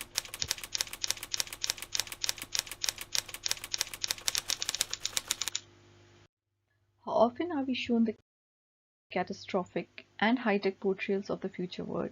Almost always, principally excluding the human element and looking at the future with distant, unreal, and too bad or too good to be true narrative. But what if the people were placed centrally in this discourse? Can the world in 2051 look nature positive with global temperature rise below 1.5 degrees Celsius without a severe human-nature connection? The unequivocal impact of human activities is apparent on the nature and climate today. Climate change is real and is happening now. The 6th IPCC report specifically underpins that there are no silver bullets to limit global temperature rise to 1.5 degrees Celsius above pre-industrial levels, while deep decarbonization by massive cuts in greenhouse gas emissions or end of fossil fuel industry, endorsed by a very strong political will, is undeniable. Are there other pathways that can limit and mitigate the climate change at grassroots level driven by social dynamics? Basically, to deal with our common climate future, integrated and inclusive actions are required from all disciplines, sectors, and citizens as well. Despite the heightened sense of emergency, we today look through an optimistic lens if collective actions can create a ripple effect to shape a better world by 2051. Reminiscing 2020, we were two young researchers trying to make minuscule impacts on climate and society by our research focused on climate adaptation using nature-based solutions. And then the pandemic happened, and it changed perspectives towards life, climate concerns, and transformed our spaces. Outdoor spaces turned vacant overnight. People were forced indoors into isolation. But amidst this chaos, it brought to the light two key concepts. First, minimalism, how less we actually needed to live. And second, significance of a strong human-nature connection. It not only underlined the vitality of human-nature connection for well-being of people, but also how a broken human-nature relationship declines people's care and concern for the environment. This introspection led us to rethinking measures for climate mitigation and adaptation. As highlighted by the IPCC report, lifestyles, especially consumption patterns and dietary changes, can have a considerable impact on the GHG emissions. While it is evident that individual actions can fall short, research also indicates the power of collective actions. Termed as butterfly effect, the micro steps can amplify and become critical stepping stones in social change movements. Hence, positive lifestyle changes are positioned critically in the climate change narrative, and we believe that the idea of 1.5-degree lifestyles is embedded within the environmental consciousness. However, for a very long time, ecological worldview has positioned humans outside the purview of natural world. This disconnect has alienated both the nature and humans, exacerbating the ecological damage, transgressing planetary boundaries, and increasing social inequities. An outward human nature reconnect can therefore foster 1.5-degree lifestyles collectively, whereas an internal eco-awakening can boost individual environmental concerns, awareness, and bolster planetary stewardship. However, what impedes the translation of such narratives into actions despite the wisdom and pool of possibilities? There are several limiting factors that prevent adoption of 1.5-degree lifestyles. For instance, lack of education and awareness can inhibit even basic lifestyle changes at individual or group level. Second, the scientific literature and policy advances lack in highlighting the potential of 1.5-degree lifestyles towards climate mitigation. Third, misunderstanding lifestyles as an individual's actions detached from the socio-cultural and political identity is a critical issue. Lifestyles go beyond mere consumption patterns and are embedded within the societal values and norms and should consider life patterns and alternate possibilities. For example, why is a public transport model adopted differently by different strata of society? What barriers inhibit the switch from car driving, etc.? Therefore, unless the sociological standpoint is included at the core of such alternatives, massive success in lifestyle transitions won't be possible. Lastly, a human nature disconnect can further fuel the psychological barriers that govern the lifestyles significantly. For example, fast lifestyles or limited or no access to nature, or more specifically, no quality access to nature can lead to a weak or broken human nature connection. Additionally, the way climate change has been communicated over years has failed to evoke consistent emotions and motivation in people. It is therefore debated that communicating climate change as distant and in its doom and gloom portrayal weakens the attitudes of people. Due to positioning of humans outside the crisis, climate change has often been viewed as impersonal. This in turn has weakened the human nature connect and has given way to doubt, dissonance, and eventually denial of climate change overall. So what is it that we can do as individuals and as scientific community? Firstly, to address the lack of awareness at individual and societal level, effective education and awareness is vital. In traditional setup of school education, which in itself is crucial, it can make a slow impact. But with power of social media, masses can be educated and sensitized much easily and speedily today. Take, for example, the role of social media in the landmark decision of Brexit. Similarly, ethical use of social media individually and even politically can effectively narrow the gap in public perceptions regarding climate crisis. Apart from the knowledge acquisition, knowledge production in the form of upscaling local and traditional knowledge systems is equally important. As a ray of hope, a study by WWF shows increasing public awareness and engagement towards nature in the past 5 years. It also shows that consumer habits and demands are changing more than ever and receiving positive response from various businesses as well.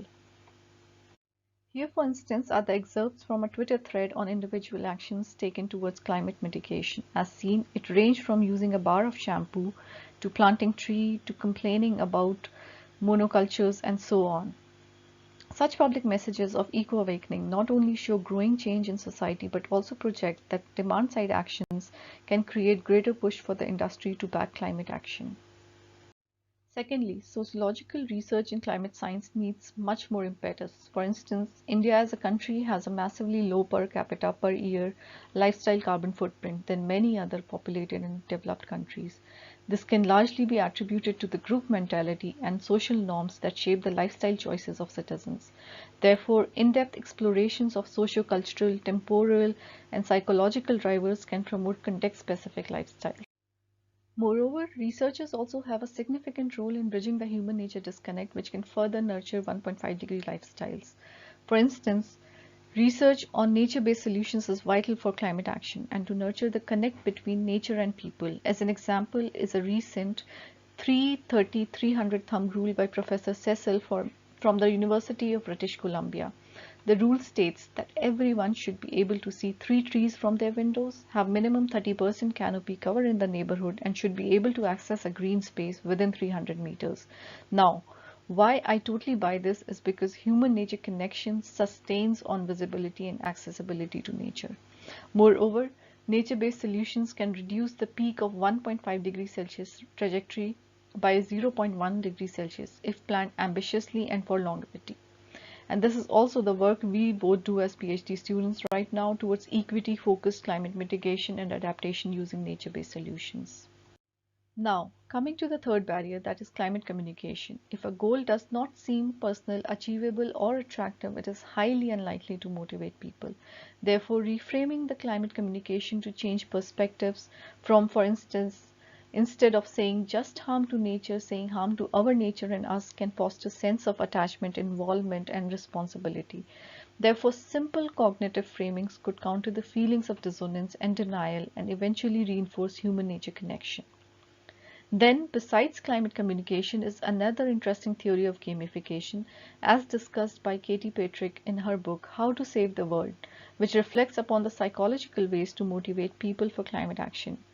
The idea of game theory is based on charge and reward system exactly like a video game. Therefore, innovative methods can facilitate motivation and involvement of people in adopting 1.5-degree lifestyles. For instance, Katie proposes that ranking people in order of their environmental performance may invariably push them to work towards improving their societal ranking, since the individual behaviors are greatly influenced by people's social circles. The voices of influential or public faces like Leonardo DiCaprio or Greta Thunberg and campaigns such as Fridays for Future, Sunrise Movement, or work of many NGOs such as WWF or Friends of the Earth, etc. can be highly impactful. Besides, if this is supported by an achievable goal and basic reward, recognition, or incentivization, it can be even more impactful. For instance, the city of Curitiba, Brazil promoted use of public transport and waste recycling by giving away tokens for public transport in exchange of the waste. Such initiatives by the local government can therefore substantially support climate action. Overall, besides a preliminary attempt to link human-nature connection and the 1.5-degree lifestyles, the last premise of our presentation is built upon the power of simple actions. Here we imagined planting something as simple as one tree in 2021 and looking back at it to see how it shaped the world in 2051. Symbolically speaking, a tree here refers to every small step taken today, which may influence climate mitigation, adaptation, and human-nature connection over the years.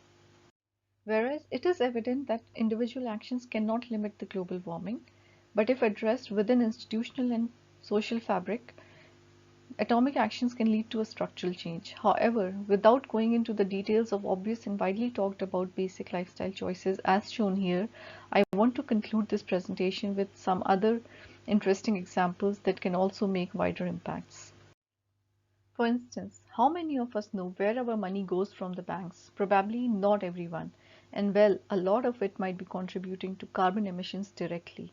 In the last 5 years, world's largest banks have contributed $4 trillion towards fossil fuels, although growing awareness and voice is impeding their actions, but not as swift as needed. So the least we can do is to invest our money wisely and inform our circles as well. At the same time, we can also financially support organizations, policies, and ecopreneurs, etc., that are directly fighting the problem. For example, in Milan's ambitious plan to plant 3 million trees by 2030, citizen donations of €500,000 were received. Besides this, several new options are available now to support climate mitigation individually and nurture human-nature connection. For example, Ecosia, a search engine that plants a tree for every 45 searches, has helped remove around 2.5 million toxic carbon dioxide by now. I have personally removed 50 kgs of carbon dioxide by planting around 2,500 trees as per the estimates since my switch few months back. Initiatives like Ecosia also contributes in strengthening human-nature connection by engaging local communities in the plantation drives. Amidst multiple new choices, some more options are like the mobile app Act Now, devised by the UN to educate people and promote 1.5-degree lifestyle choices. Another community-based tree tracker app is now used in a project by Green Care for Communities initiative to facilitate tree plantation and monitoring. Likewise, multiple options are open to contribute to the change. All we need to do is look around. Then, a recent study by Stammer et al. Regarding deep decarbonization identified climate protests and social movements as a significant social driver for climate action. They are believed to enable grassroots mobilization and can often gain unparalleled momentum in media, creating social and political pressure. For example, landmark indigenous movements like Chipko movement of 1973 in India, where rural women hugged the trees to prevent their felling, created a tremendous impact and was recently recreated to oppose deforestation for a new project in India. Simultaneously, many environmental NGOs have been at the forefront of climate fight through research and awareness campaigns. Therefore, such social movements can also have positive outcomes, provoking political will and action. Moreover, these movements also foster different thematic human-nature connections, such as the Chipko movement started due to dependency of rural women on their environment, that is forest, for food and fodder. Climate protests were an outcome of activism and concern gathered by various on-ground NGOs. Similarly, another NGO helped to organize Barefoot Walk by creating awareness amongst the citizens through scientific communication and engagement. All of these factors of dependency, awareness, attachment, concern, and activism eventually led to build deeper human-nature connections, reforming the outcomes. Apart from this, power of people in form of community engagement and indigenous knowledge is amazingly successful.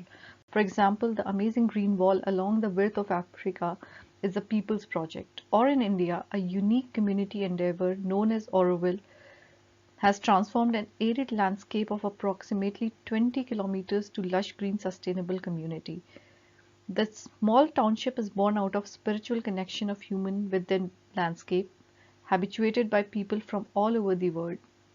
The community boasts of unique sustainable experiments in almost all fields, be it alternative construction technologies like earth architecture or use of renewable energies in solar kitchen. This project is intrinsically unique in promoting not only sustainable lifestyles but nurturing spiritual human nature connect too.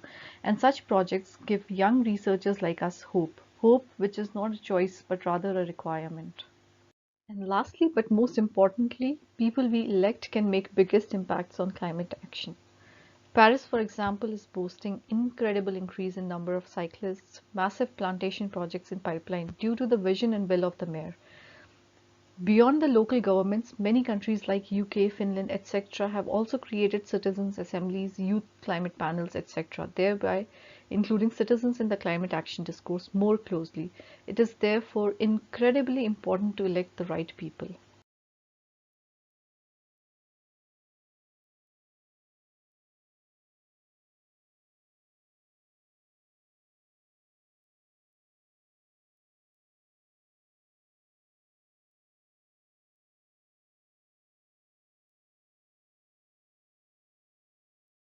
Last but not the least, I conclude by saying systems need to change and so do the individuals.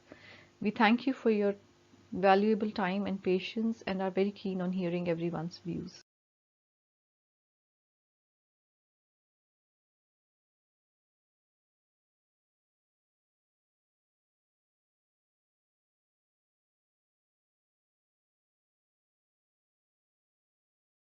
Welcome back after the presentation. This was a little difficult to time since we didn't see it here on Zoom, but had to switch our online channels. But a light challenge for a conference that anyway takes place on so many different places at the same time. I hope you can hear me well now again, and I'm glad we still have some time left to discuss about the presentation with Sana and Riyan. And Nathan is still with us as well, so feel free, Nathan, also to come in if you want to, if you wish so. And as we start, at first I want to invite again everyone who watched the presentation to ask their questions, type them in on YouTube, go to the microphone in the hub, or post them in Bellevue. So I have a first question for you, Sana and Riyan, and that is concerns the beginning of your presentation, where you very briefly mention how this change happened in 2020. Namely, it all began with the corona pandemic and with ourselves being locked in at home, and then something happened, you say, and that is the human nature reconnection. It happened. And my first question for you is how?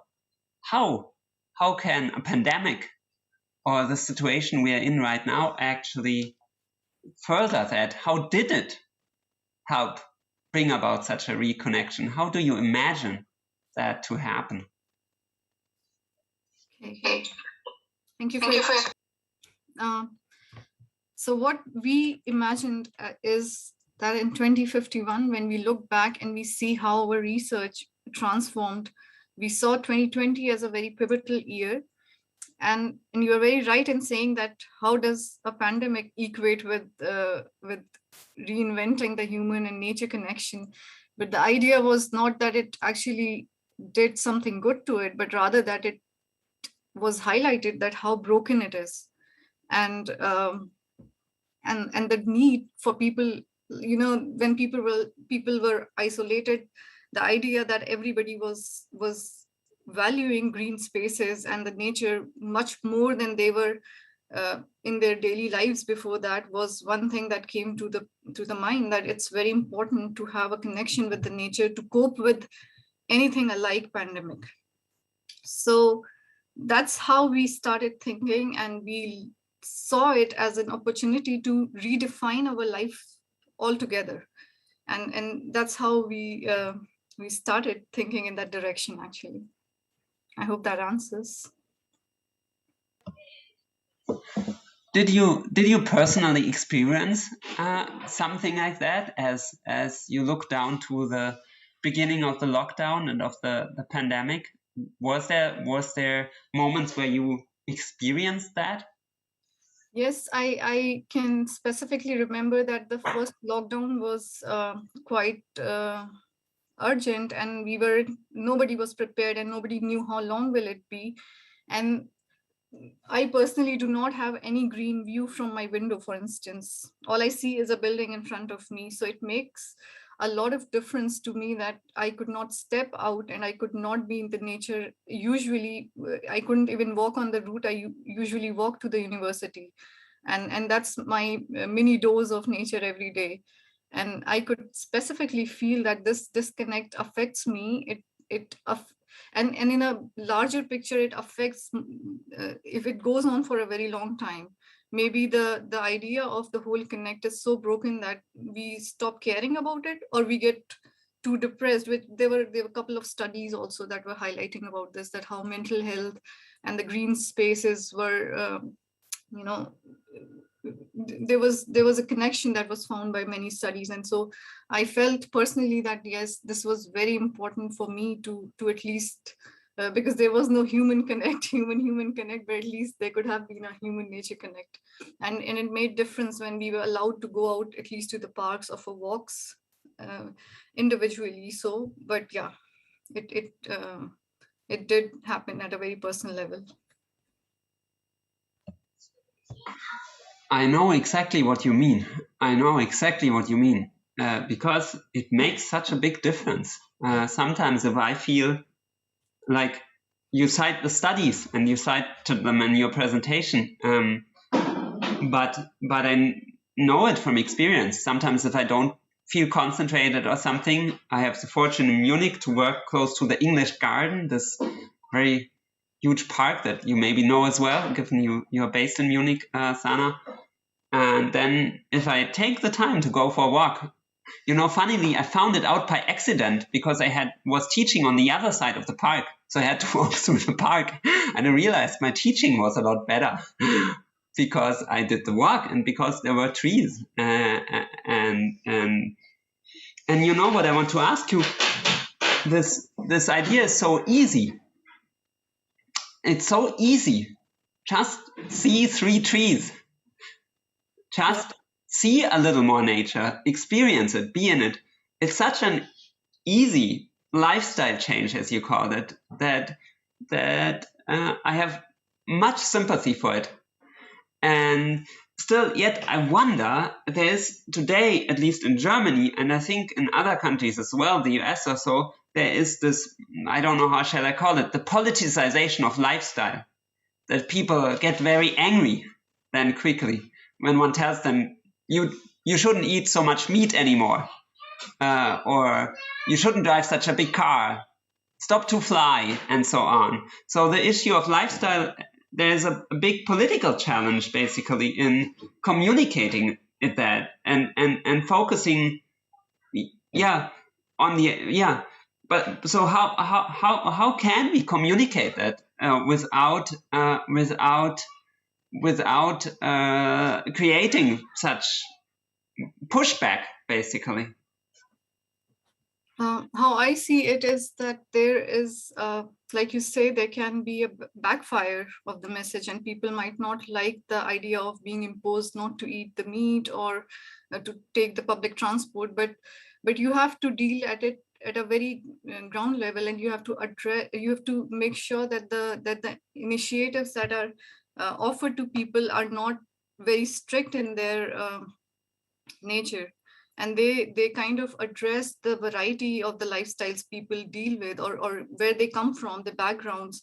And for instance, there is a very interesting example happening in Turku right now, where they are very committed to the adoption of 1.5 degree lifestyles. And what the government is doing, they started with a video competition, and people had to make a video and post on social media, and they would be then judged based on that, and whoever won becomes like an icon. But it's not just recognition, but rather, I would say, also it provides motivation and the inspiration to the rest of the people. So the message has to go very simply and very subtly. It shouldn't look forced. On the other hand, the governments have to walk the talk in some way. You cannot put the onus on the public and expect them to do everything and not do what you need to do. So there is a need for individual change, but the structural change as well at the same time. And did you have a second question to this?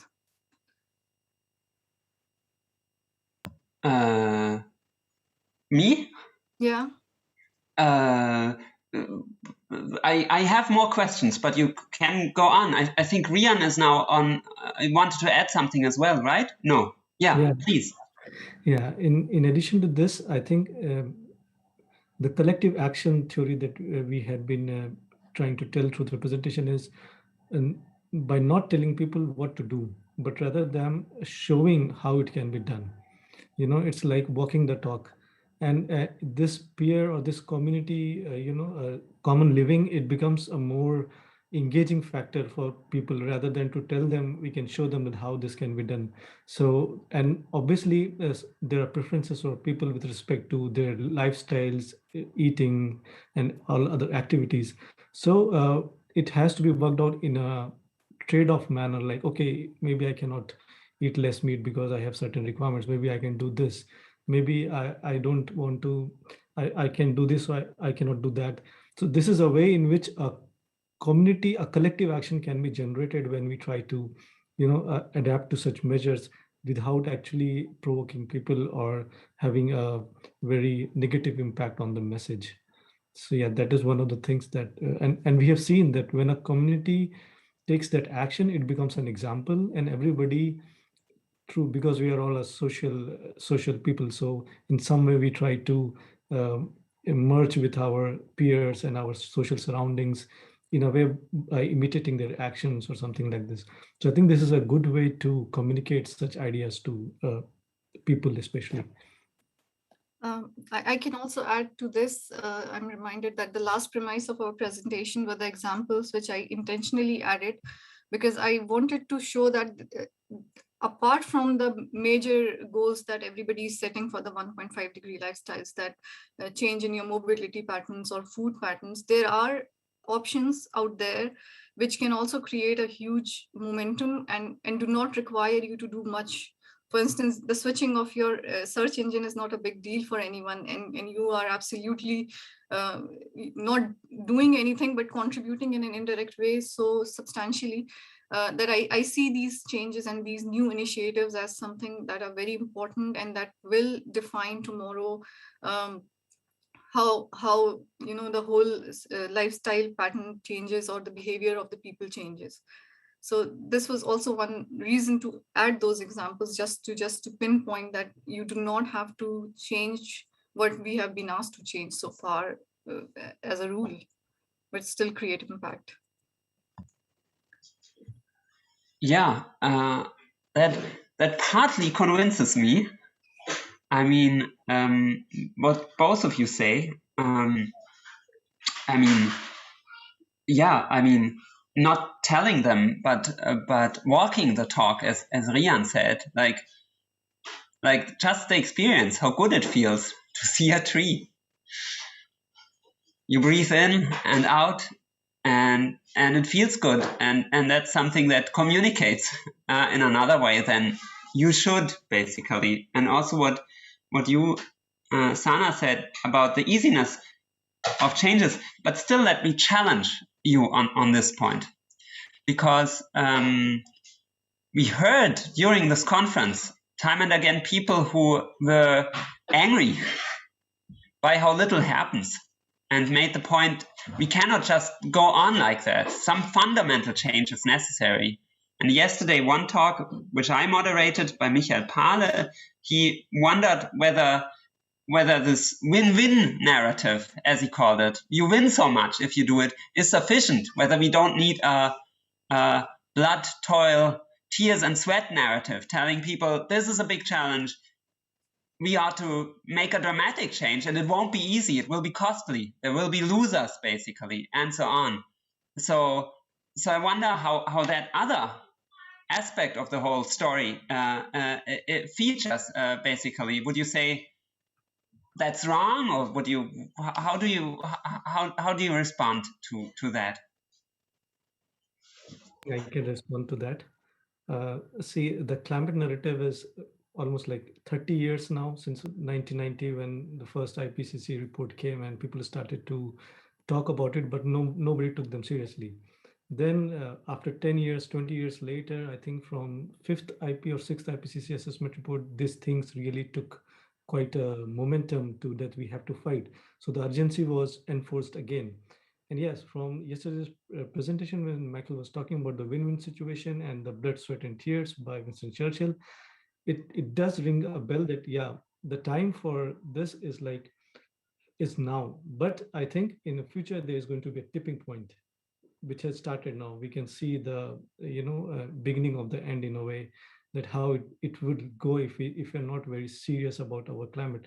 So if you look at the narrative of climate change and its impacts, we see that the importance has really grown from what it was in 1990s when it was seen very distantly. And now when we are actually seeing from various images, from discourses, climate strikes and everything. So now it is like on the helm of even political discussions, as you may say, even in Germany, when the next elections are happening, it's one of the major agenda of the government. But unfortunately, for still countries from still developing countries and countries from global south, the first agenda is still development. And that's why we see so many climate protests from our workplace, from our study area that we showed some of the protests, is that, you know, how do we trade off between the development and the ecology of the cities. So it's really and thankfully in global south countries like India, people are ready to debate on these topics, and we have seen some really positive outcomes because of this push and pull of win and lose situation. So, and in a way, we are also in that situation that our GHG emissions is still under the radar of which it is there. And yet we can try to balance that development with the environment. So as UNDESA also suggests that most of the urbanization that is now going to happen is going to take place in these countries from global south. And we need to channelize those development with the political will and with the climate actions and strikes at the same time. So I think in a way where we can learn from already developed countries, what are the, you know, what are the ill effects of such kind of, and what are the good effects of switching to more renewable sources. And in a way, I think that urgency that you talk about, how we can create, so it's already a part of a global political discussion of climate resolution, and then the rest of the countries which are to follow. So in a way, we need to imbibe that discussion. We have to like fuel the fire all the time to that, yes, you have to, you know, be certain of first ecology and then the development part. So yeah, hopefully we can learn from already what is happening and then try to imbibe the climate action in our policies. Thank you. Riyan, you have anything to add to that, Sana? Or no, not really. All I can say is that I don't see them separate. I don't see the individual or the structural actions as separate. I think all of it is needed. We need to be aware. We need to be aware of the urgency. We cannot say that only the flowery or the positive picture will do the job. People need to understand it's urgent and it's very critical. But at the same time, the whole idea to just show an optimistic image is to motivate people, because I see it as I draw a parallel to, for instance, giving an exam. And if somebody starts pressurizing me, you have to learn so much, you have to learn so much, I think I would just give up and not do it. And that kind of thing. But if somebody simply says, yes, you are totally able to do it, it's doable. You know, the simple power of one sentence or the difference in the way you are asked to do a job makes a difference. And that's how I see it, that we are optimistic, but we cannot be delusional at the same time. It is, I take it, it is, the challenge is also to build a collective vision, right? A collective vision where people find a place, rather than precisely as you described it, Sana. Then when I'm told, now do, no, that doesn't work. Then resistance is logical and innovative and very human. And this challenge of building a vision, that is very important. That's where I would locate, right? A lot of what you have to say as well. How will you put that into effect in the next years? Your vision of Renaturierung, of the reconnect between human and nature. Is that something you just do research on and look at it from a distance, or is that something that you become involved in one way or another way as well? So the relationship that I see of the human and the nature has always been of domination and exploitation. And I think this is principally what we are trying to say that needs to be changed. And the change can happen both as individuals and as well as from our scientific research. So individually, I see that we have to foster more care and more, you have to somehow reflect inside, and it's kind of a spiritual experience also, and is from also an example that we cited from Auroville, that is a self-sustaining community in India.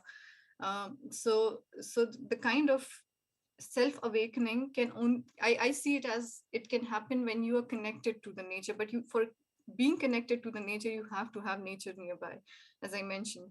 And that's where, as researchers, or since both of us come from planning background, so it makes a lot of, our learning at this stage makes a lot of difference what we'll be planning tomorrow as cities. Because if both of us are aware at this stage of our life that, yes, it makes a lot of difference to have green, to have accessible green, to have equitable greens, it just makes a lot of difference what we plan as planners tomorrow. And I think there is a lot of duty, but also a lot of power in the hand of planning departments. So awareness is what they usually lack, because I've seen not just back in India, but I have a colleague who tells me she's worked with a planning department in Munich, and how they did not understand the role of climate. But if you are a trained person in that, I see that, yes, if I know that nature is going to do something good, I will make sure that, or at least I will try to incorporate that. But other than that, I see, I'll just sum up by saying that there are two ways that I see it. Is an internal connection that you need to make, and an external connection, and the external connection is more material connection, and the internal is more eco-awakening, and I think these both are possible at individual and at a scientific level. Maybe Riyan wants to add something. Yeah, I think you said the right thing. And how do we look forward to this kind of the talk that we are just, it's one thing is that I think more than science, what we require is science communication at the moment. Like from yesterday's presentation of Lena, she talked about climate being a social problem, not an environmental problem. So how do we communicate such kind of communication? Even I am also, I could say, my trajectory of evolving as an environmentally sensitive architect is based on the science communication. Because I remember when back in 2007, when this had just picked up the climate, so the presenter first showed us a very, very bleak picture of the future where glaciers are melting and things like that. But then he also showed us what is still there, what we can still protect, what we can still do. And I think that was a very turning point for my thinking process, because then I completely switched to climate responsive architecture, and I went to Auroville to learn about the earth technologies, earth architecture, alternative building technologies, stuff like that. And then later on, it amalgamated into energy efficient buildings at a more contemporary level. And finally, as a planner, in which we deal more or less on the climate resilient infrastructure and climate resilient planning. And throughout this experience, what I have seen is that it all depends on communication. So in my last job, when I was doing as a research scholar and action-based researcher, so we analyze the data, we see the climate impacts, and then we communicate it to the community. Like, so this is happening here, you might be facing this problem in future and things like that. And believe me, the communities especially in the Himalayan communities where we were working, so they took the initiative themselves. The leaders of the community, they helped us to implement those actions that we wanted to do, like building trench systems or rooftop rainwater harvesting and other stuff like that, because we were dealing with water. So I think the most important part is communication. And also, like for some of the examples that we showed, we had to organize barefoot walk in a very in Nainital, which is a tourist town, again centered around a lake. And the government finally took it because of the court order of the unregulated development. It was stopped. So I think researching is one part and communicating is the other. And that's how we also see our research, that when we go back to the site, we try to, during our field, especially when Sana was in the field, so I'll be going this year. And so we tried to show them how much the greenery has changed, how much the temperatures have changed, how much the whole city has changed.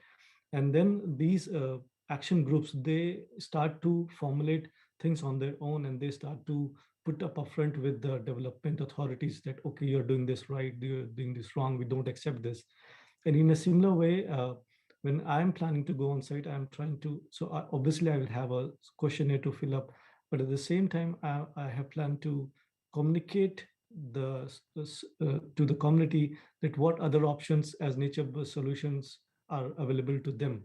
Because in India, countries like India, we still are very looking forward to the, say, engineered mechanism, because we look that as a form of more developing and a development perspective.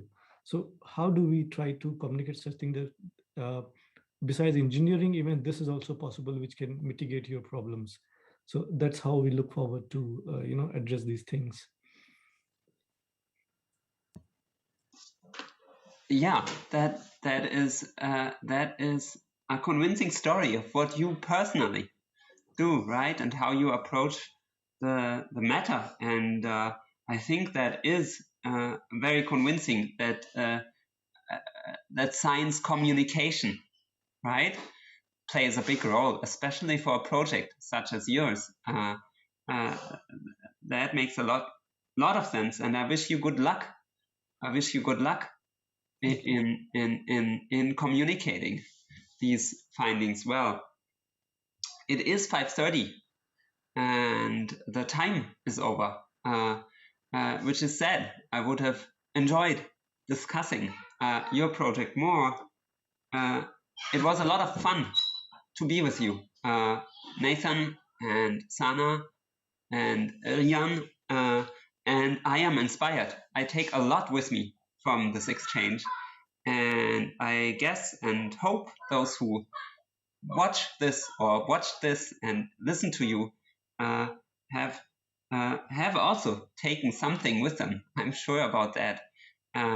So thank you for sharing your insight, your research, your ideas with us, and I wish you a good continuation at the conference. There's one more panel to come and a closing debate later. So good reconnection to the world out there, to nature, and good diving into new experiences. Thank you very much. Thank you, Sebastian. Thank you, Sebastian. Thank you, Nathan. Take care. Bye.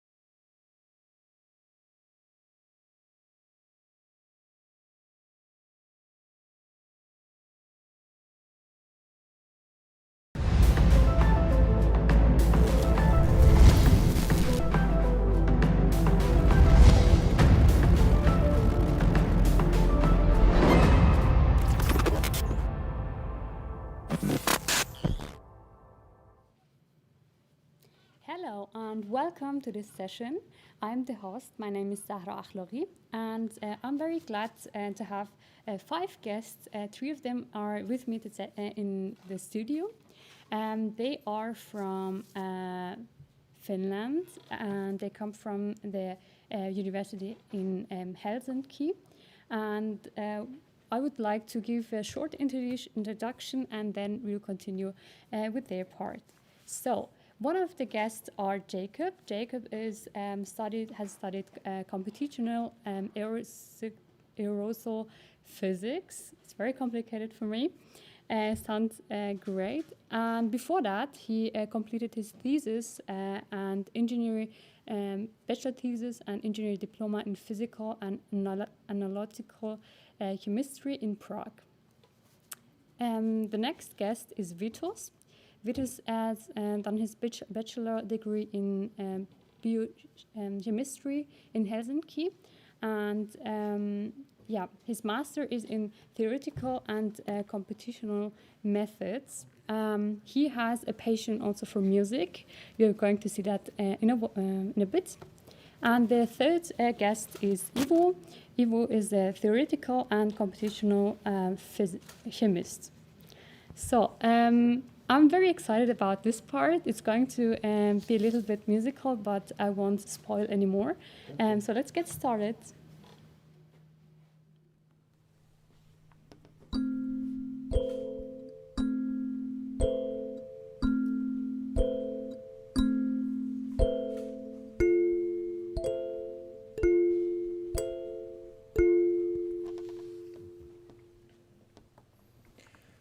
The year is 2051.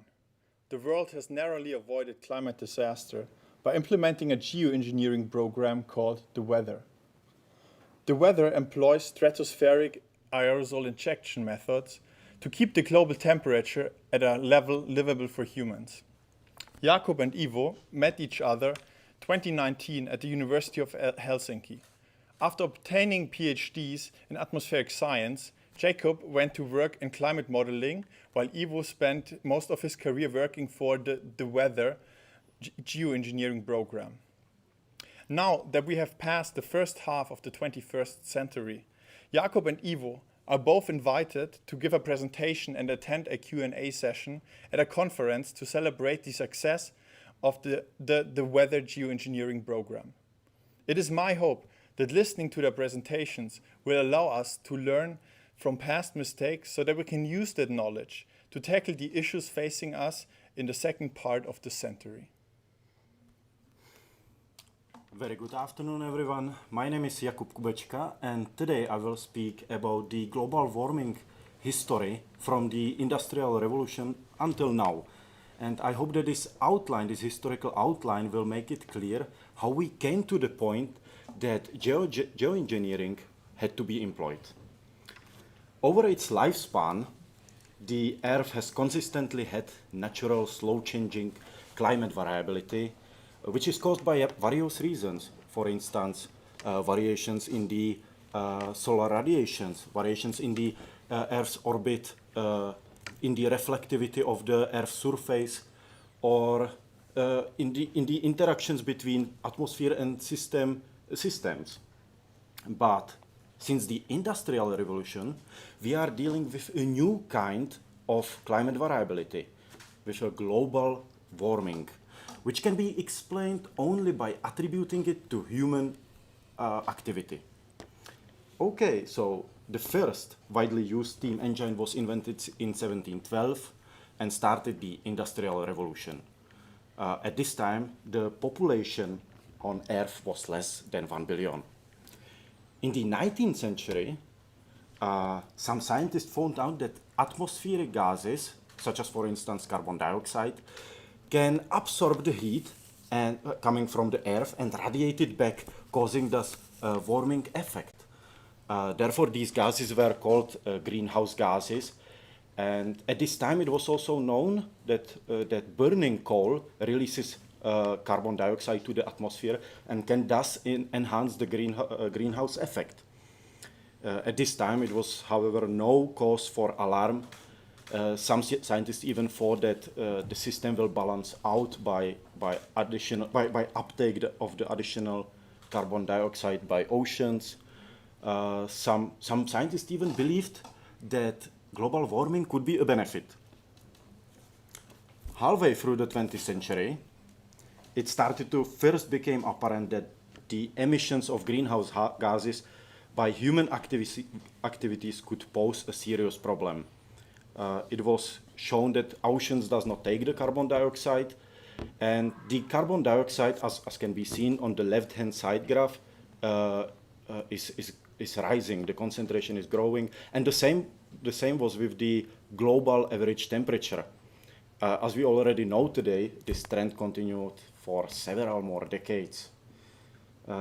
In 1995, Intergovernmental Panel on Climate Change released their first statement that definitively says that humans are responsible for climate change. Despite all the warnings, we still continue to use fossil fuels. And over the 20th century, we raised the emissions of carbon dioxide from 2 billion tons per year up to 25 billion tons. Some oil companies, such as, for instance, Exxon, knew about the consequences that had coal burning or industry on the environment, but they, however, decided to hide this information. So there is no surprise that in the 21st century, the consequences of global warming became increasingly apparent.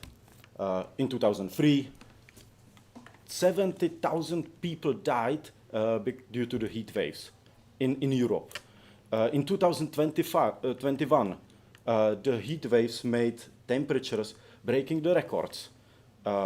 Together with global wildfires, it is difficult to predict how many people lost their lives at this summer. There was actually one chance that we would limit the greenhouse gas emissions when in 2015 the Paris Agreement was signed. The Paris Climate Agreement was the first legally binding global climate change agreement, but unfortunately it wasn't properly enforced. And there was, for instance, no penalty for the American president, Donald Trump, when he backed out from the agreement. Nor there were any consequences when some countries thumbed their nose to the agreed upon measures.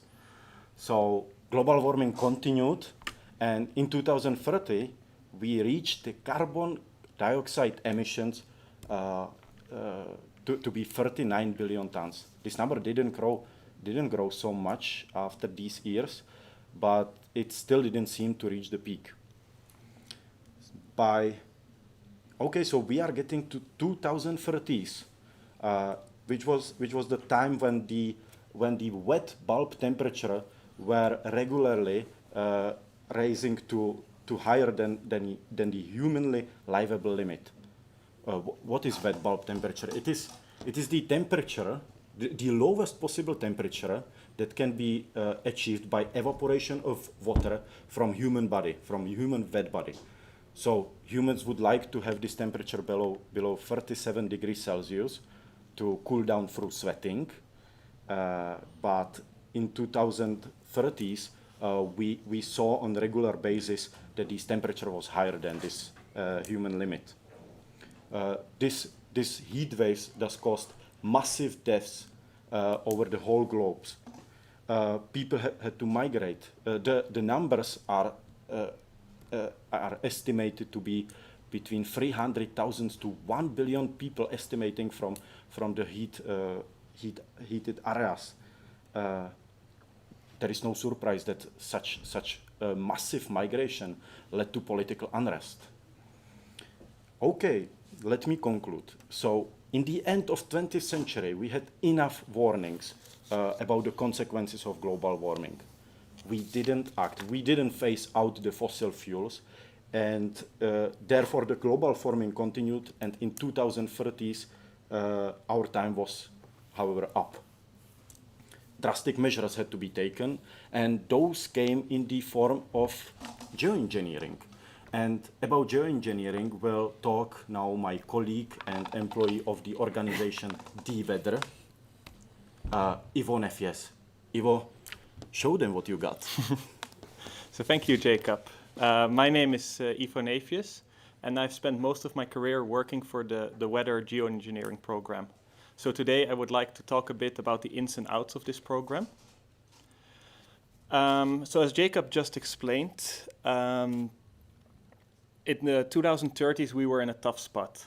We had to act fast because of heat waves that were causing a lot of deaths. The best thing that we could have done was to reduce the carbon emissions or greenhouse gas emissions, but even we were now at a point that would take decades to do, and that would not solve the concentrations of greenhouse gases that were already in the atmosphere. So another option would have maybe been to do carbon capture technology, where we capture carbon dioxide from the atmosphere and store it into another compound. The problem was that in the 2030s, we didn't have the technology to actually achieve this on a global scale. So really, the only option that we had left at that point was to use stratospheric aerosol injection. The principle behind stratospheric aerosol injection was first mentioned by the Nobel Prize winner Crutzen in a 2006 paper. And the idea is similar to what you see with volcanoes. So when you have a volcano eruption, what happens is that a lot of sulfur-containing gases are expelled into the atmosphere.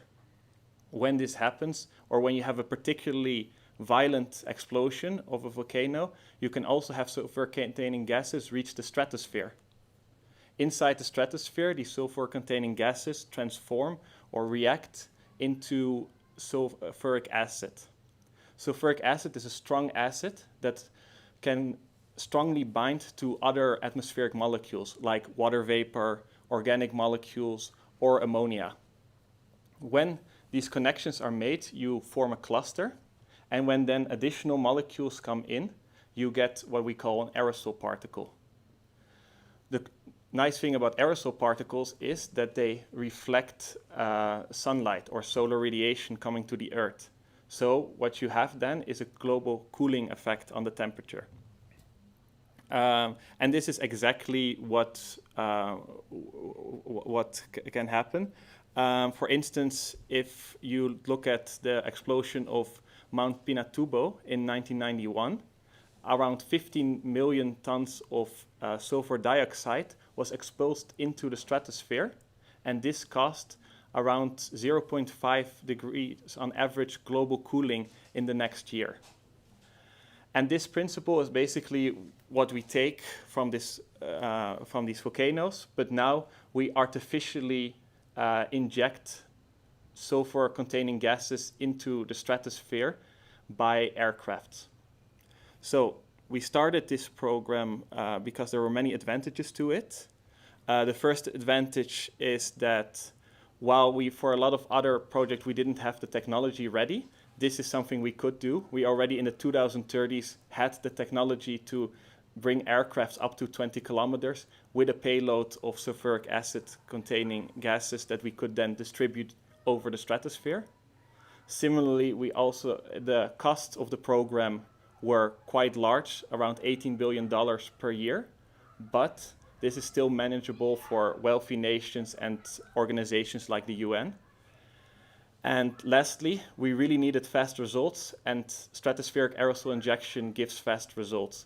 As soon as you put sulfur-containing gases into the stratosphere, they will form aerosol particles and they will reflect sunlight, and you will see that effect almost immediately. And we have actually seen that happen.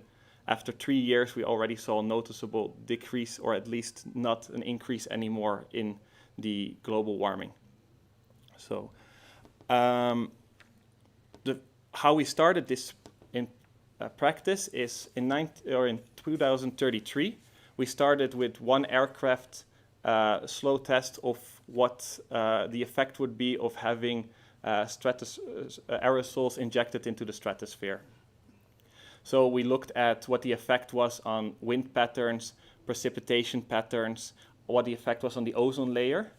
And after these things were checked, we slowly started to do more and more and wider use of this technology till in 2039, it was finally accepted for wide use.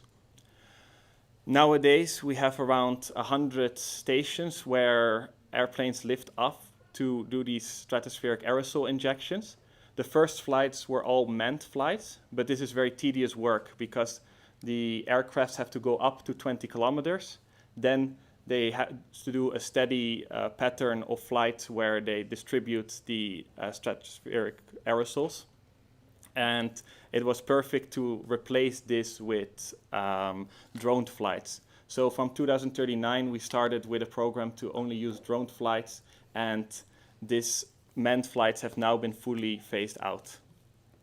The program is financed and managed by the UN, and the drone stations are coordinated from a supercomputer that's located in international territories in the Antarctic.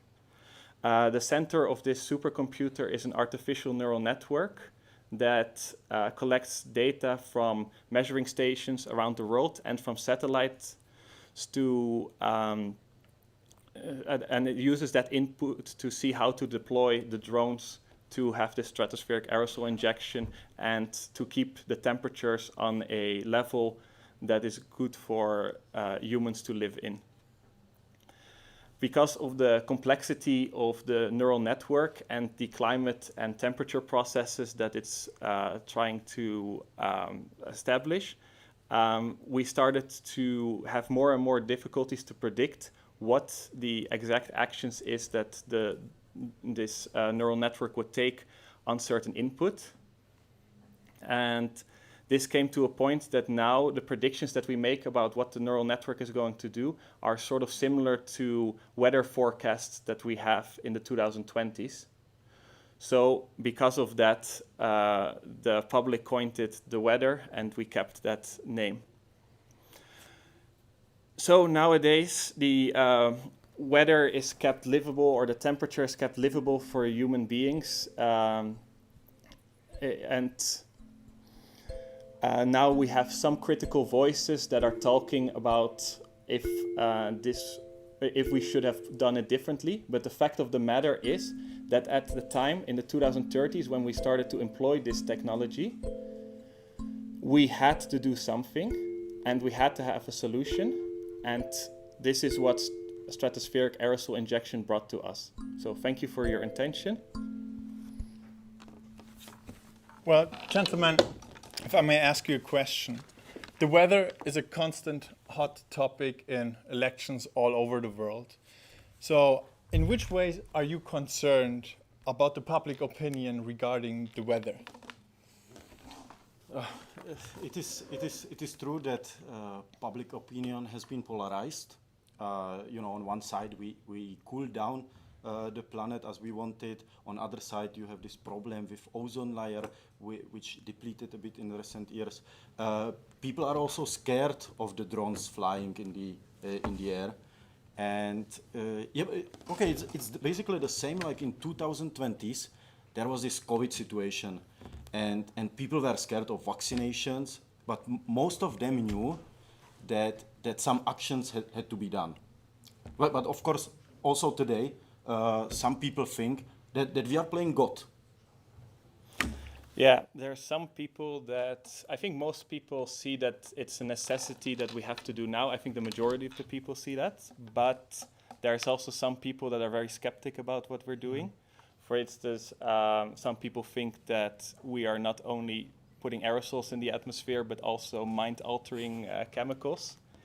But yeah, it's funny, but on the other hand, like we did have people attacking drone stations and things like that. So it can get to a really bad situation. But I think in the end, this all comes from the fact that people don't fully understand the necessity and also the technology that goes in it. So I think there's a job for scientists and governing bodies to be transparent and also to be very and to explain why we're doing it, what we're doing, and things like that.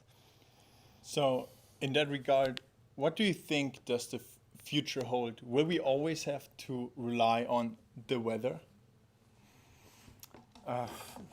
Okay, we had a problem. We had huge climate problem, and the weather offered us to buy a time. So we are actually not treating the disease. We are not treating the greenhouse gases, but we are treating the temperatures which is rising. So we plan to continue for several more decades, but I guess that, and I hope that, for instance, carbon capturing methods will come and start treating the disease, which is the greenhouse gases, which we have to lower in subsequent years. Yeah, I think that this was always meant as a temporary solution for a very urgent problem. So the problem is that as you start putting more sulfur-containing gases into the stratosphere, you will start having problems with the ozone layer that was regenerating, but now regenerating less fast. But if we continue this, it will actually reverse the regeneration of the ozone layer. Similarly, we have problems with that if we start putting more and more aerosols in the atmosphere, they start to form together as well, and it becomes less effective. So every time you put more in there, you will not see the same results out of that. So you will have less effectivity over the range, and that means that in the end, we will have to find another solution as well, but this bought us time. Okay, time's up. Thank you very much.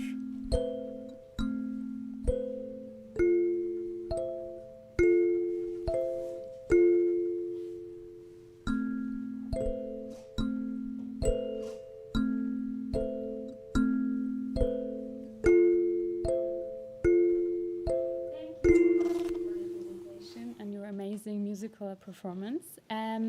I would like to go to the next guest, who is Matti. Matti is a professor emeritus on the history of ideas, and he has done researches. His researches was published in various books and journalist articles.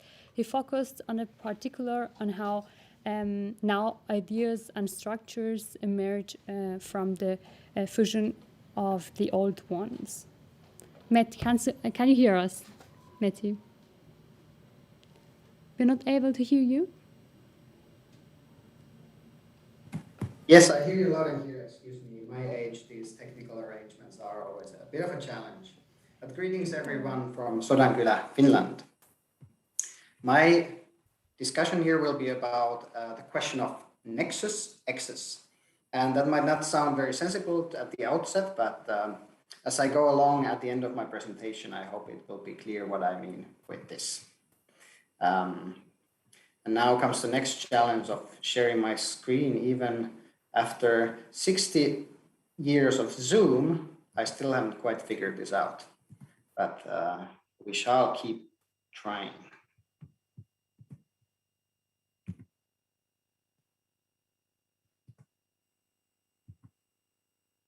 There, can you see this okay? Hearing no commentary, I suppose you can. Correct? Yes, thank you. Very good. The topic is nexus excess. Integrativism, the Wathuti framework, and the global climate collapse of 2045-2049. 80 years ago, the United States left Vietnam. Shortly before, the indicator chosen for progress showed that America must be winning.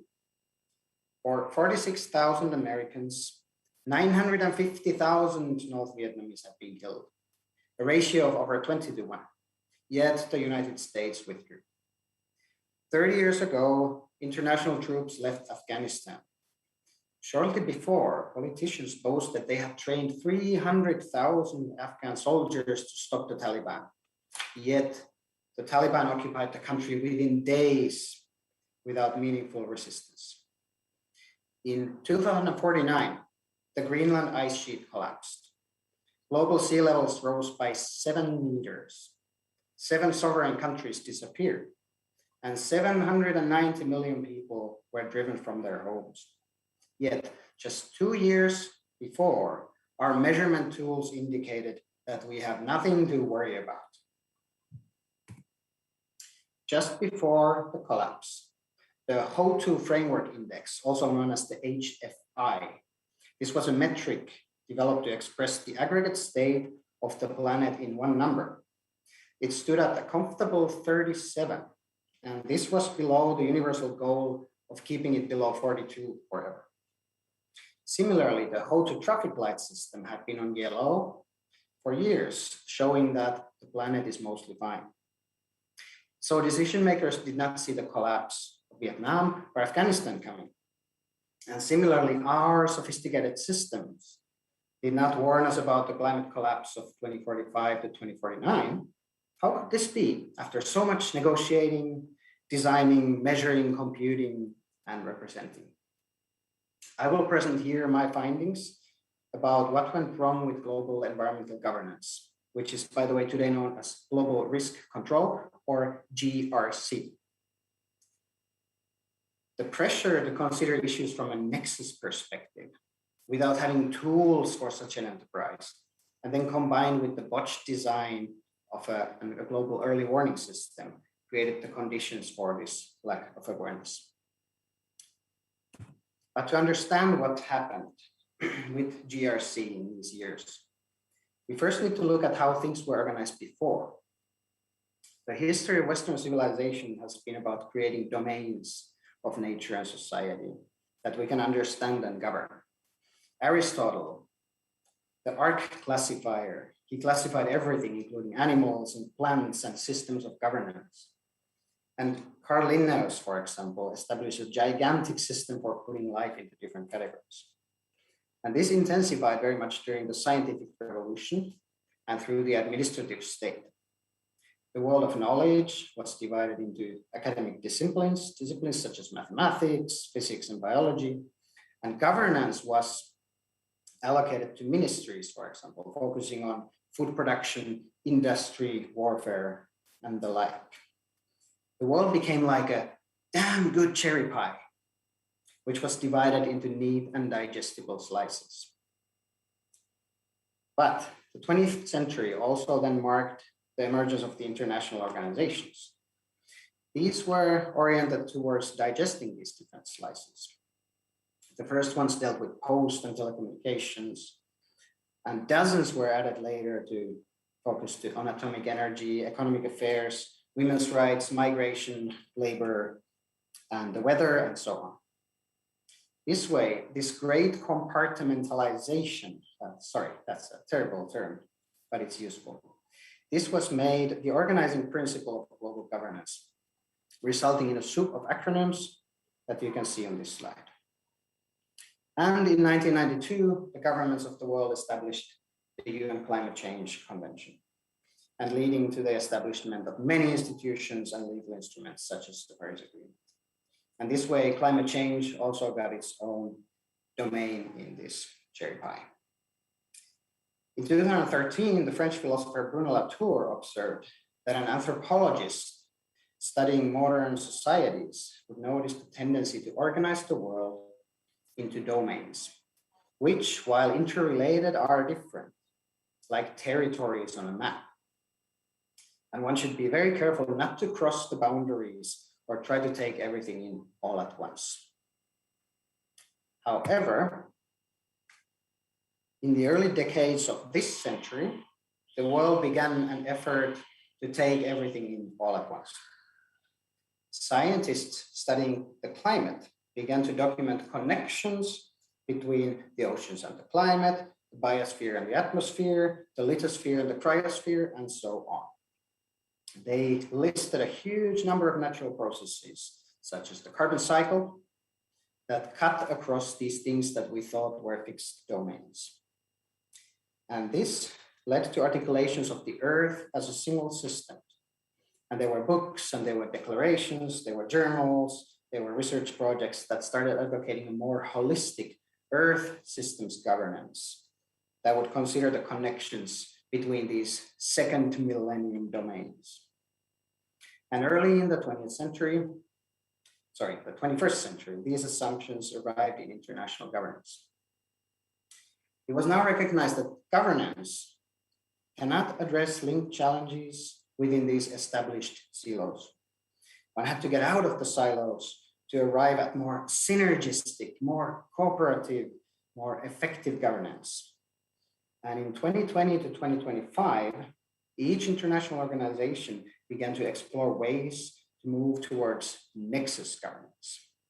This meant, for example, the climate security nexus, the climate migration nexus, or for example, the climate, water, energy, land development nexus. That's a mouthful. And this sounded sometimes something akin to like a nexus arms race with a competition to articulate the most nexuses, the best nexuses, or the most robust ones.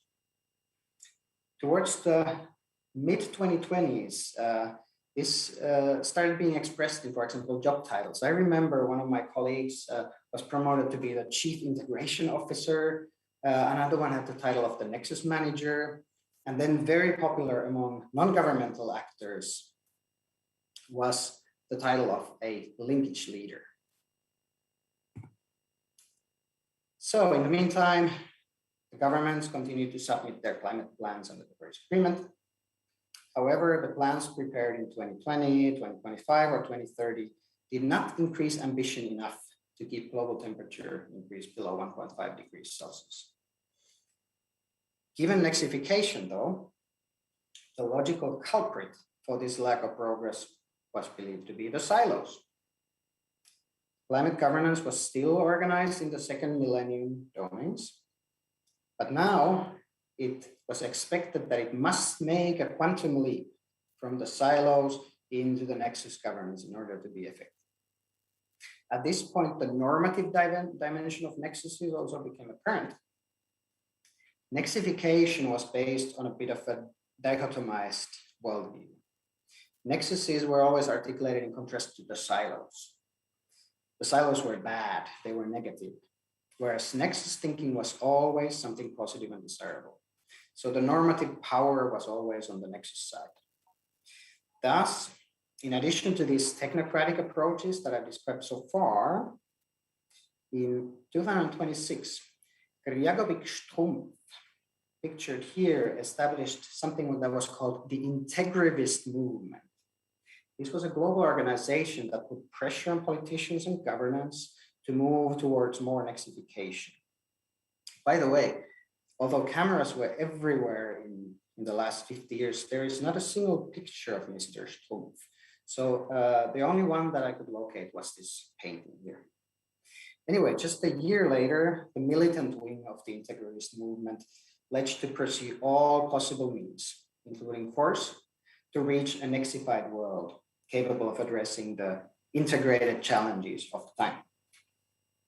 So, the combination of slow progress under the Paris paradigm, the ongoing nexification trend, and the political pressure from many, many directions led to the government launching the Gaia pathway negotiations, or the GAP negotiations.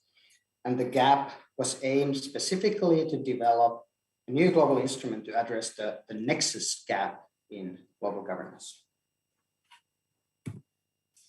As a result, in 2035, the GAP negotiations led to the establishment of the Wathuti framework in Tianjin, China. Wathuti was a deity of the earth in traditional Chinese religions, by the way. Sort of an equivalent of the Gaia, I believe. The Wathuti framework had 5 different components. It involved the collaborative synergy management plans, or also known as the CSMPs. These were the nexus action plans to be communicated by countries every 5 years. It also involved the critical threshold transformation integrators, or the CTTIs. And this was a set of 10,368 metrics for measuring progress towards multiple nexified aspects of the world.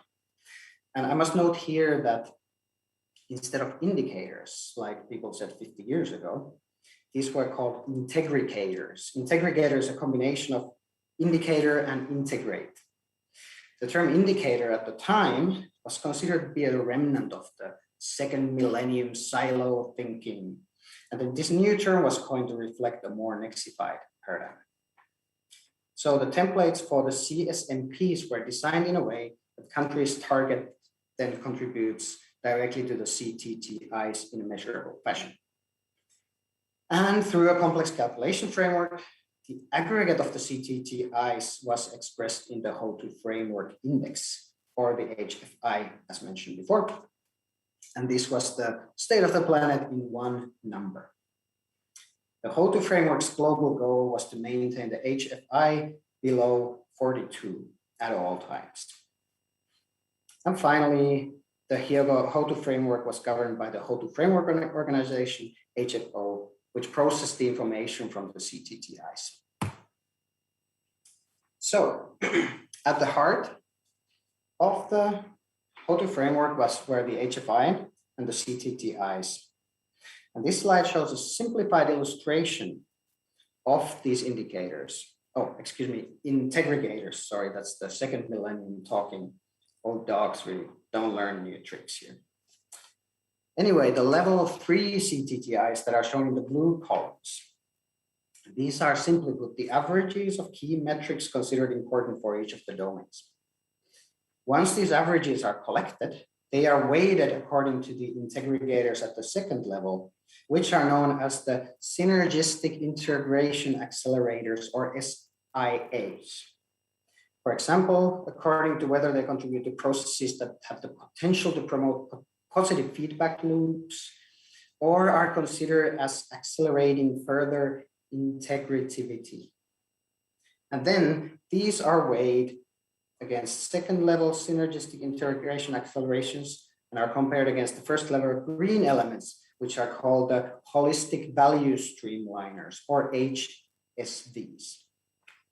And then in that process, they're giving additional weighting according to their potential to promote these values. And these values being the core principles of the How-to Framework.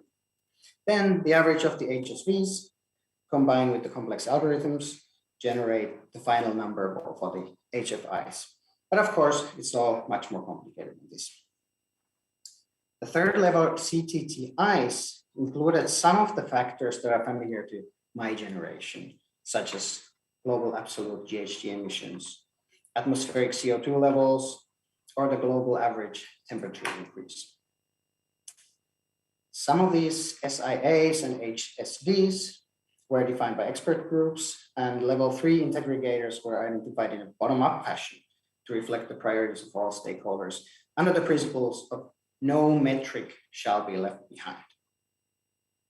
Monitoring and evaluation of these were mostly automated with major data centers at the HFO that was running the calculations of the HFI. And this information came in real time, and it was then broadcasted in real time on the corresponding media platforms. So what happened with all this? This looked very sophisticated back in the day.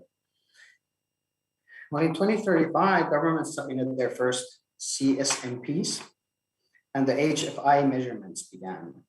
And in the first 8 years, the HFI had a clear downward trend, indicating improvements in the global integrators. However, those of us who are still looking at global temperatures noticed that they began climbing rapidly in 2045 and rising by an entire degree in a 5-year period. Average winter temperatures in the polar regions were 12 degrees above pre-industrial levels.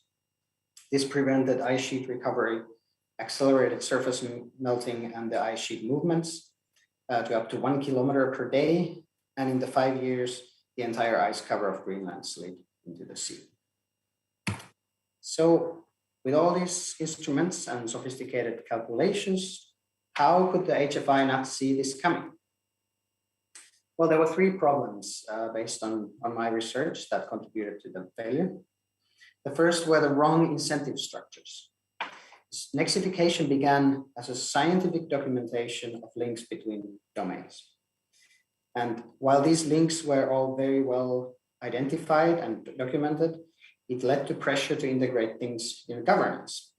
However, governance had been working for many decades within its silos and rules and regulations and expertise, and had not and could not easily develop the tools for governing these identified nexuses.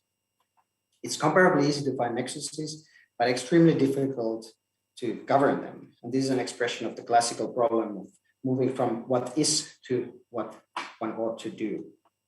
But the normative pressure to nexify was strong. You might get an angry letter from the integrivist movement.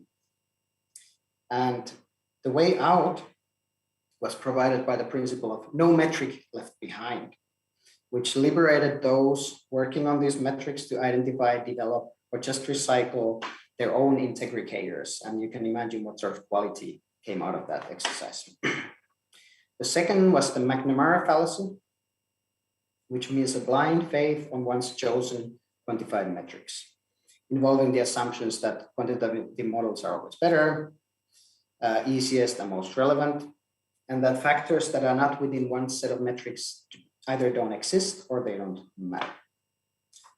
And finally, the nexus integrators were over-contextualized. Old indicators such as greenhouse gas emissions were considered as reductionist and non-integrative, and therefore less important. It was also argued that they had to be seen in their proper context and by themselves had little value. And as long as the HFI remained positive, then such third-level sub-integrators didn't matter much. So all this led to a major miscalibration of the HFI and its failure to see the 2049 collapse. So, in conclusion, this is not to say that something stupid was done. It's rather a reminder of the complexity of the problem and the limits of our capacity to fully manage the dynamics of all these interlinked domains. In the future, it might be more necessary to focus less on quantified risk management and more on applying the precautionary principle.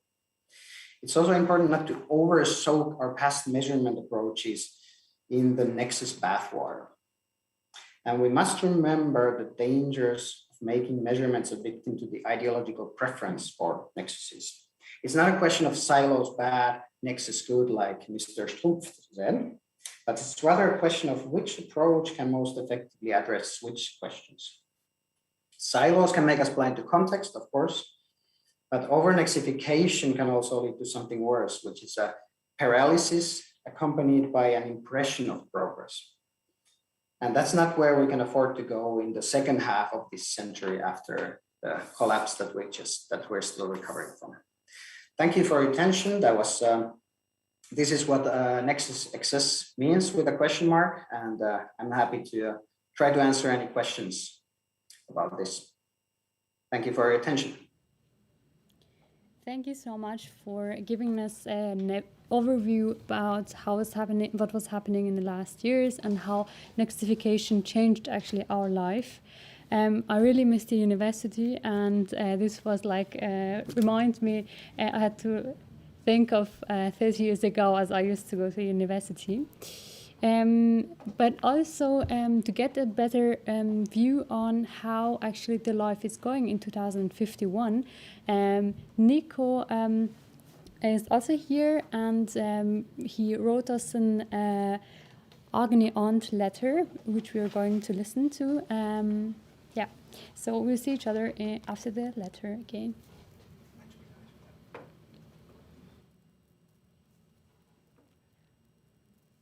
Dear Agony Aunt, like every first Sunday of the month, today was Tidy Up Action Day. The tradition had started for us as just a way to keep the house clean and dust-free, but now we expanded the meaning of tidy up and used it as a moment for introspection as well, and to clean up any existent issues in the community. It starts with a sunrise walk to the mound, which is extraordinarily beautiful in the mornings. The birdsong was astounding. After the Thanksgiving, we tried some chanting, accompanied by the drum my brother brought. He has just sailed in from Spain, embarking from Santander and arriving in Portishead. He told us about how much Santander had changed after so many people from the south of Spain had migrated north, escaping the heat, drought, and the creeping desert. The north had taken it well, though, and many of the emptying villages in the damp and rich valleys have been regenerated by the movers. The southerners complained about the rain, but my brother said deep down they were grateful. We walked back towards the house, energized by the morning's procedures. The allotments around here used to be all divvied up, but eventually integration and open passage were prioritized, and the Ashley Vale Allotment Association replaced the private family allotments. Now we walk across an orchard with the occasional signs of wild boar disruption. There are blueberry bushes and turnips. The house is an old Georgian build, on the corner where Montpellier meets St. Paul's. It is tall and thin and the last one in the terraced street, with a large camel drawn on its side that's always brought the curious to the door. The walls and the design are pretty much the same that would have been built in the early 1800s. Thankfully, we'd been part of its repairing 20 years ago. Now we boast triple glazing, underfloor heating, solar panels and solar water heating. All the houses in the small block, about 30 in total, came together and we brought down the walls dividing up our garden and liberated the land from its concrete slabs. We collaborated on the design of the new garden. Play area, vegetable patch, composting, a more secluded and private corner, picnic and bonfire zone. The idea had come initially from the yard in St. Werburgh's and the people from Bright Green Futures who had trialled net zero housing in Montpellier. So when the reparations investment came along, communities in Easton and St. Paul's pushed this idea of the repaired housing, which gave them almost complete energy independence, larger green spaces to cultivate and where to culturally express themselves. Our tidying was well underway. 3 of us did the kitchen, the other 2 sorted the bathroom. My brother played more music and kept us going with tales from his home. Once we were done, Luke offered to show him his workshop, and I decided to attack my room. I'd been wanting to get at the boxes at the bottom of the storage cupboard for a while. I started digging out all our old paraphernalia. There were my old degree certificates, my love letters and photographs, the folded up posters that used to hang from the walls of the different rooms I've had. My partner and I have been living in this house on and off for 30 years, so the collection spans a lot of our lifetime. I find a purple sticker that says, "I cheered, I danced, I shouted, I toppled Colston." 31 years ago we pulled the statue down. Less than a year later, the atonement and reparation for Bristol's role in the transatlantic traffic in enslaved Africans motion was passed. It pushed for holistic repair, including investing in historically marginalized communities to address the city's continuing inequalities. At first, it didn't make much noise, but the land justice movement was growing. In 2021, people in the UK had right to roam over only 8% of the land and 4% of the inland waterways. Some of the largest land-owning families were directly linked to slavery or plantations. Activists like Guy Shrubsole and Nig Hayes became household names for their continued highlighting of the hypocrisies of land ownership and lack of access. I find a drawing my partner had made in one of the mass trespasses we went on. It shows an abandoned old manor house. The trespasses revealed more and more empty, decaying, exuberant houses, left to rot by indebted aristocracy. There's a small envelope full of Polaroid pictures. The first ones show Judith in the gallery garden, proudly posing in front of the kale and sunflowers. Then there's a big group of us, celebrating outside College Green. That was when Cleo Lake, who was the Green Party councillor who put forward the reparations motion, was elected mayor in 2025. The council created a reparations budget and interpreted it broadly by advocating for resilient communities rich in self-expression and pride of place. The word repair took on new meaning. Community organizations got busy repairing, meaning anything from pedestrianizing streets to insulating council houses. A lot of the money went into paying salaries to full-time community organizers, into their training and empowerment. Reparations was about democratizing the everyday, giving voice and tools for people to redefine their own spaces. The next picture shows me smiling in the new electric tram. The city centre had been made mainly car-free, creating more free space for nature. The last set of pictures remind me of the immense sense of pride I felt. There are all our housemates, dancing and running along the newly emptied M32. Cleo Lake became the first mayor to rewild a motorway, creating a nature corridor straight from the heart of the city's bear pit out towards Stoke Park and the Frome Valley. Many would follow suit. Reparations had become a hugely useful concept. It aimed to repair injustices done to people and their ecosystems. But the conversation was always carried by curiosity, not judgment or vengeance. The history of the city, street by street, slowly unravelled. We surrounded ourselves with ghosts, not only the ghosts of slaves, neglected women and abused travellers, but also those of lost creeks and brooks, waterways long buried and landscapes forgotten. The histories were weaved through our maps and senses. The city came alive in endless iterations of what had been and what could be. Hiding behind one of the boxes in the cupboard I found our old hammock. We're 50 years old now and haven't camped in a while, but I'm flooded by memories. The energy started by reparations spilled out of the cities. The festive mass trespasses turned into respectful occupations. Abandoned country properties were repaired, sometimes with council support.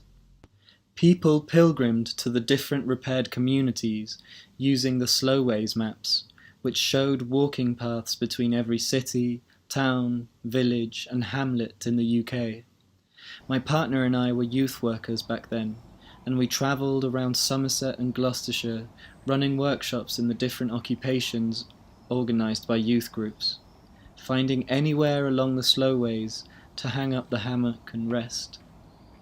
Many of the projects didn't last long, and were more of a statement, but the council supported reparations and regenerative farming after some big wins for the Green Party all across the country.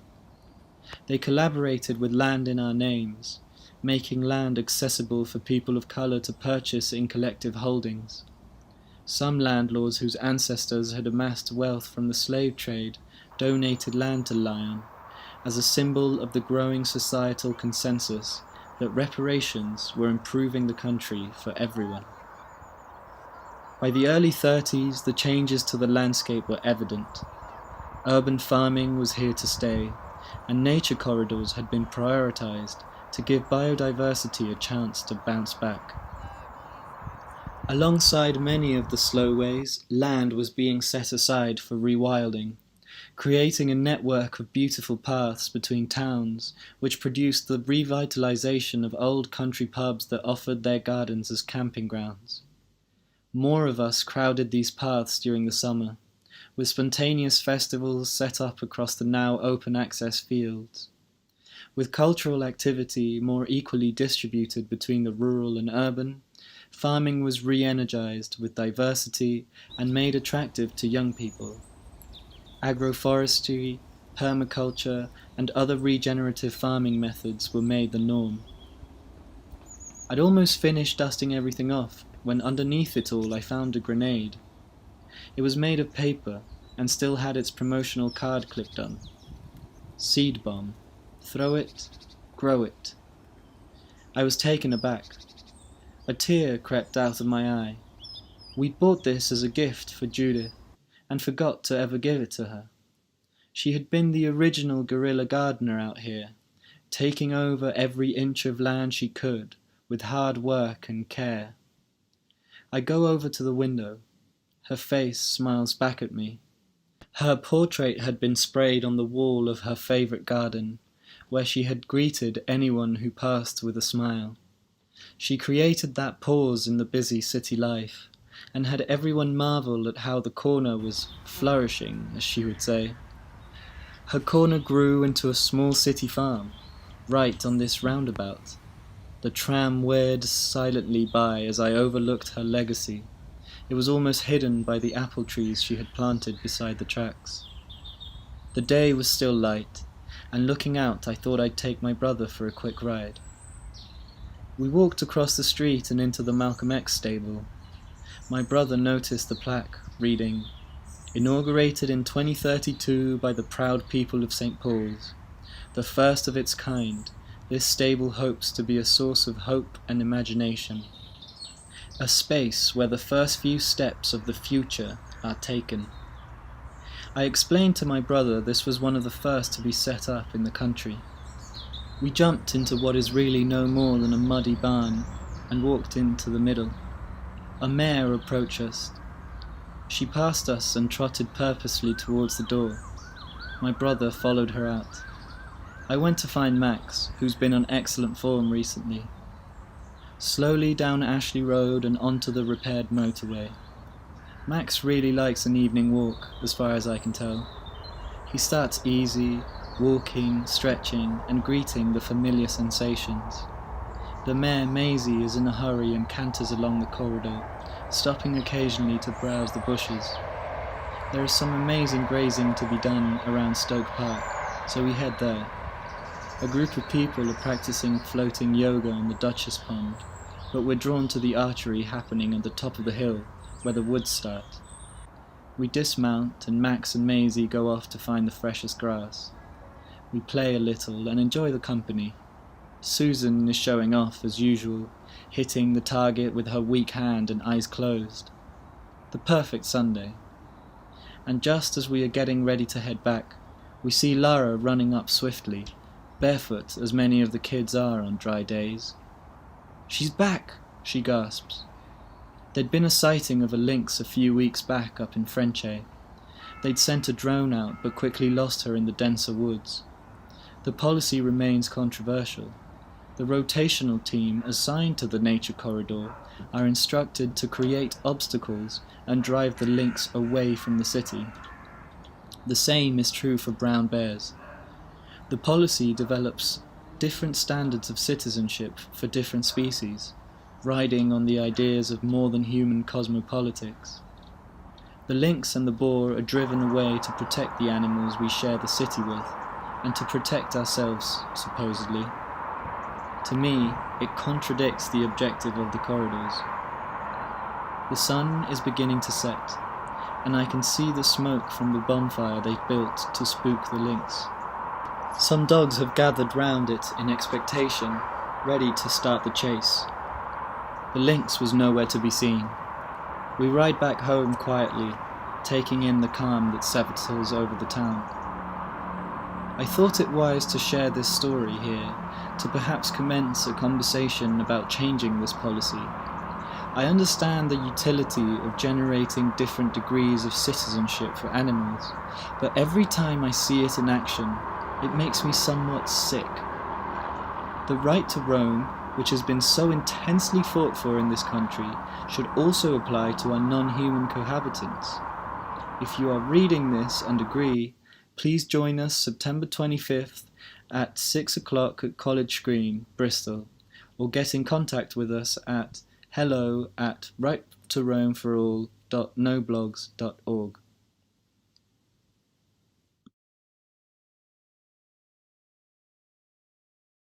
Later we're coming to the discussion part, and therefore I would like to start with our guest in the studio with me. Let's talk about geoengineering.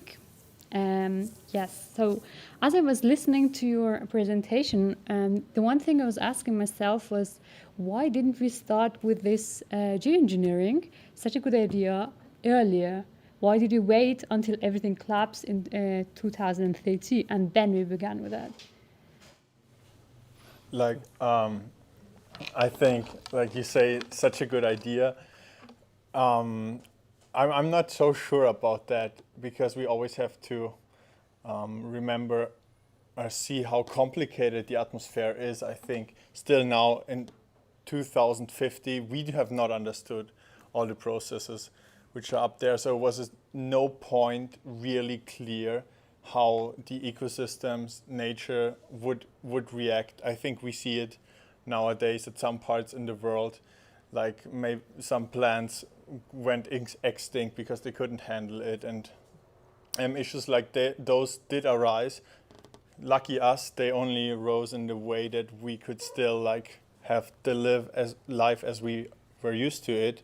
But after all, like, this is not really something we could predict at any point. So it was definitely good to wait, and we only employed it once. Like, it was clear that something had to be done. Otherwise, we would just have a collapse of the climate. So we, with the studying and experimenting stuff on geoengineering, it wouldn't be possible to start in 2030 if we didn't have any study or experienced anything around it. But how did this work? Because we had in 2021 many indigenous people that started movements against these experimenting, and how did this work actually in the last 30 years? Once it came this point that you said, okay, now we are going to start, and the movement stopped, or why didn't these movements actually win the process? Or did you start experimenting in different countries, or how went the experimenting part? Because I think back then we were not so far with this engineering. Do you get the question, or should I specify? I got it. Yeah, I remember when I was in 2020 studying PhD at University of Helsinki, and already at that time, the first what was necessary to really understand how atmosphere works. So basically the whole institute was working on that, and already at that time there were some papers about geoengineering, but it is every time difficult to start something new because you have a model that somehow works, can fit your environment, but if you introduce something new, sometimes it is not so easy to expect what will happen, and that was it. So basically sulfuric acid due to the volcanic eruptions was well studied thing, and that's why we decided to test this molecule, and we knew that it will not do anything so bad. And when we tested, when we made the first test in 2033, it was really shown that the effects are only good for us. The only problems were this ozone layer. You have more aerosol, so there is some, on the other hand, ozone depletion. But overall, the cooling effect worked, and the UV radiation, which is coming to the Earth, was also protected by aerosol. So that worked. Yeah. Did I answer the question? Yes, yeah. Of course. Thank you so much. And yes, I'm thinking about the letter, Nico, you wrote, and about which role actually played the technology in saving the planet. I think I had the idea that in your reality we did use other instruments. Which role does actually technology plays in 2051? I think as you can see from my letter of complaint, it's a world where technology, in my current everyday, it's not a main factor in our days. Obviously, we're empowered by it, quite literally powered by it, and the technology that we have in our homes. After reparations, we were installed with solar panels and water heating mechanisms. But beyond that, really the focus was put on nature, which I think is something that any talk of geoengineering is almost constantly ignoring or forgetting, because you talk about affecting the atmosphere, but there's really no talk about reversing the mass extinction or reversing the cataclysmic fall in biodiversity. And so what's really made a difference to my everyday here in Bristol in 2051 were the moves that started in the 2020s to give biodiversity a chance to bounce back by prioritizing the use of nature corridors, even across cities, and really promoting that connection between every single citizen and the natural environment that surrounds them. So yeah, for us right now, technology is definitely something that allows us to live more sustainably in certain ways, and live relatively comfortably. But our emphasis is definitely on experiencing the outside world and taking all our joy and having used that experience to mitigate the worst effects of climate change. Okay, thank you. And I would like to go to continue with Matti. You told us about the nexification and how it changed our life. But what I was asking myself is, how would the life look like if there were no nexification?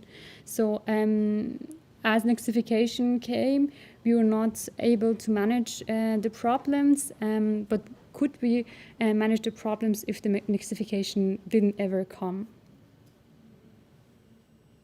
Mm-hmm. Yeah, yes, thank you. That's a very good question. I think some degree of nexification is absolutely necessary, because I mean the dilemma here is that the linkages are there.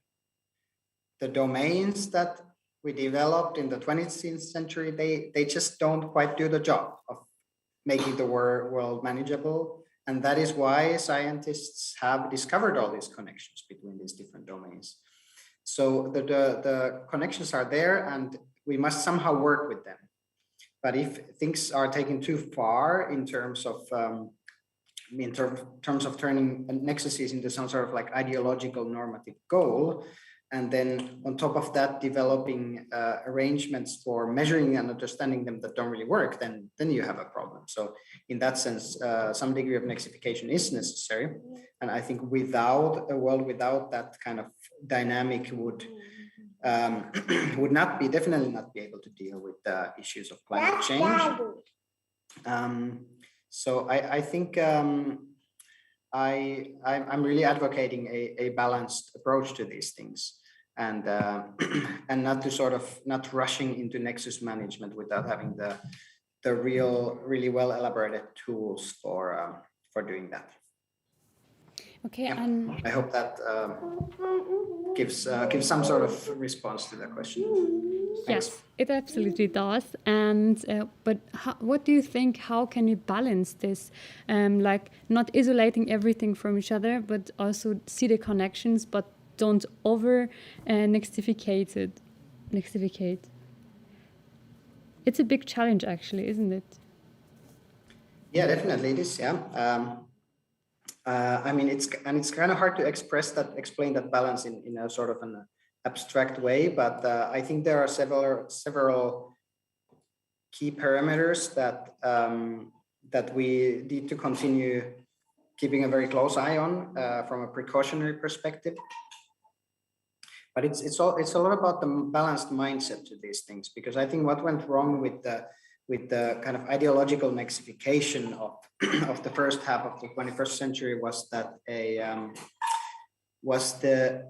these sophisticated measurement tools created the impression that we now have a very solid risk management approach in place, and we can trust this, and we're safe as long as we follow those parameters. But then that turned out to be terribly wrong.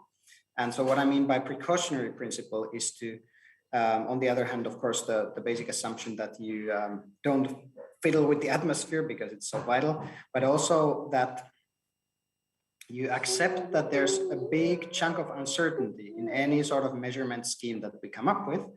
And that is an extremely big rationale for being very, very cautious about what we believe, how we're doing, and then how our measures should be geared. So that's sort of the important kind of component of the balance. How you express that in like a measurement and monitoring framework, that's a more technical question that'll take a bit more work from my part and others too. Thanks. Yeah, sure. Thank you for that. Let's come back to the studio. And I would like to ask, everything worked out with the geoengineering. We had luck or the knowledge to manage that, but what do you think, but which risks that actually were from the perspective of 2021 actually correct, or how do you say it, like did also something went wrong, and what would we do if everything with the geoengineering and the solar program didn't work?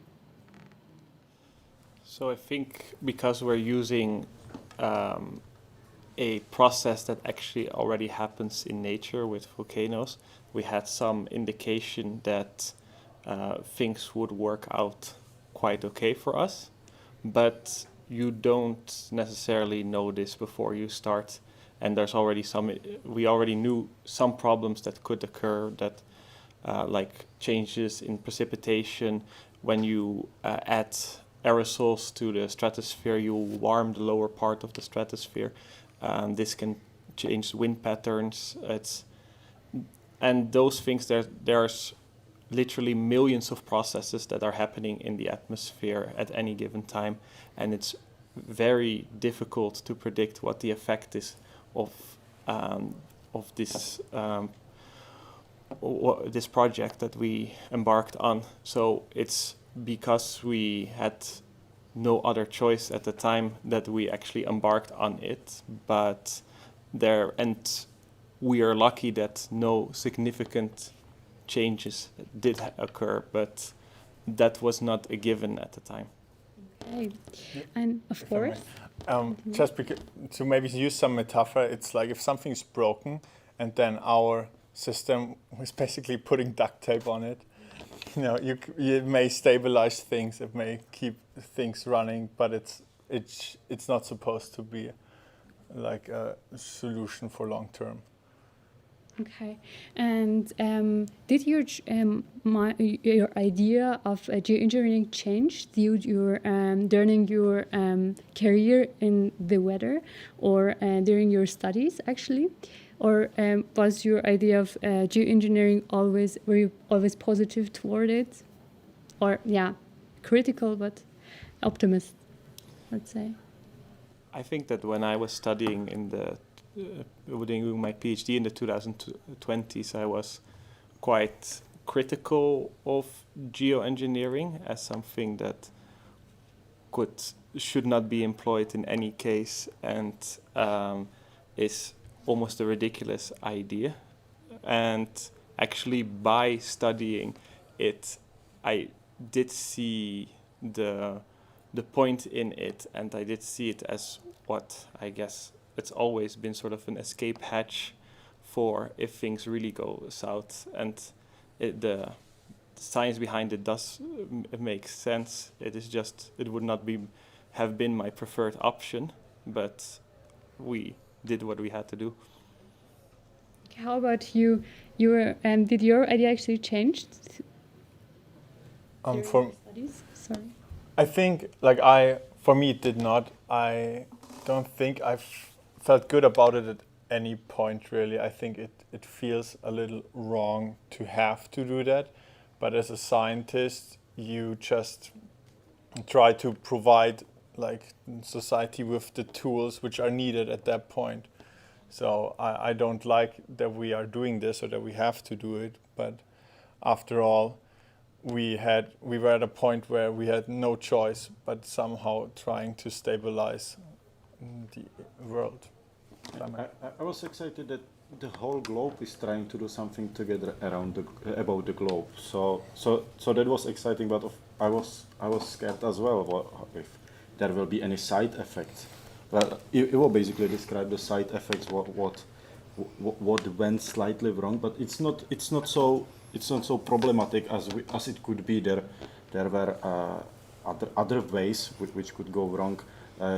We were asking ourselves in past, what about the acidity? We are introducing sulfuric acid to atmosphere, or basically at some point sulfuric acid. So is it problem? But the amount what we are introducing in the end showed that this is not so problematic. The ozone layer, this is what you described, etc. So I was very excited, but also a bit scared, and now everything went well. No? Yes. Yeah, well, if I could say one more thing, I think that's an interesting point that you brought up, is that at the moment when we were in the 2030s, everyone was focused on climate change because we were in this bad situation. The fact that we have the weather now, this geoengineering project, you feel already that this all coming together has waned a bit, because now we have at least hit sort of the problem out of view. So that is, of course, also a problem that we have, that like a lot of things have sort of returned as business as usual. And I think the 2030s was a moment that people really understood the effect of climate change, and that has sort of waned again. So that is also, I guess, a problematic thing about this kind of technology. So the people don't see actually the consequences of how we actually live. Exactly. So, yeah. Thank you. Nico, did you want to mention something? No. Okay, so I would like to ask you a question. We yesterday had a letter too, and this letter looks very different to your letter today. You're talking about festivals and car-free cities, but the other one was about very loneliness and virtual reality and everything. What makes you optimist, and what makes you what is like the, how do you say it in its perspective? So what do you think what helped us actually to make this future that we have done right now? Did you get my question? Yeah. Okay. So I think for me the biggest difference between the two letters are so if one tends towards isolation, the other tends towards connectivity. And a really important thing about the letter today was the reparations concept, which I think really prioritizes climate justice, and it manages to link or nexify, if you want, those intersections of injustices. So I'm really concerned with those, with the land injustice and racial injustice and obviously the climate injustice. But so by merging all of them, the reparations movement really gave us some strong energy in the 2020s, and we started it right here in this city, and it gave people a different outlook and really energized the movement towards thinking differently about our environments by being able to think about the history. So I live in a street where, you know, the first person to buy out this area of land was a priest who had been linked to slavery back in the day, and then to be able to make that peace with the current community and think about, you know, how to create those reparations and how to repair all those damaged relationships. And so I really enjoyed the reparations really worked in the 2020s, and onwards, because it gave us that chance to just prioritize climate justice and make all the changes in our local communities, and to bring about that justice by working together. Okay, thank you. So we took an action, and we didn't, as the title says in this session, we stopped panicking. And Matti, we also talked about, the fact that many young people get actually very frustrated because they don't see themselves making a change, even if they are like working a lot on that.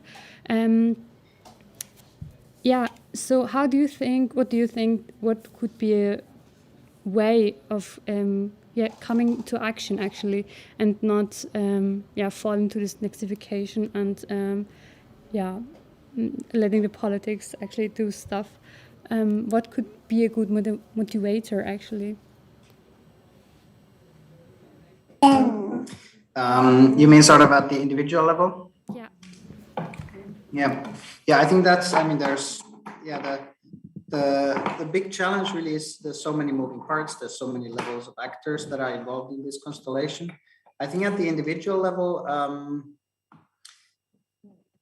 I mean, there's many potential motivators, and I think this is sort of something that, you know, everyone has a different thing that motivates them. But I think in my personal view, there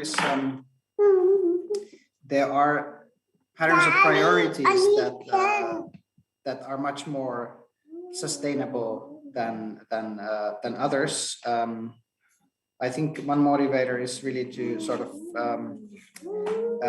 reassessment of personal values towards a sort of an outlook that puts our lives into a perspective that's maybe not oriented towards material stuff. Because I mean, a lot of the problem is about stuff being produced, stuff being consumed, and stuff then being sold and needs being generated. Kind of the things that people don't really need. And I mean, I don't mean to make that as a sort of a fully anti-capitalist point, but rather as a more of a philosophical point, because I mean there's many ways to generate value. If generating monetary value is important, then there's many ways to do that. One is to produce more stuff, and the other is maybe to produce ideas and services that are important to people and that maybe not necessarily connected with so much production. But it's I mean, at the individual level, it's impossible for me to identify like a single individual motivating point. I mean, just sort of talk from a personal perspective, the sort of outlook where life does not evolve around the consumption and accumulation of material stuff, then that can make a big difference. But for that, you of course need to work hard to kind of generate a different value system, because we've grown up, a lot of us have grown up with the notion of having more stuff. Yeah, something along those lines. Yeah. I hope that helps. So I think as we started with nexification and everything went at the beginning very well, it was motivating, and after that, going back and go even in a more catastrophe times, I think it can really get frustrated. So thank you for still being an activist. I'm looking for questions from the audience. You have always the possibility to ask questions if you're here, or you can write us comment on YouTube. Okay. It doesn't look like we have questions. Then I would like to continue with my questions.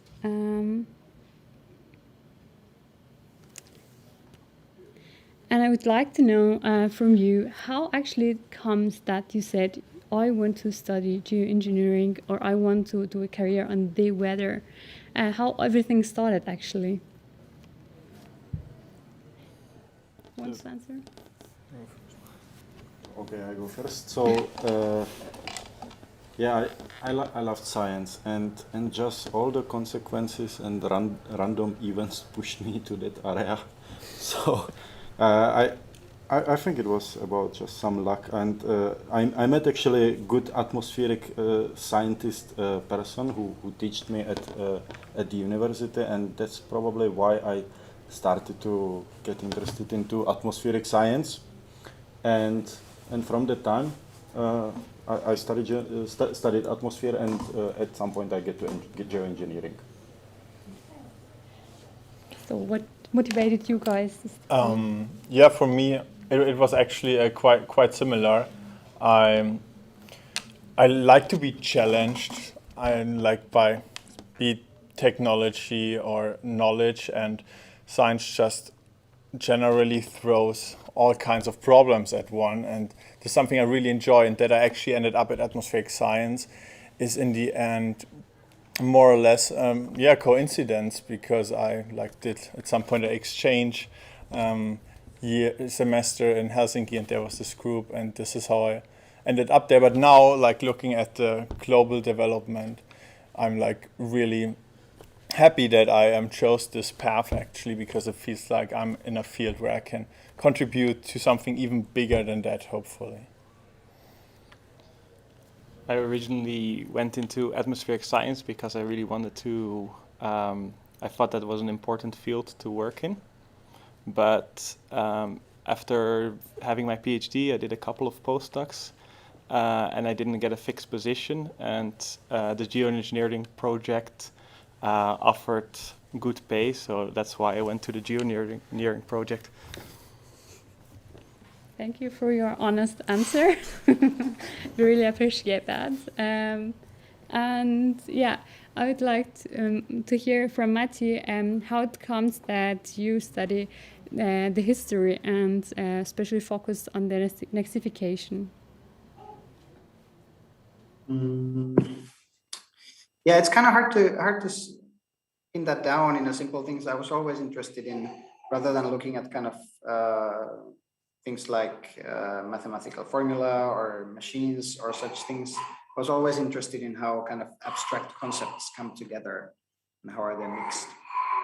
And it's there's a surprising amount of work going into the merging of abstract concepts in a lot of domains of life, including in business, in politics, but it often goes sort of under the radar because it's so obvious and simple that you don't really notice it happening very quickly. So I don't know, probably after working for a while on the questions of how climate change actually reconnects with biodiversity, how it connects with security, how it connects with other of these so-called compartments that we've developed, then I realized that there's actually an interesting pattern of going on here that actually connects very closely to the history of ideas in our culture. So that's where the inspiration came from. So it's a combination of sort of interest in the theoretical side of things, and then seeing the expression of this nexification patterns in the practical reality of governance. Yeah. Okay, wow, thank you and telling us how it comes that you study on this important topic. Nico, as I read your letter, I was again very touched, and what I was asking myself is, are you going to write a book someday?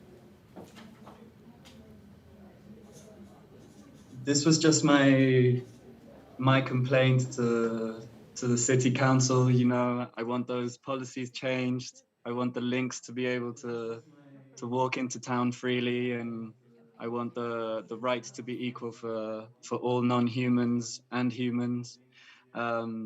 So not in the moment. No, it's not in my ambitions. I'm happy just riding horses, practicing archery, and gardening, out here in this great city. We've worked really hard to get it to this place, so now it's my turn to enjoy it. Yes.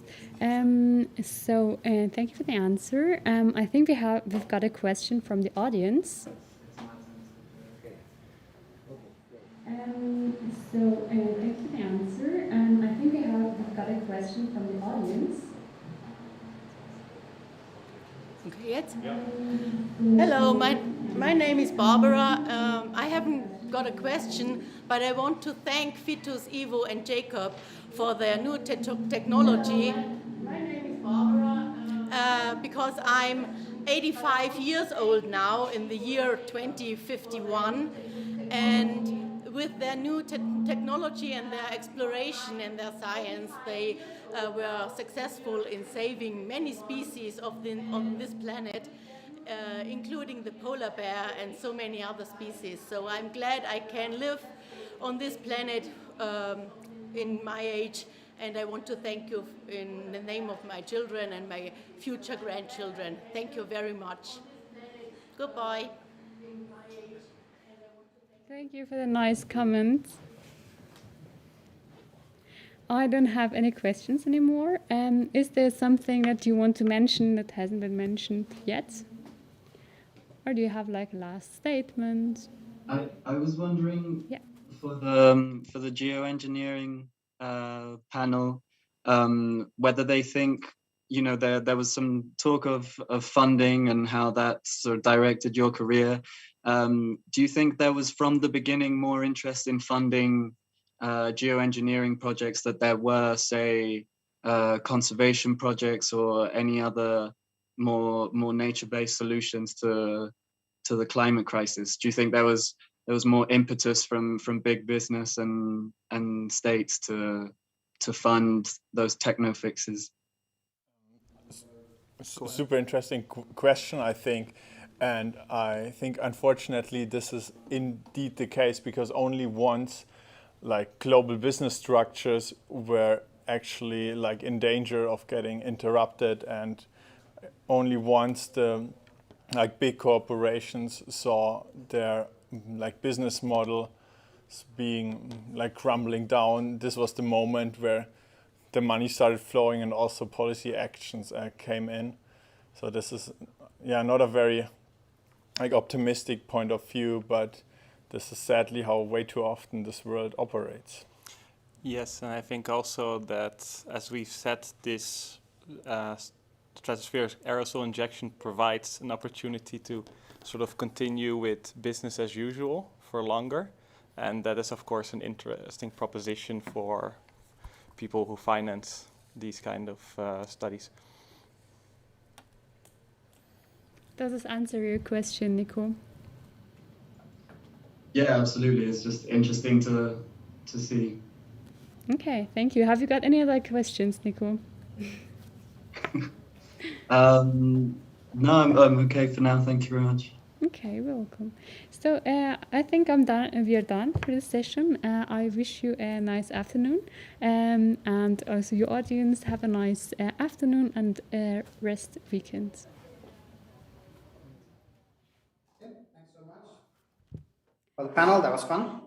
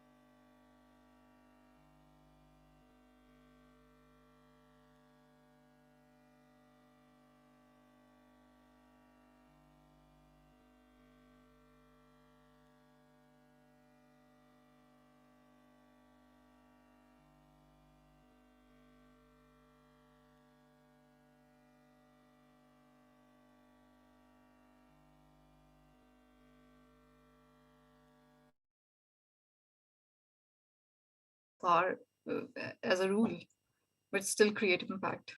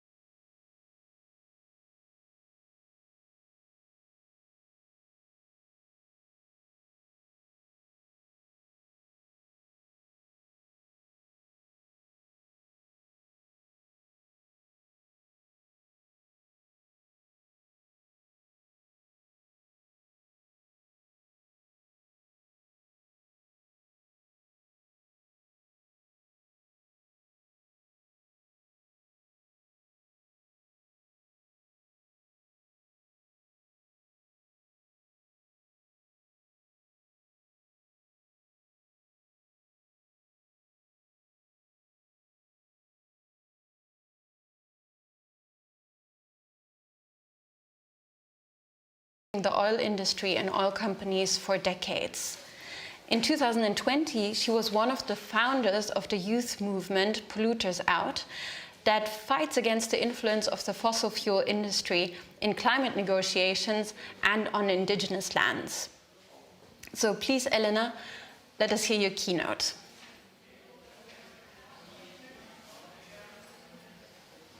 Hi. Thank you all for being here and taking part of this conference. My name is Elena Walinga. I come from a small community called Sarayaku in the Ecuadorian Amazon. Because of the threats and the persecution that my community has lived, because of the threats of the oil industry that we had when I was a child, I, from a very young age, was involved in advocating for the Amazon and for the rights of indigenous people. When I was growing up in the Amazon, my community constantly faced the threats of the oil companies entering, and ever since we have been fighting. In 2002, my community received an attack. I would say it's an attack when they, without our consent, landed on our beaches with helicopters and said, "We're gonna dig oil here." After that, a long process of fighting began. The people of my community had to go out to the cities, leave their families behind, leave their traditional way of living behind to go to the cities to fight these people in these industries in their own spaces, because that's what we had to do. We had to go to all these offices, to the lawyers, to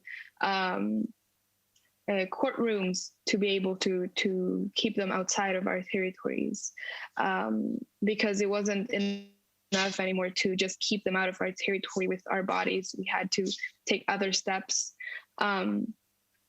So a very long process of fighting began with 10 years of a 10-year legal battle against the Ecuadorian government, because they allowed this to happen to my people.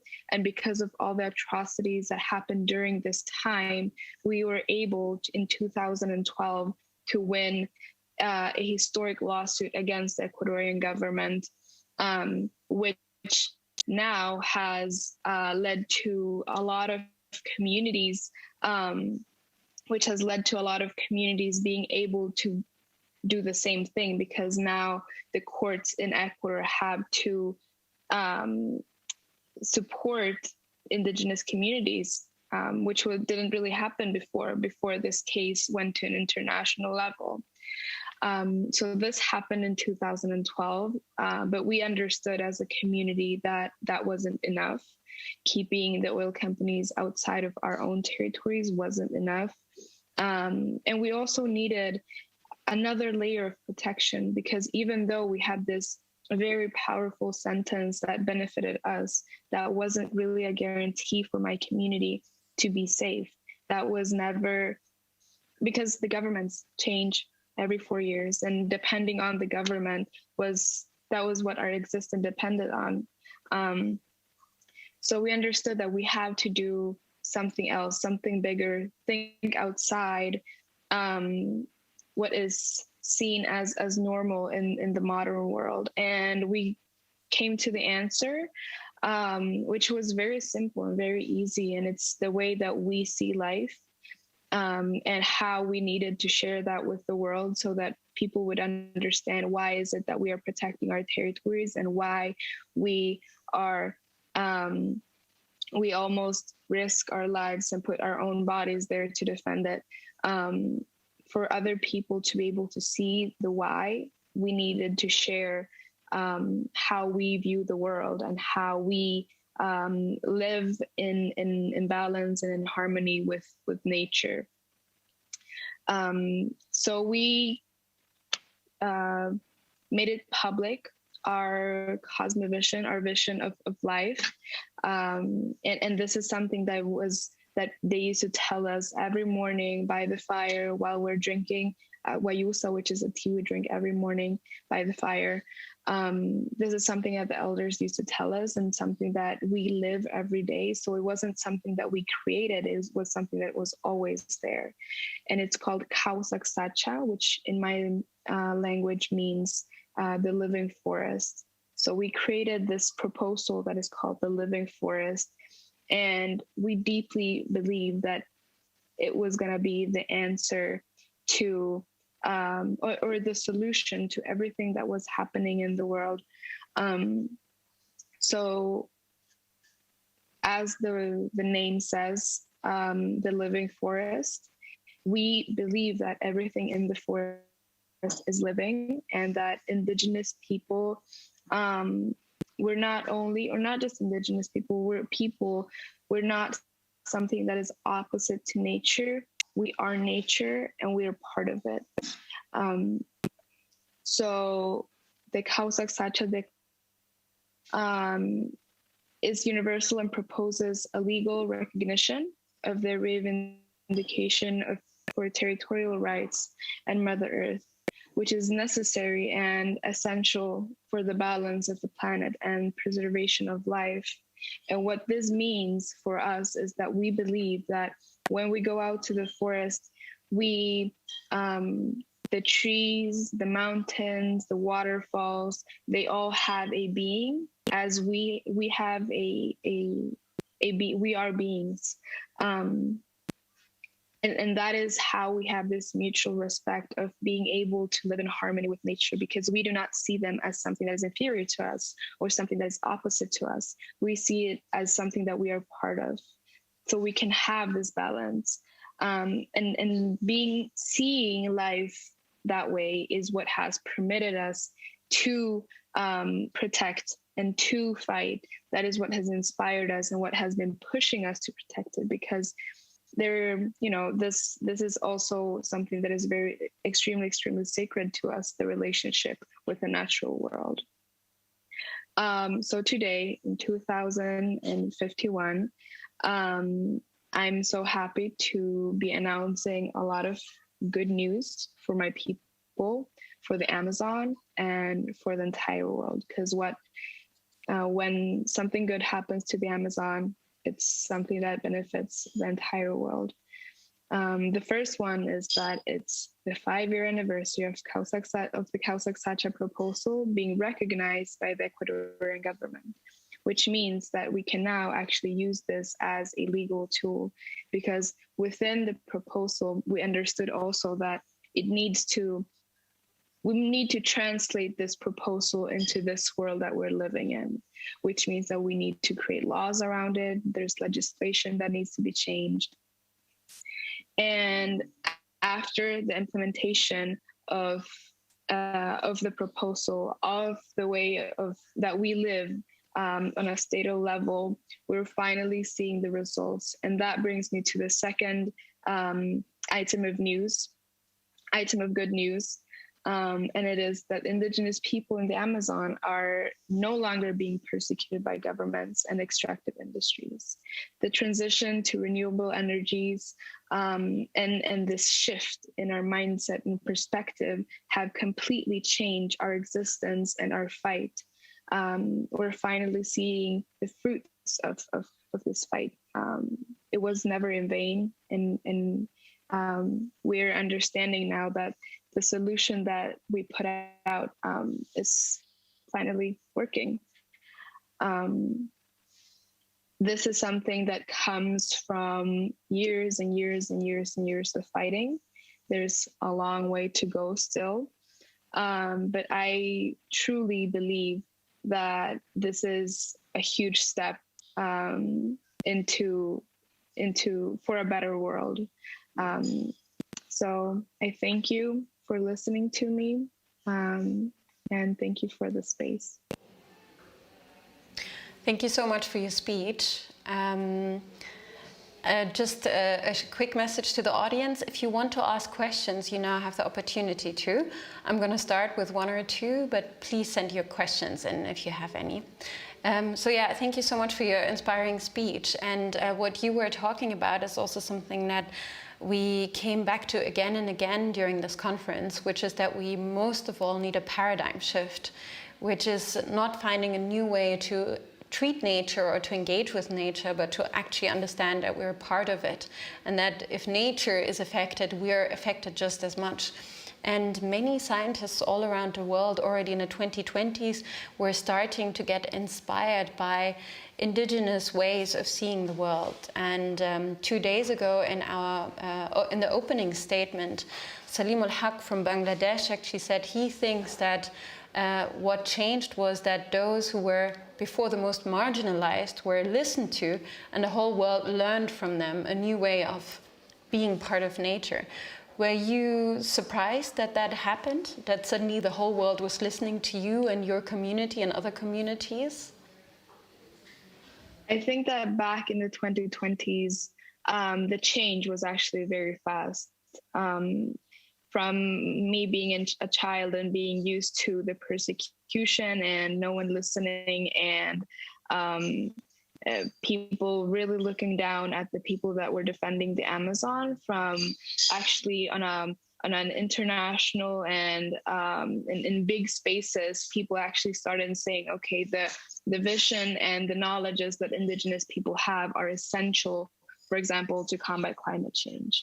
That is vital that we listen to indigenous people. I think that transition was very fast. Just even though it wasn't really something that we saw with action, it was still something that was being said, which in 2000 something, it definitely not happening, especially in countries like mine. We were called eco-terrorists. And that type of stuff. And then it started to be recognized, and the work that we have put in is what is giving the results. But it's also just because it comes from a very genuine place. It comes from the heart. And I think that is definitely what has created this change. And what also played a big role was global solidarity. So people from countries that weren't maybe immediately affected by climate change or didn't see the changes affecting them were in solidarity with people on other ends of the world, and were ready to limit themselves and live in a different way. What do you think how did this international solidarity, this global solidarity come about, and what were the biggest challenges?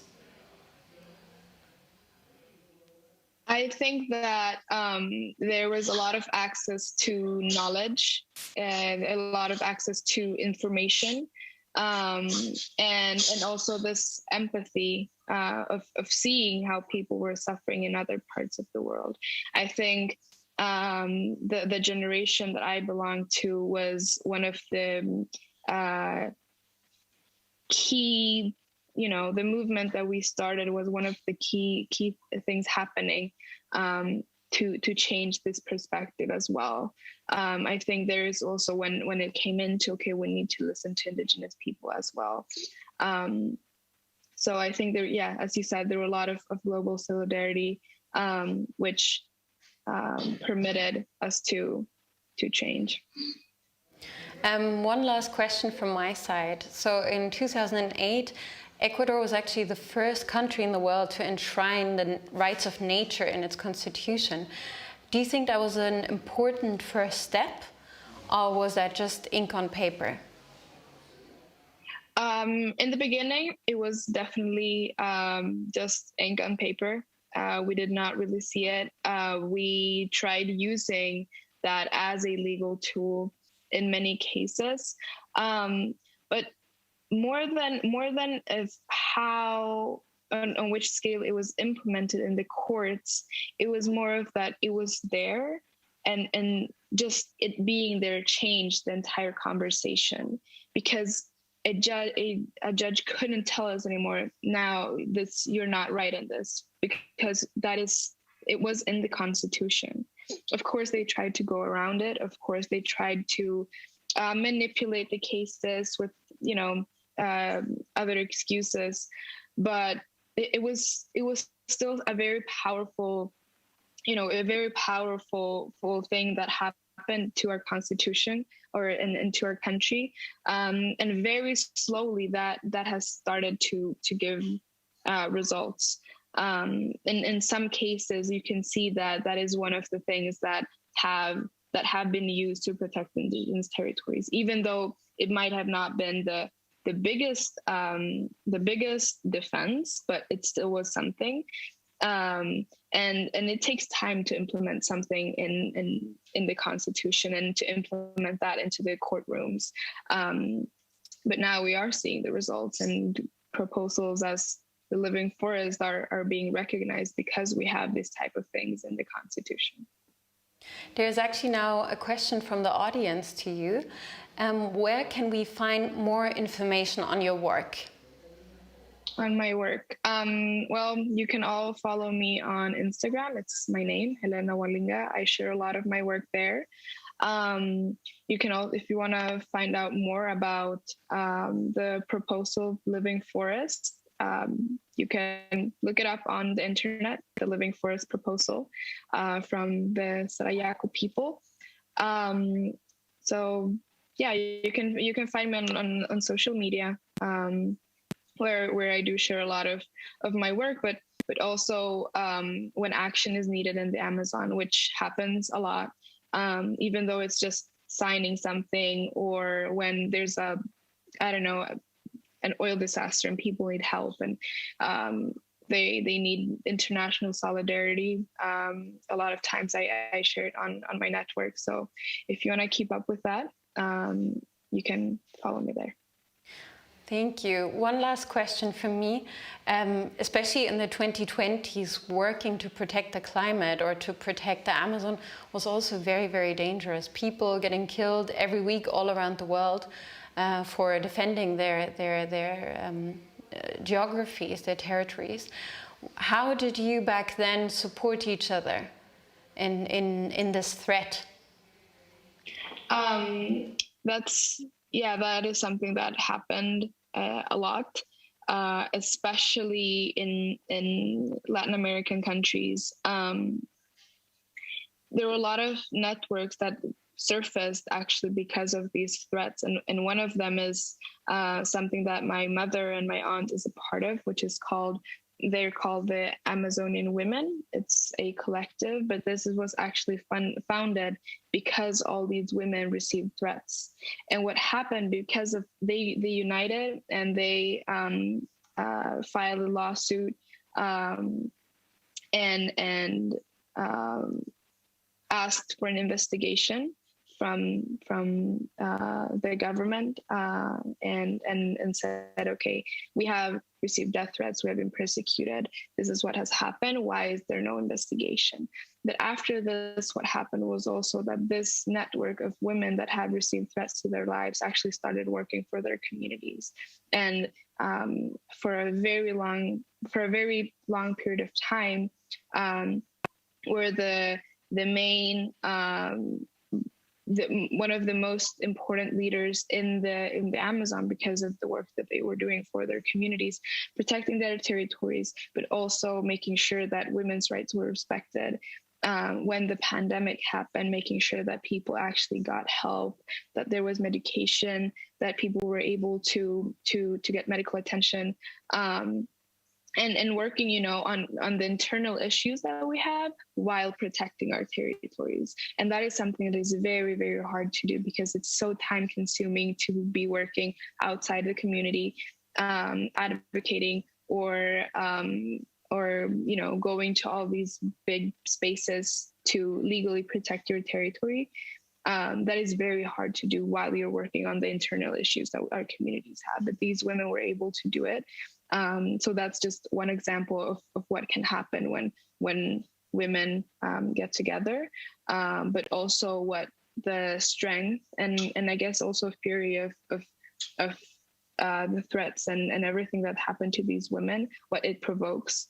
And it's very beautiful to see how from something so hard and so ugly as the persecution of indigenous leaders developed in something very beautiful.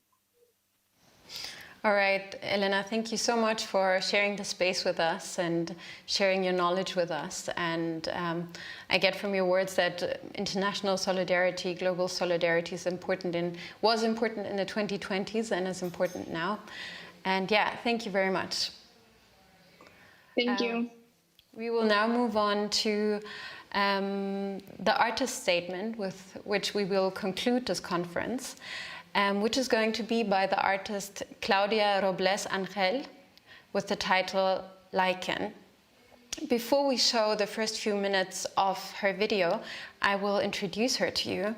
She's a new media and sound artist born in Bogota, Colombia, but currently she resides in Cologne in Germany, but is active worldwide. Her work and research cover different areas of visual and sound art.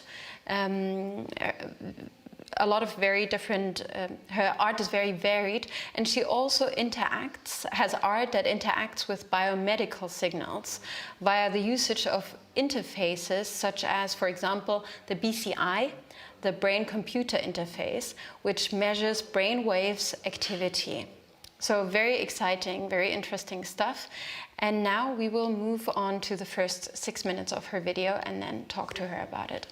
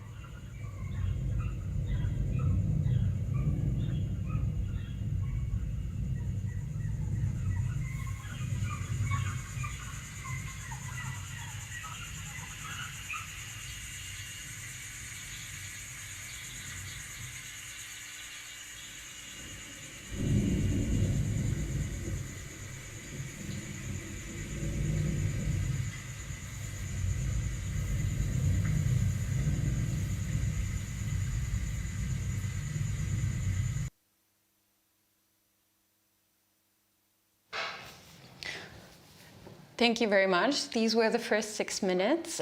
Claudia, do you want to share some introductory words with us about your work? Thank you, Nabila. Thank you for this presentation, and thanks for inviting me to this conference, fantastic conference. Thank you, Helena, for this fantastic presentation too. I really love it. Yeah, okay, I will start my presentation here. We'll share my...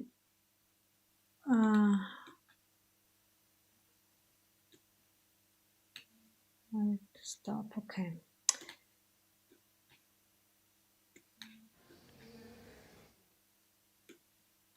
Okay, now you're looking at the presentation. Huh? Yeah, okay. This is Lycan. This is the work you have seen. This is an audiovisual experience inspired by a symbiotic relationship. So 30 years ago, so we are now in 2051, and 30 years ago, I specialized in the usage of biomedical signals, for example, using brain waves, muscle tension, etc., in interactive audiovisual performances and installations. I don't know why it's not working. Okay. So my work with biomedical signals was driven by the idea of how to perceive the imperceptible, and particularly related to the human body and those internal fluctuations that are usually imperceptible in our daily life. These works invited visitors and audiences to raise their awareness about the imperceptible fluctuations inside the human body by creating audiovisual environments. There is an analogy between these works and climate change. The day-to-day changes in climate are also imperceptible and only can be perceived through their consequences in our world. Today, I will focus my presentation in this installation. This is in this installation, I propose a reflection upon the influence of the internal signals or fluctuations in our bodies, which are manifested through, for example, emotions or physiological reactions, and the impact that they have on others or the habitat.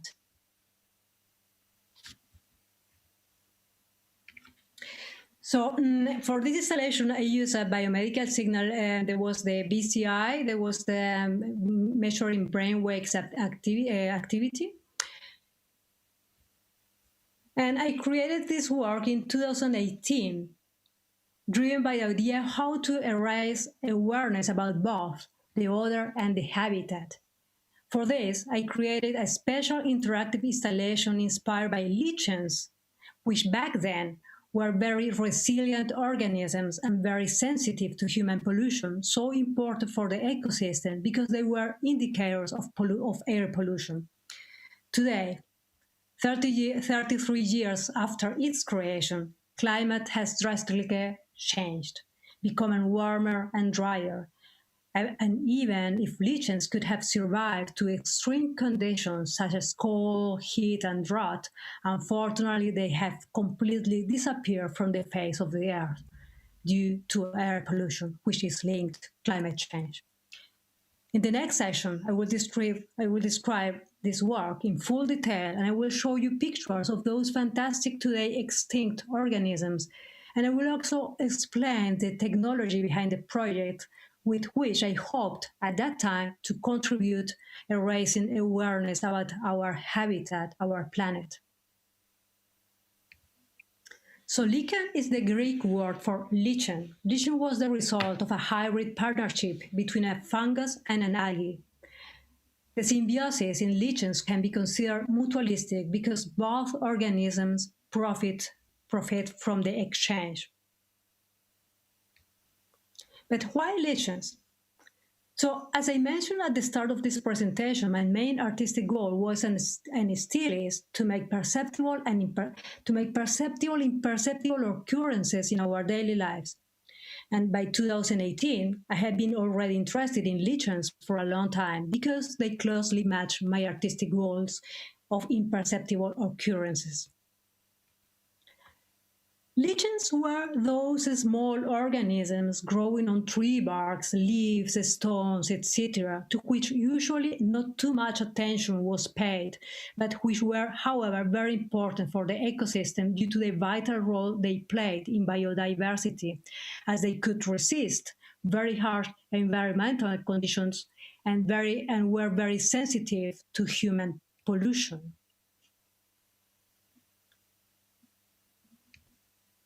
Their diversity in shapes and colors were often ignored, but they played a key role in ecology.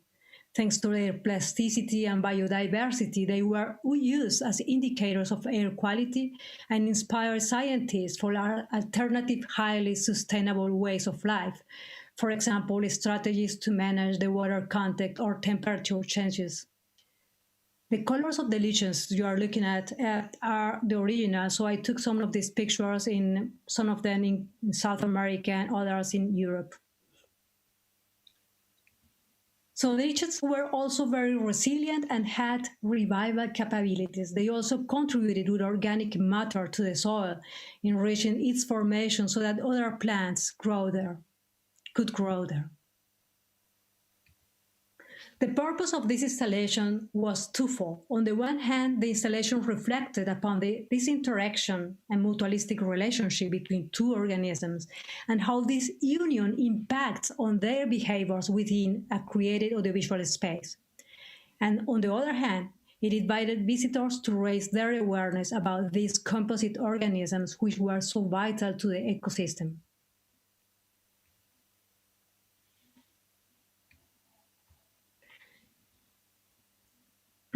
You have seen already some minutes of this of the documentation of this installation, and that is the installation was developed at the Immersive Lab at the Institute for Computer Music and Sound Technology in Zurich.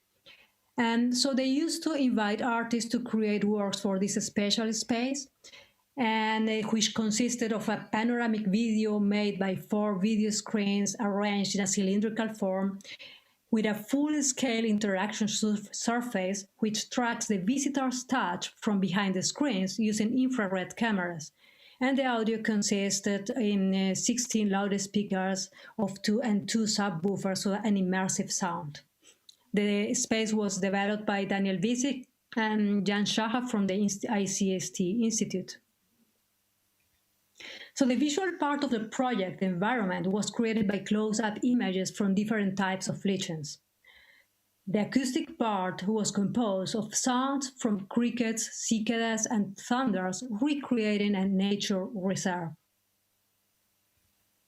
The installation consisted basically of 2 types of participants, the host and the guest.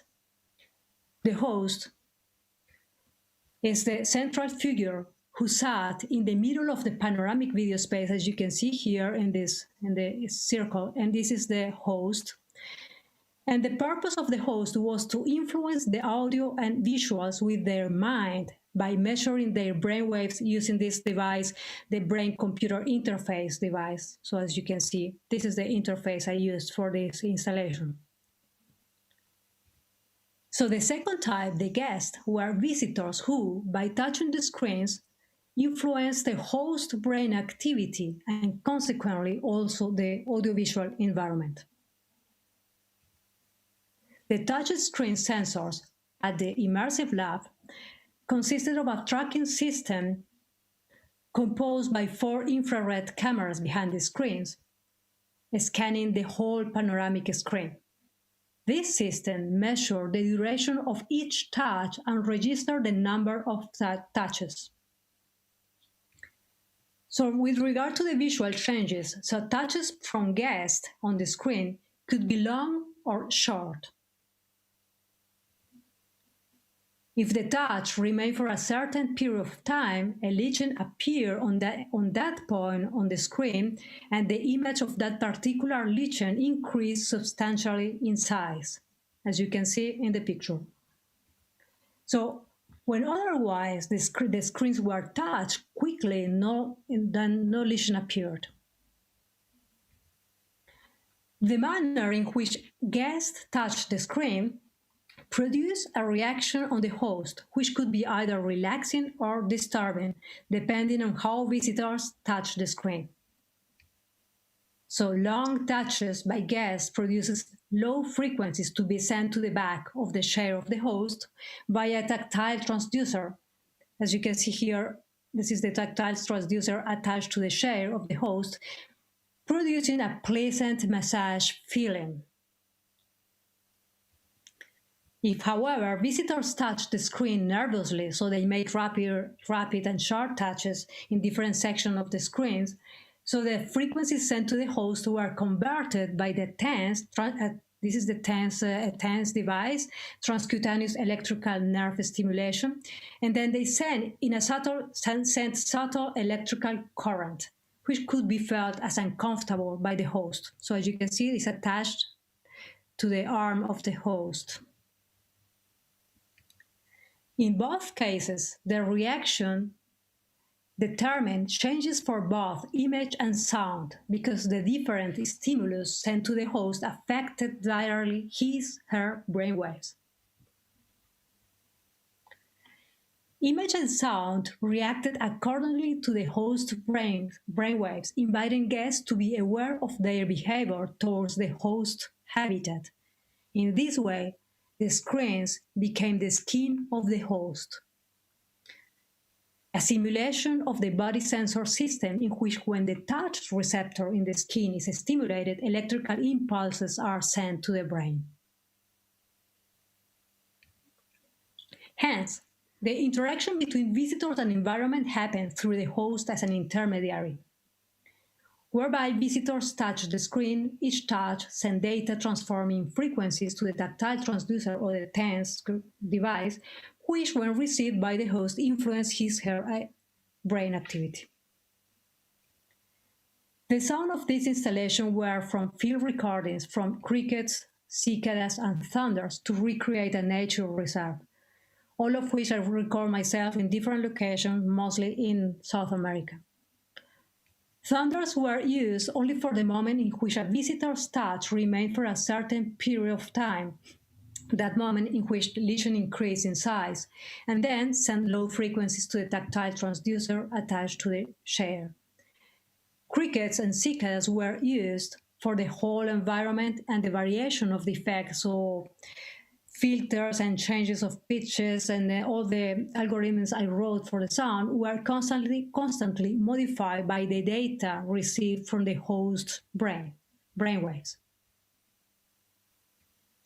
So the sound environment went from a quiet night in nature environment with sounds of crickets to a sunny midday when cicadas were more active. The more relaxed the host was, the quieter the acoustic space became.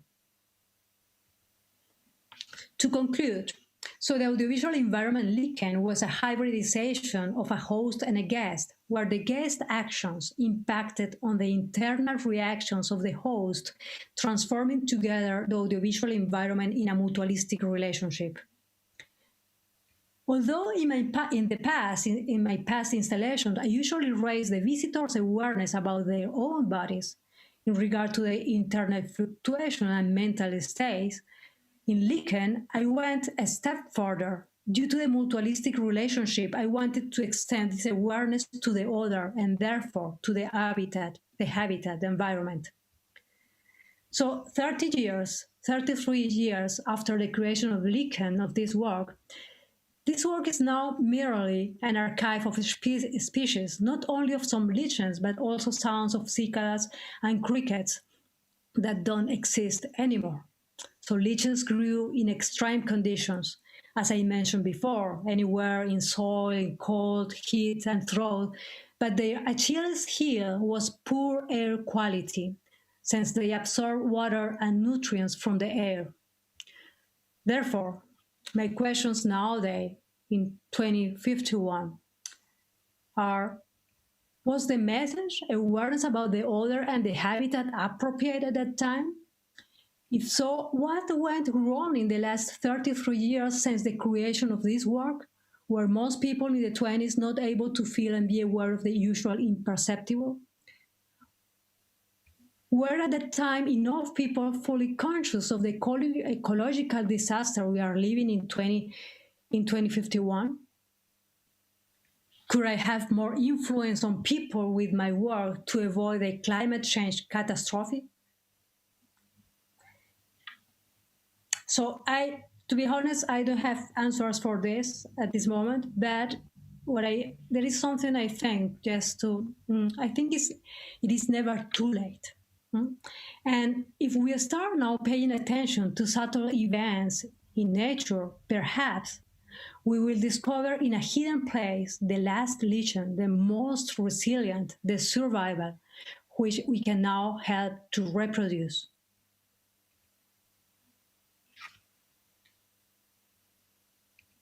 Thank you. We can, I will start and I will show, maybe because you can maybe now understand better how the installation works. I will show you this this last 2 minutes with this for this installation, in which you can maybe understand better how it works when people touch the screens and what happened with the installation when people are in the middle, and how the reaction of the host in the installation.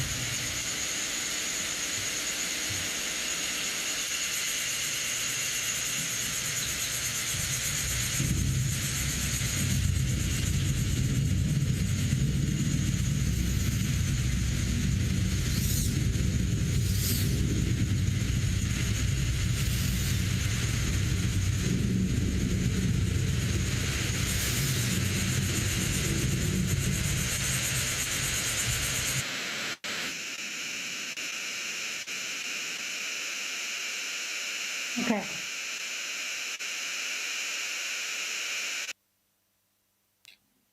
Right. Thank you so much for sharing this with us. Yeah, I wish I could have seen it, not just on video, but in real life. And that is actually my first question. How did people back in the 2020s, how did they react to your artwork?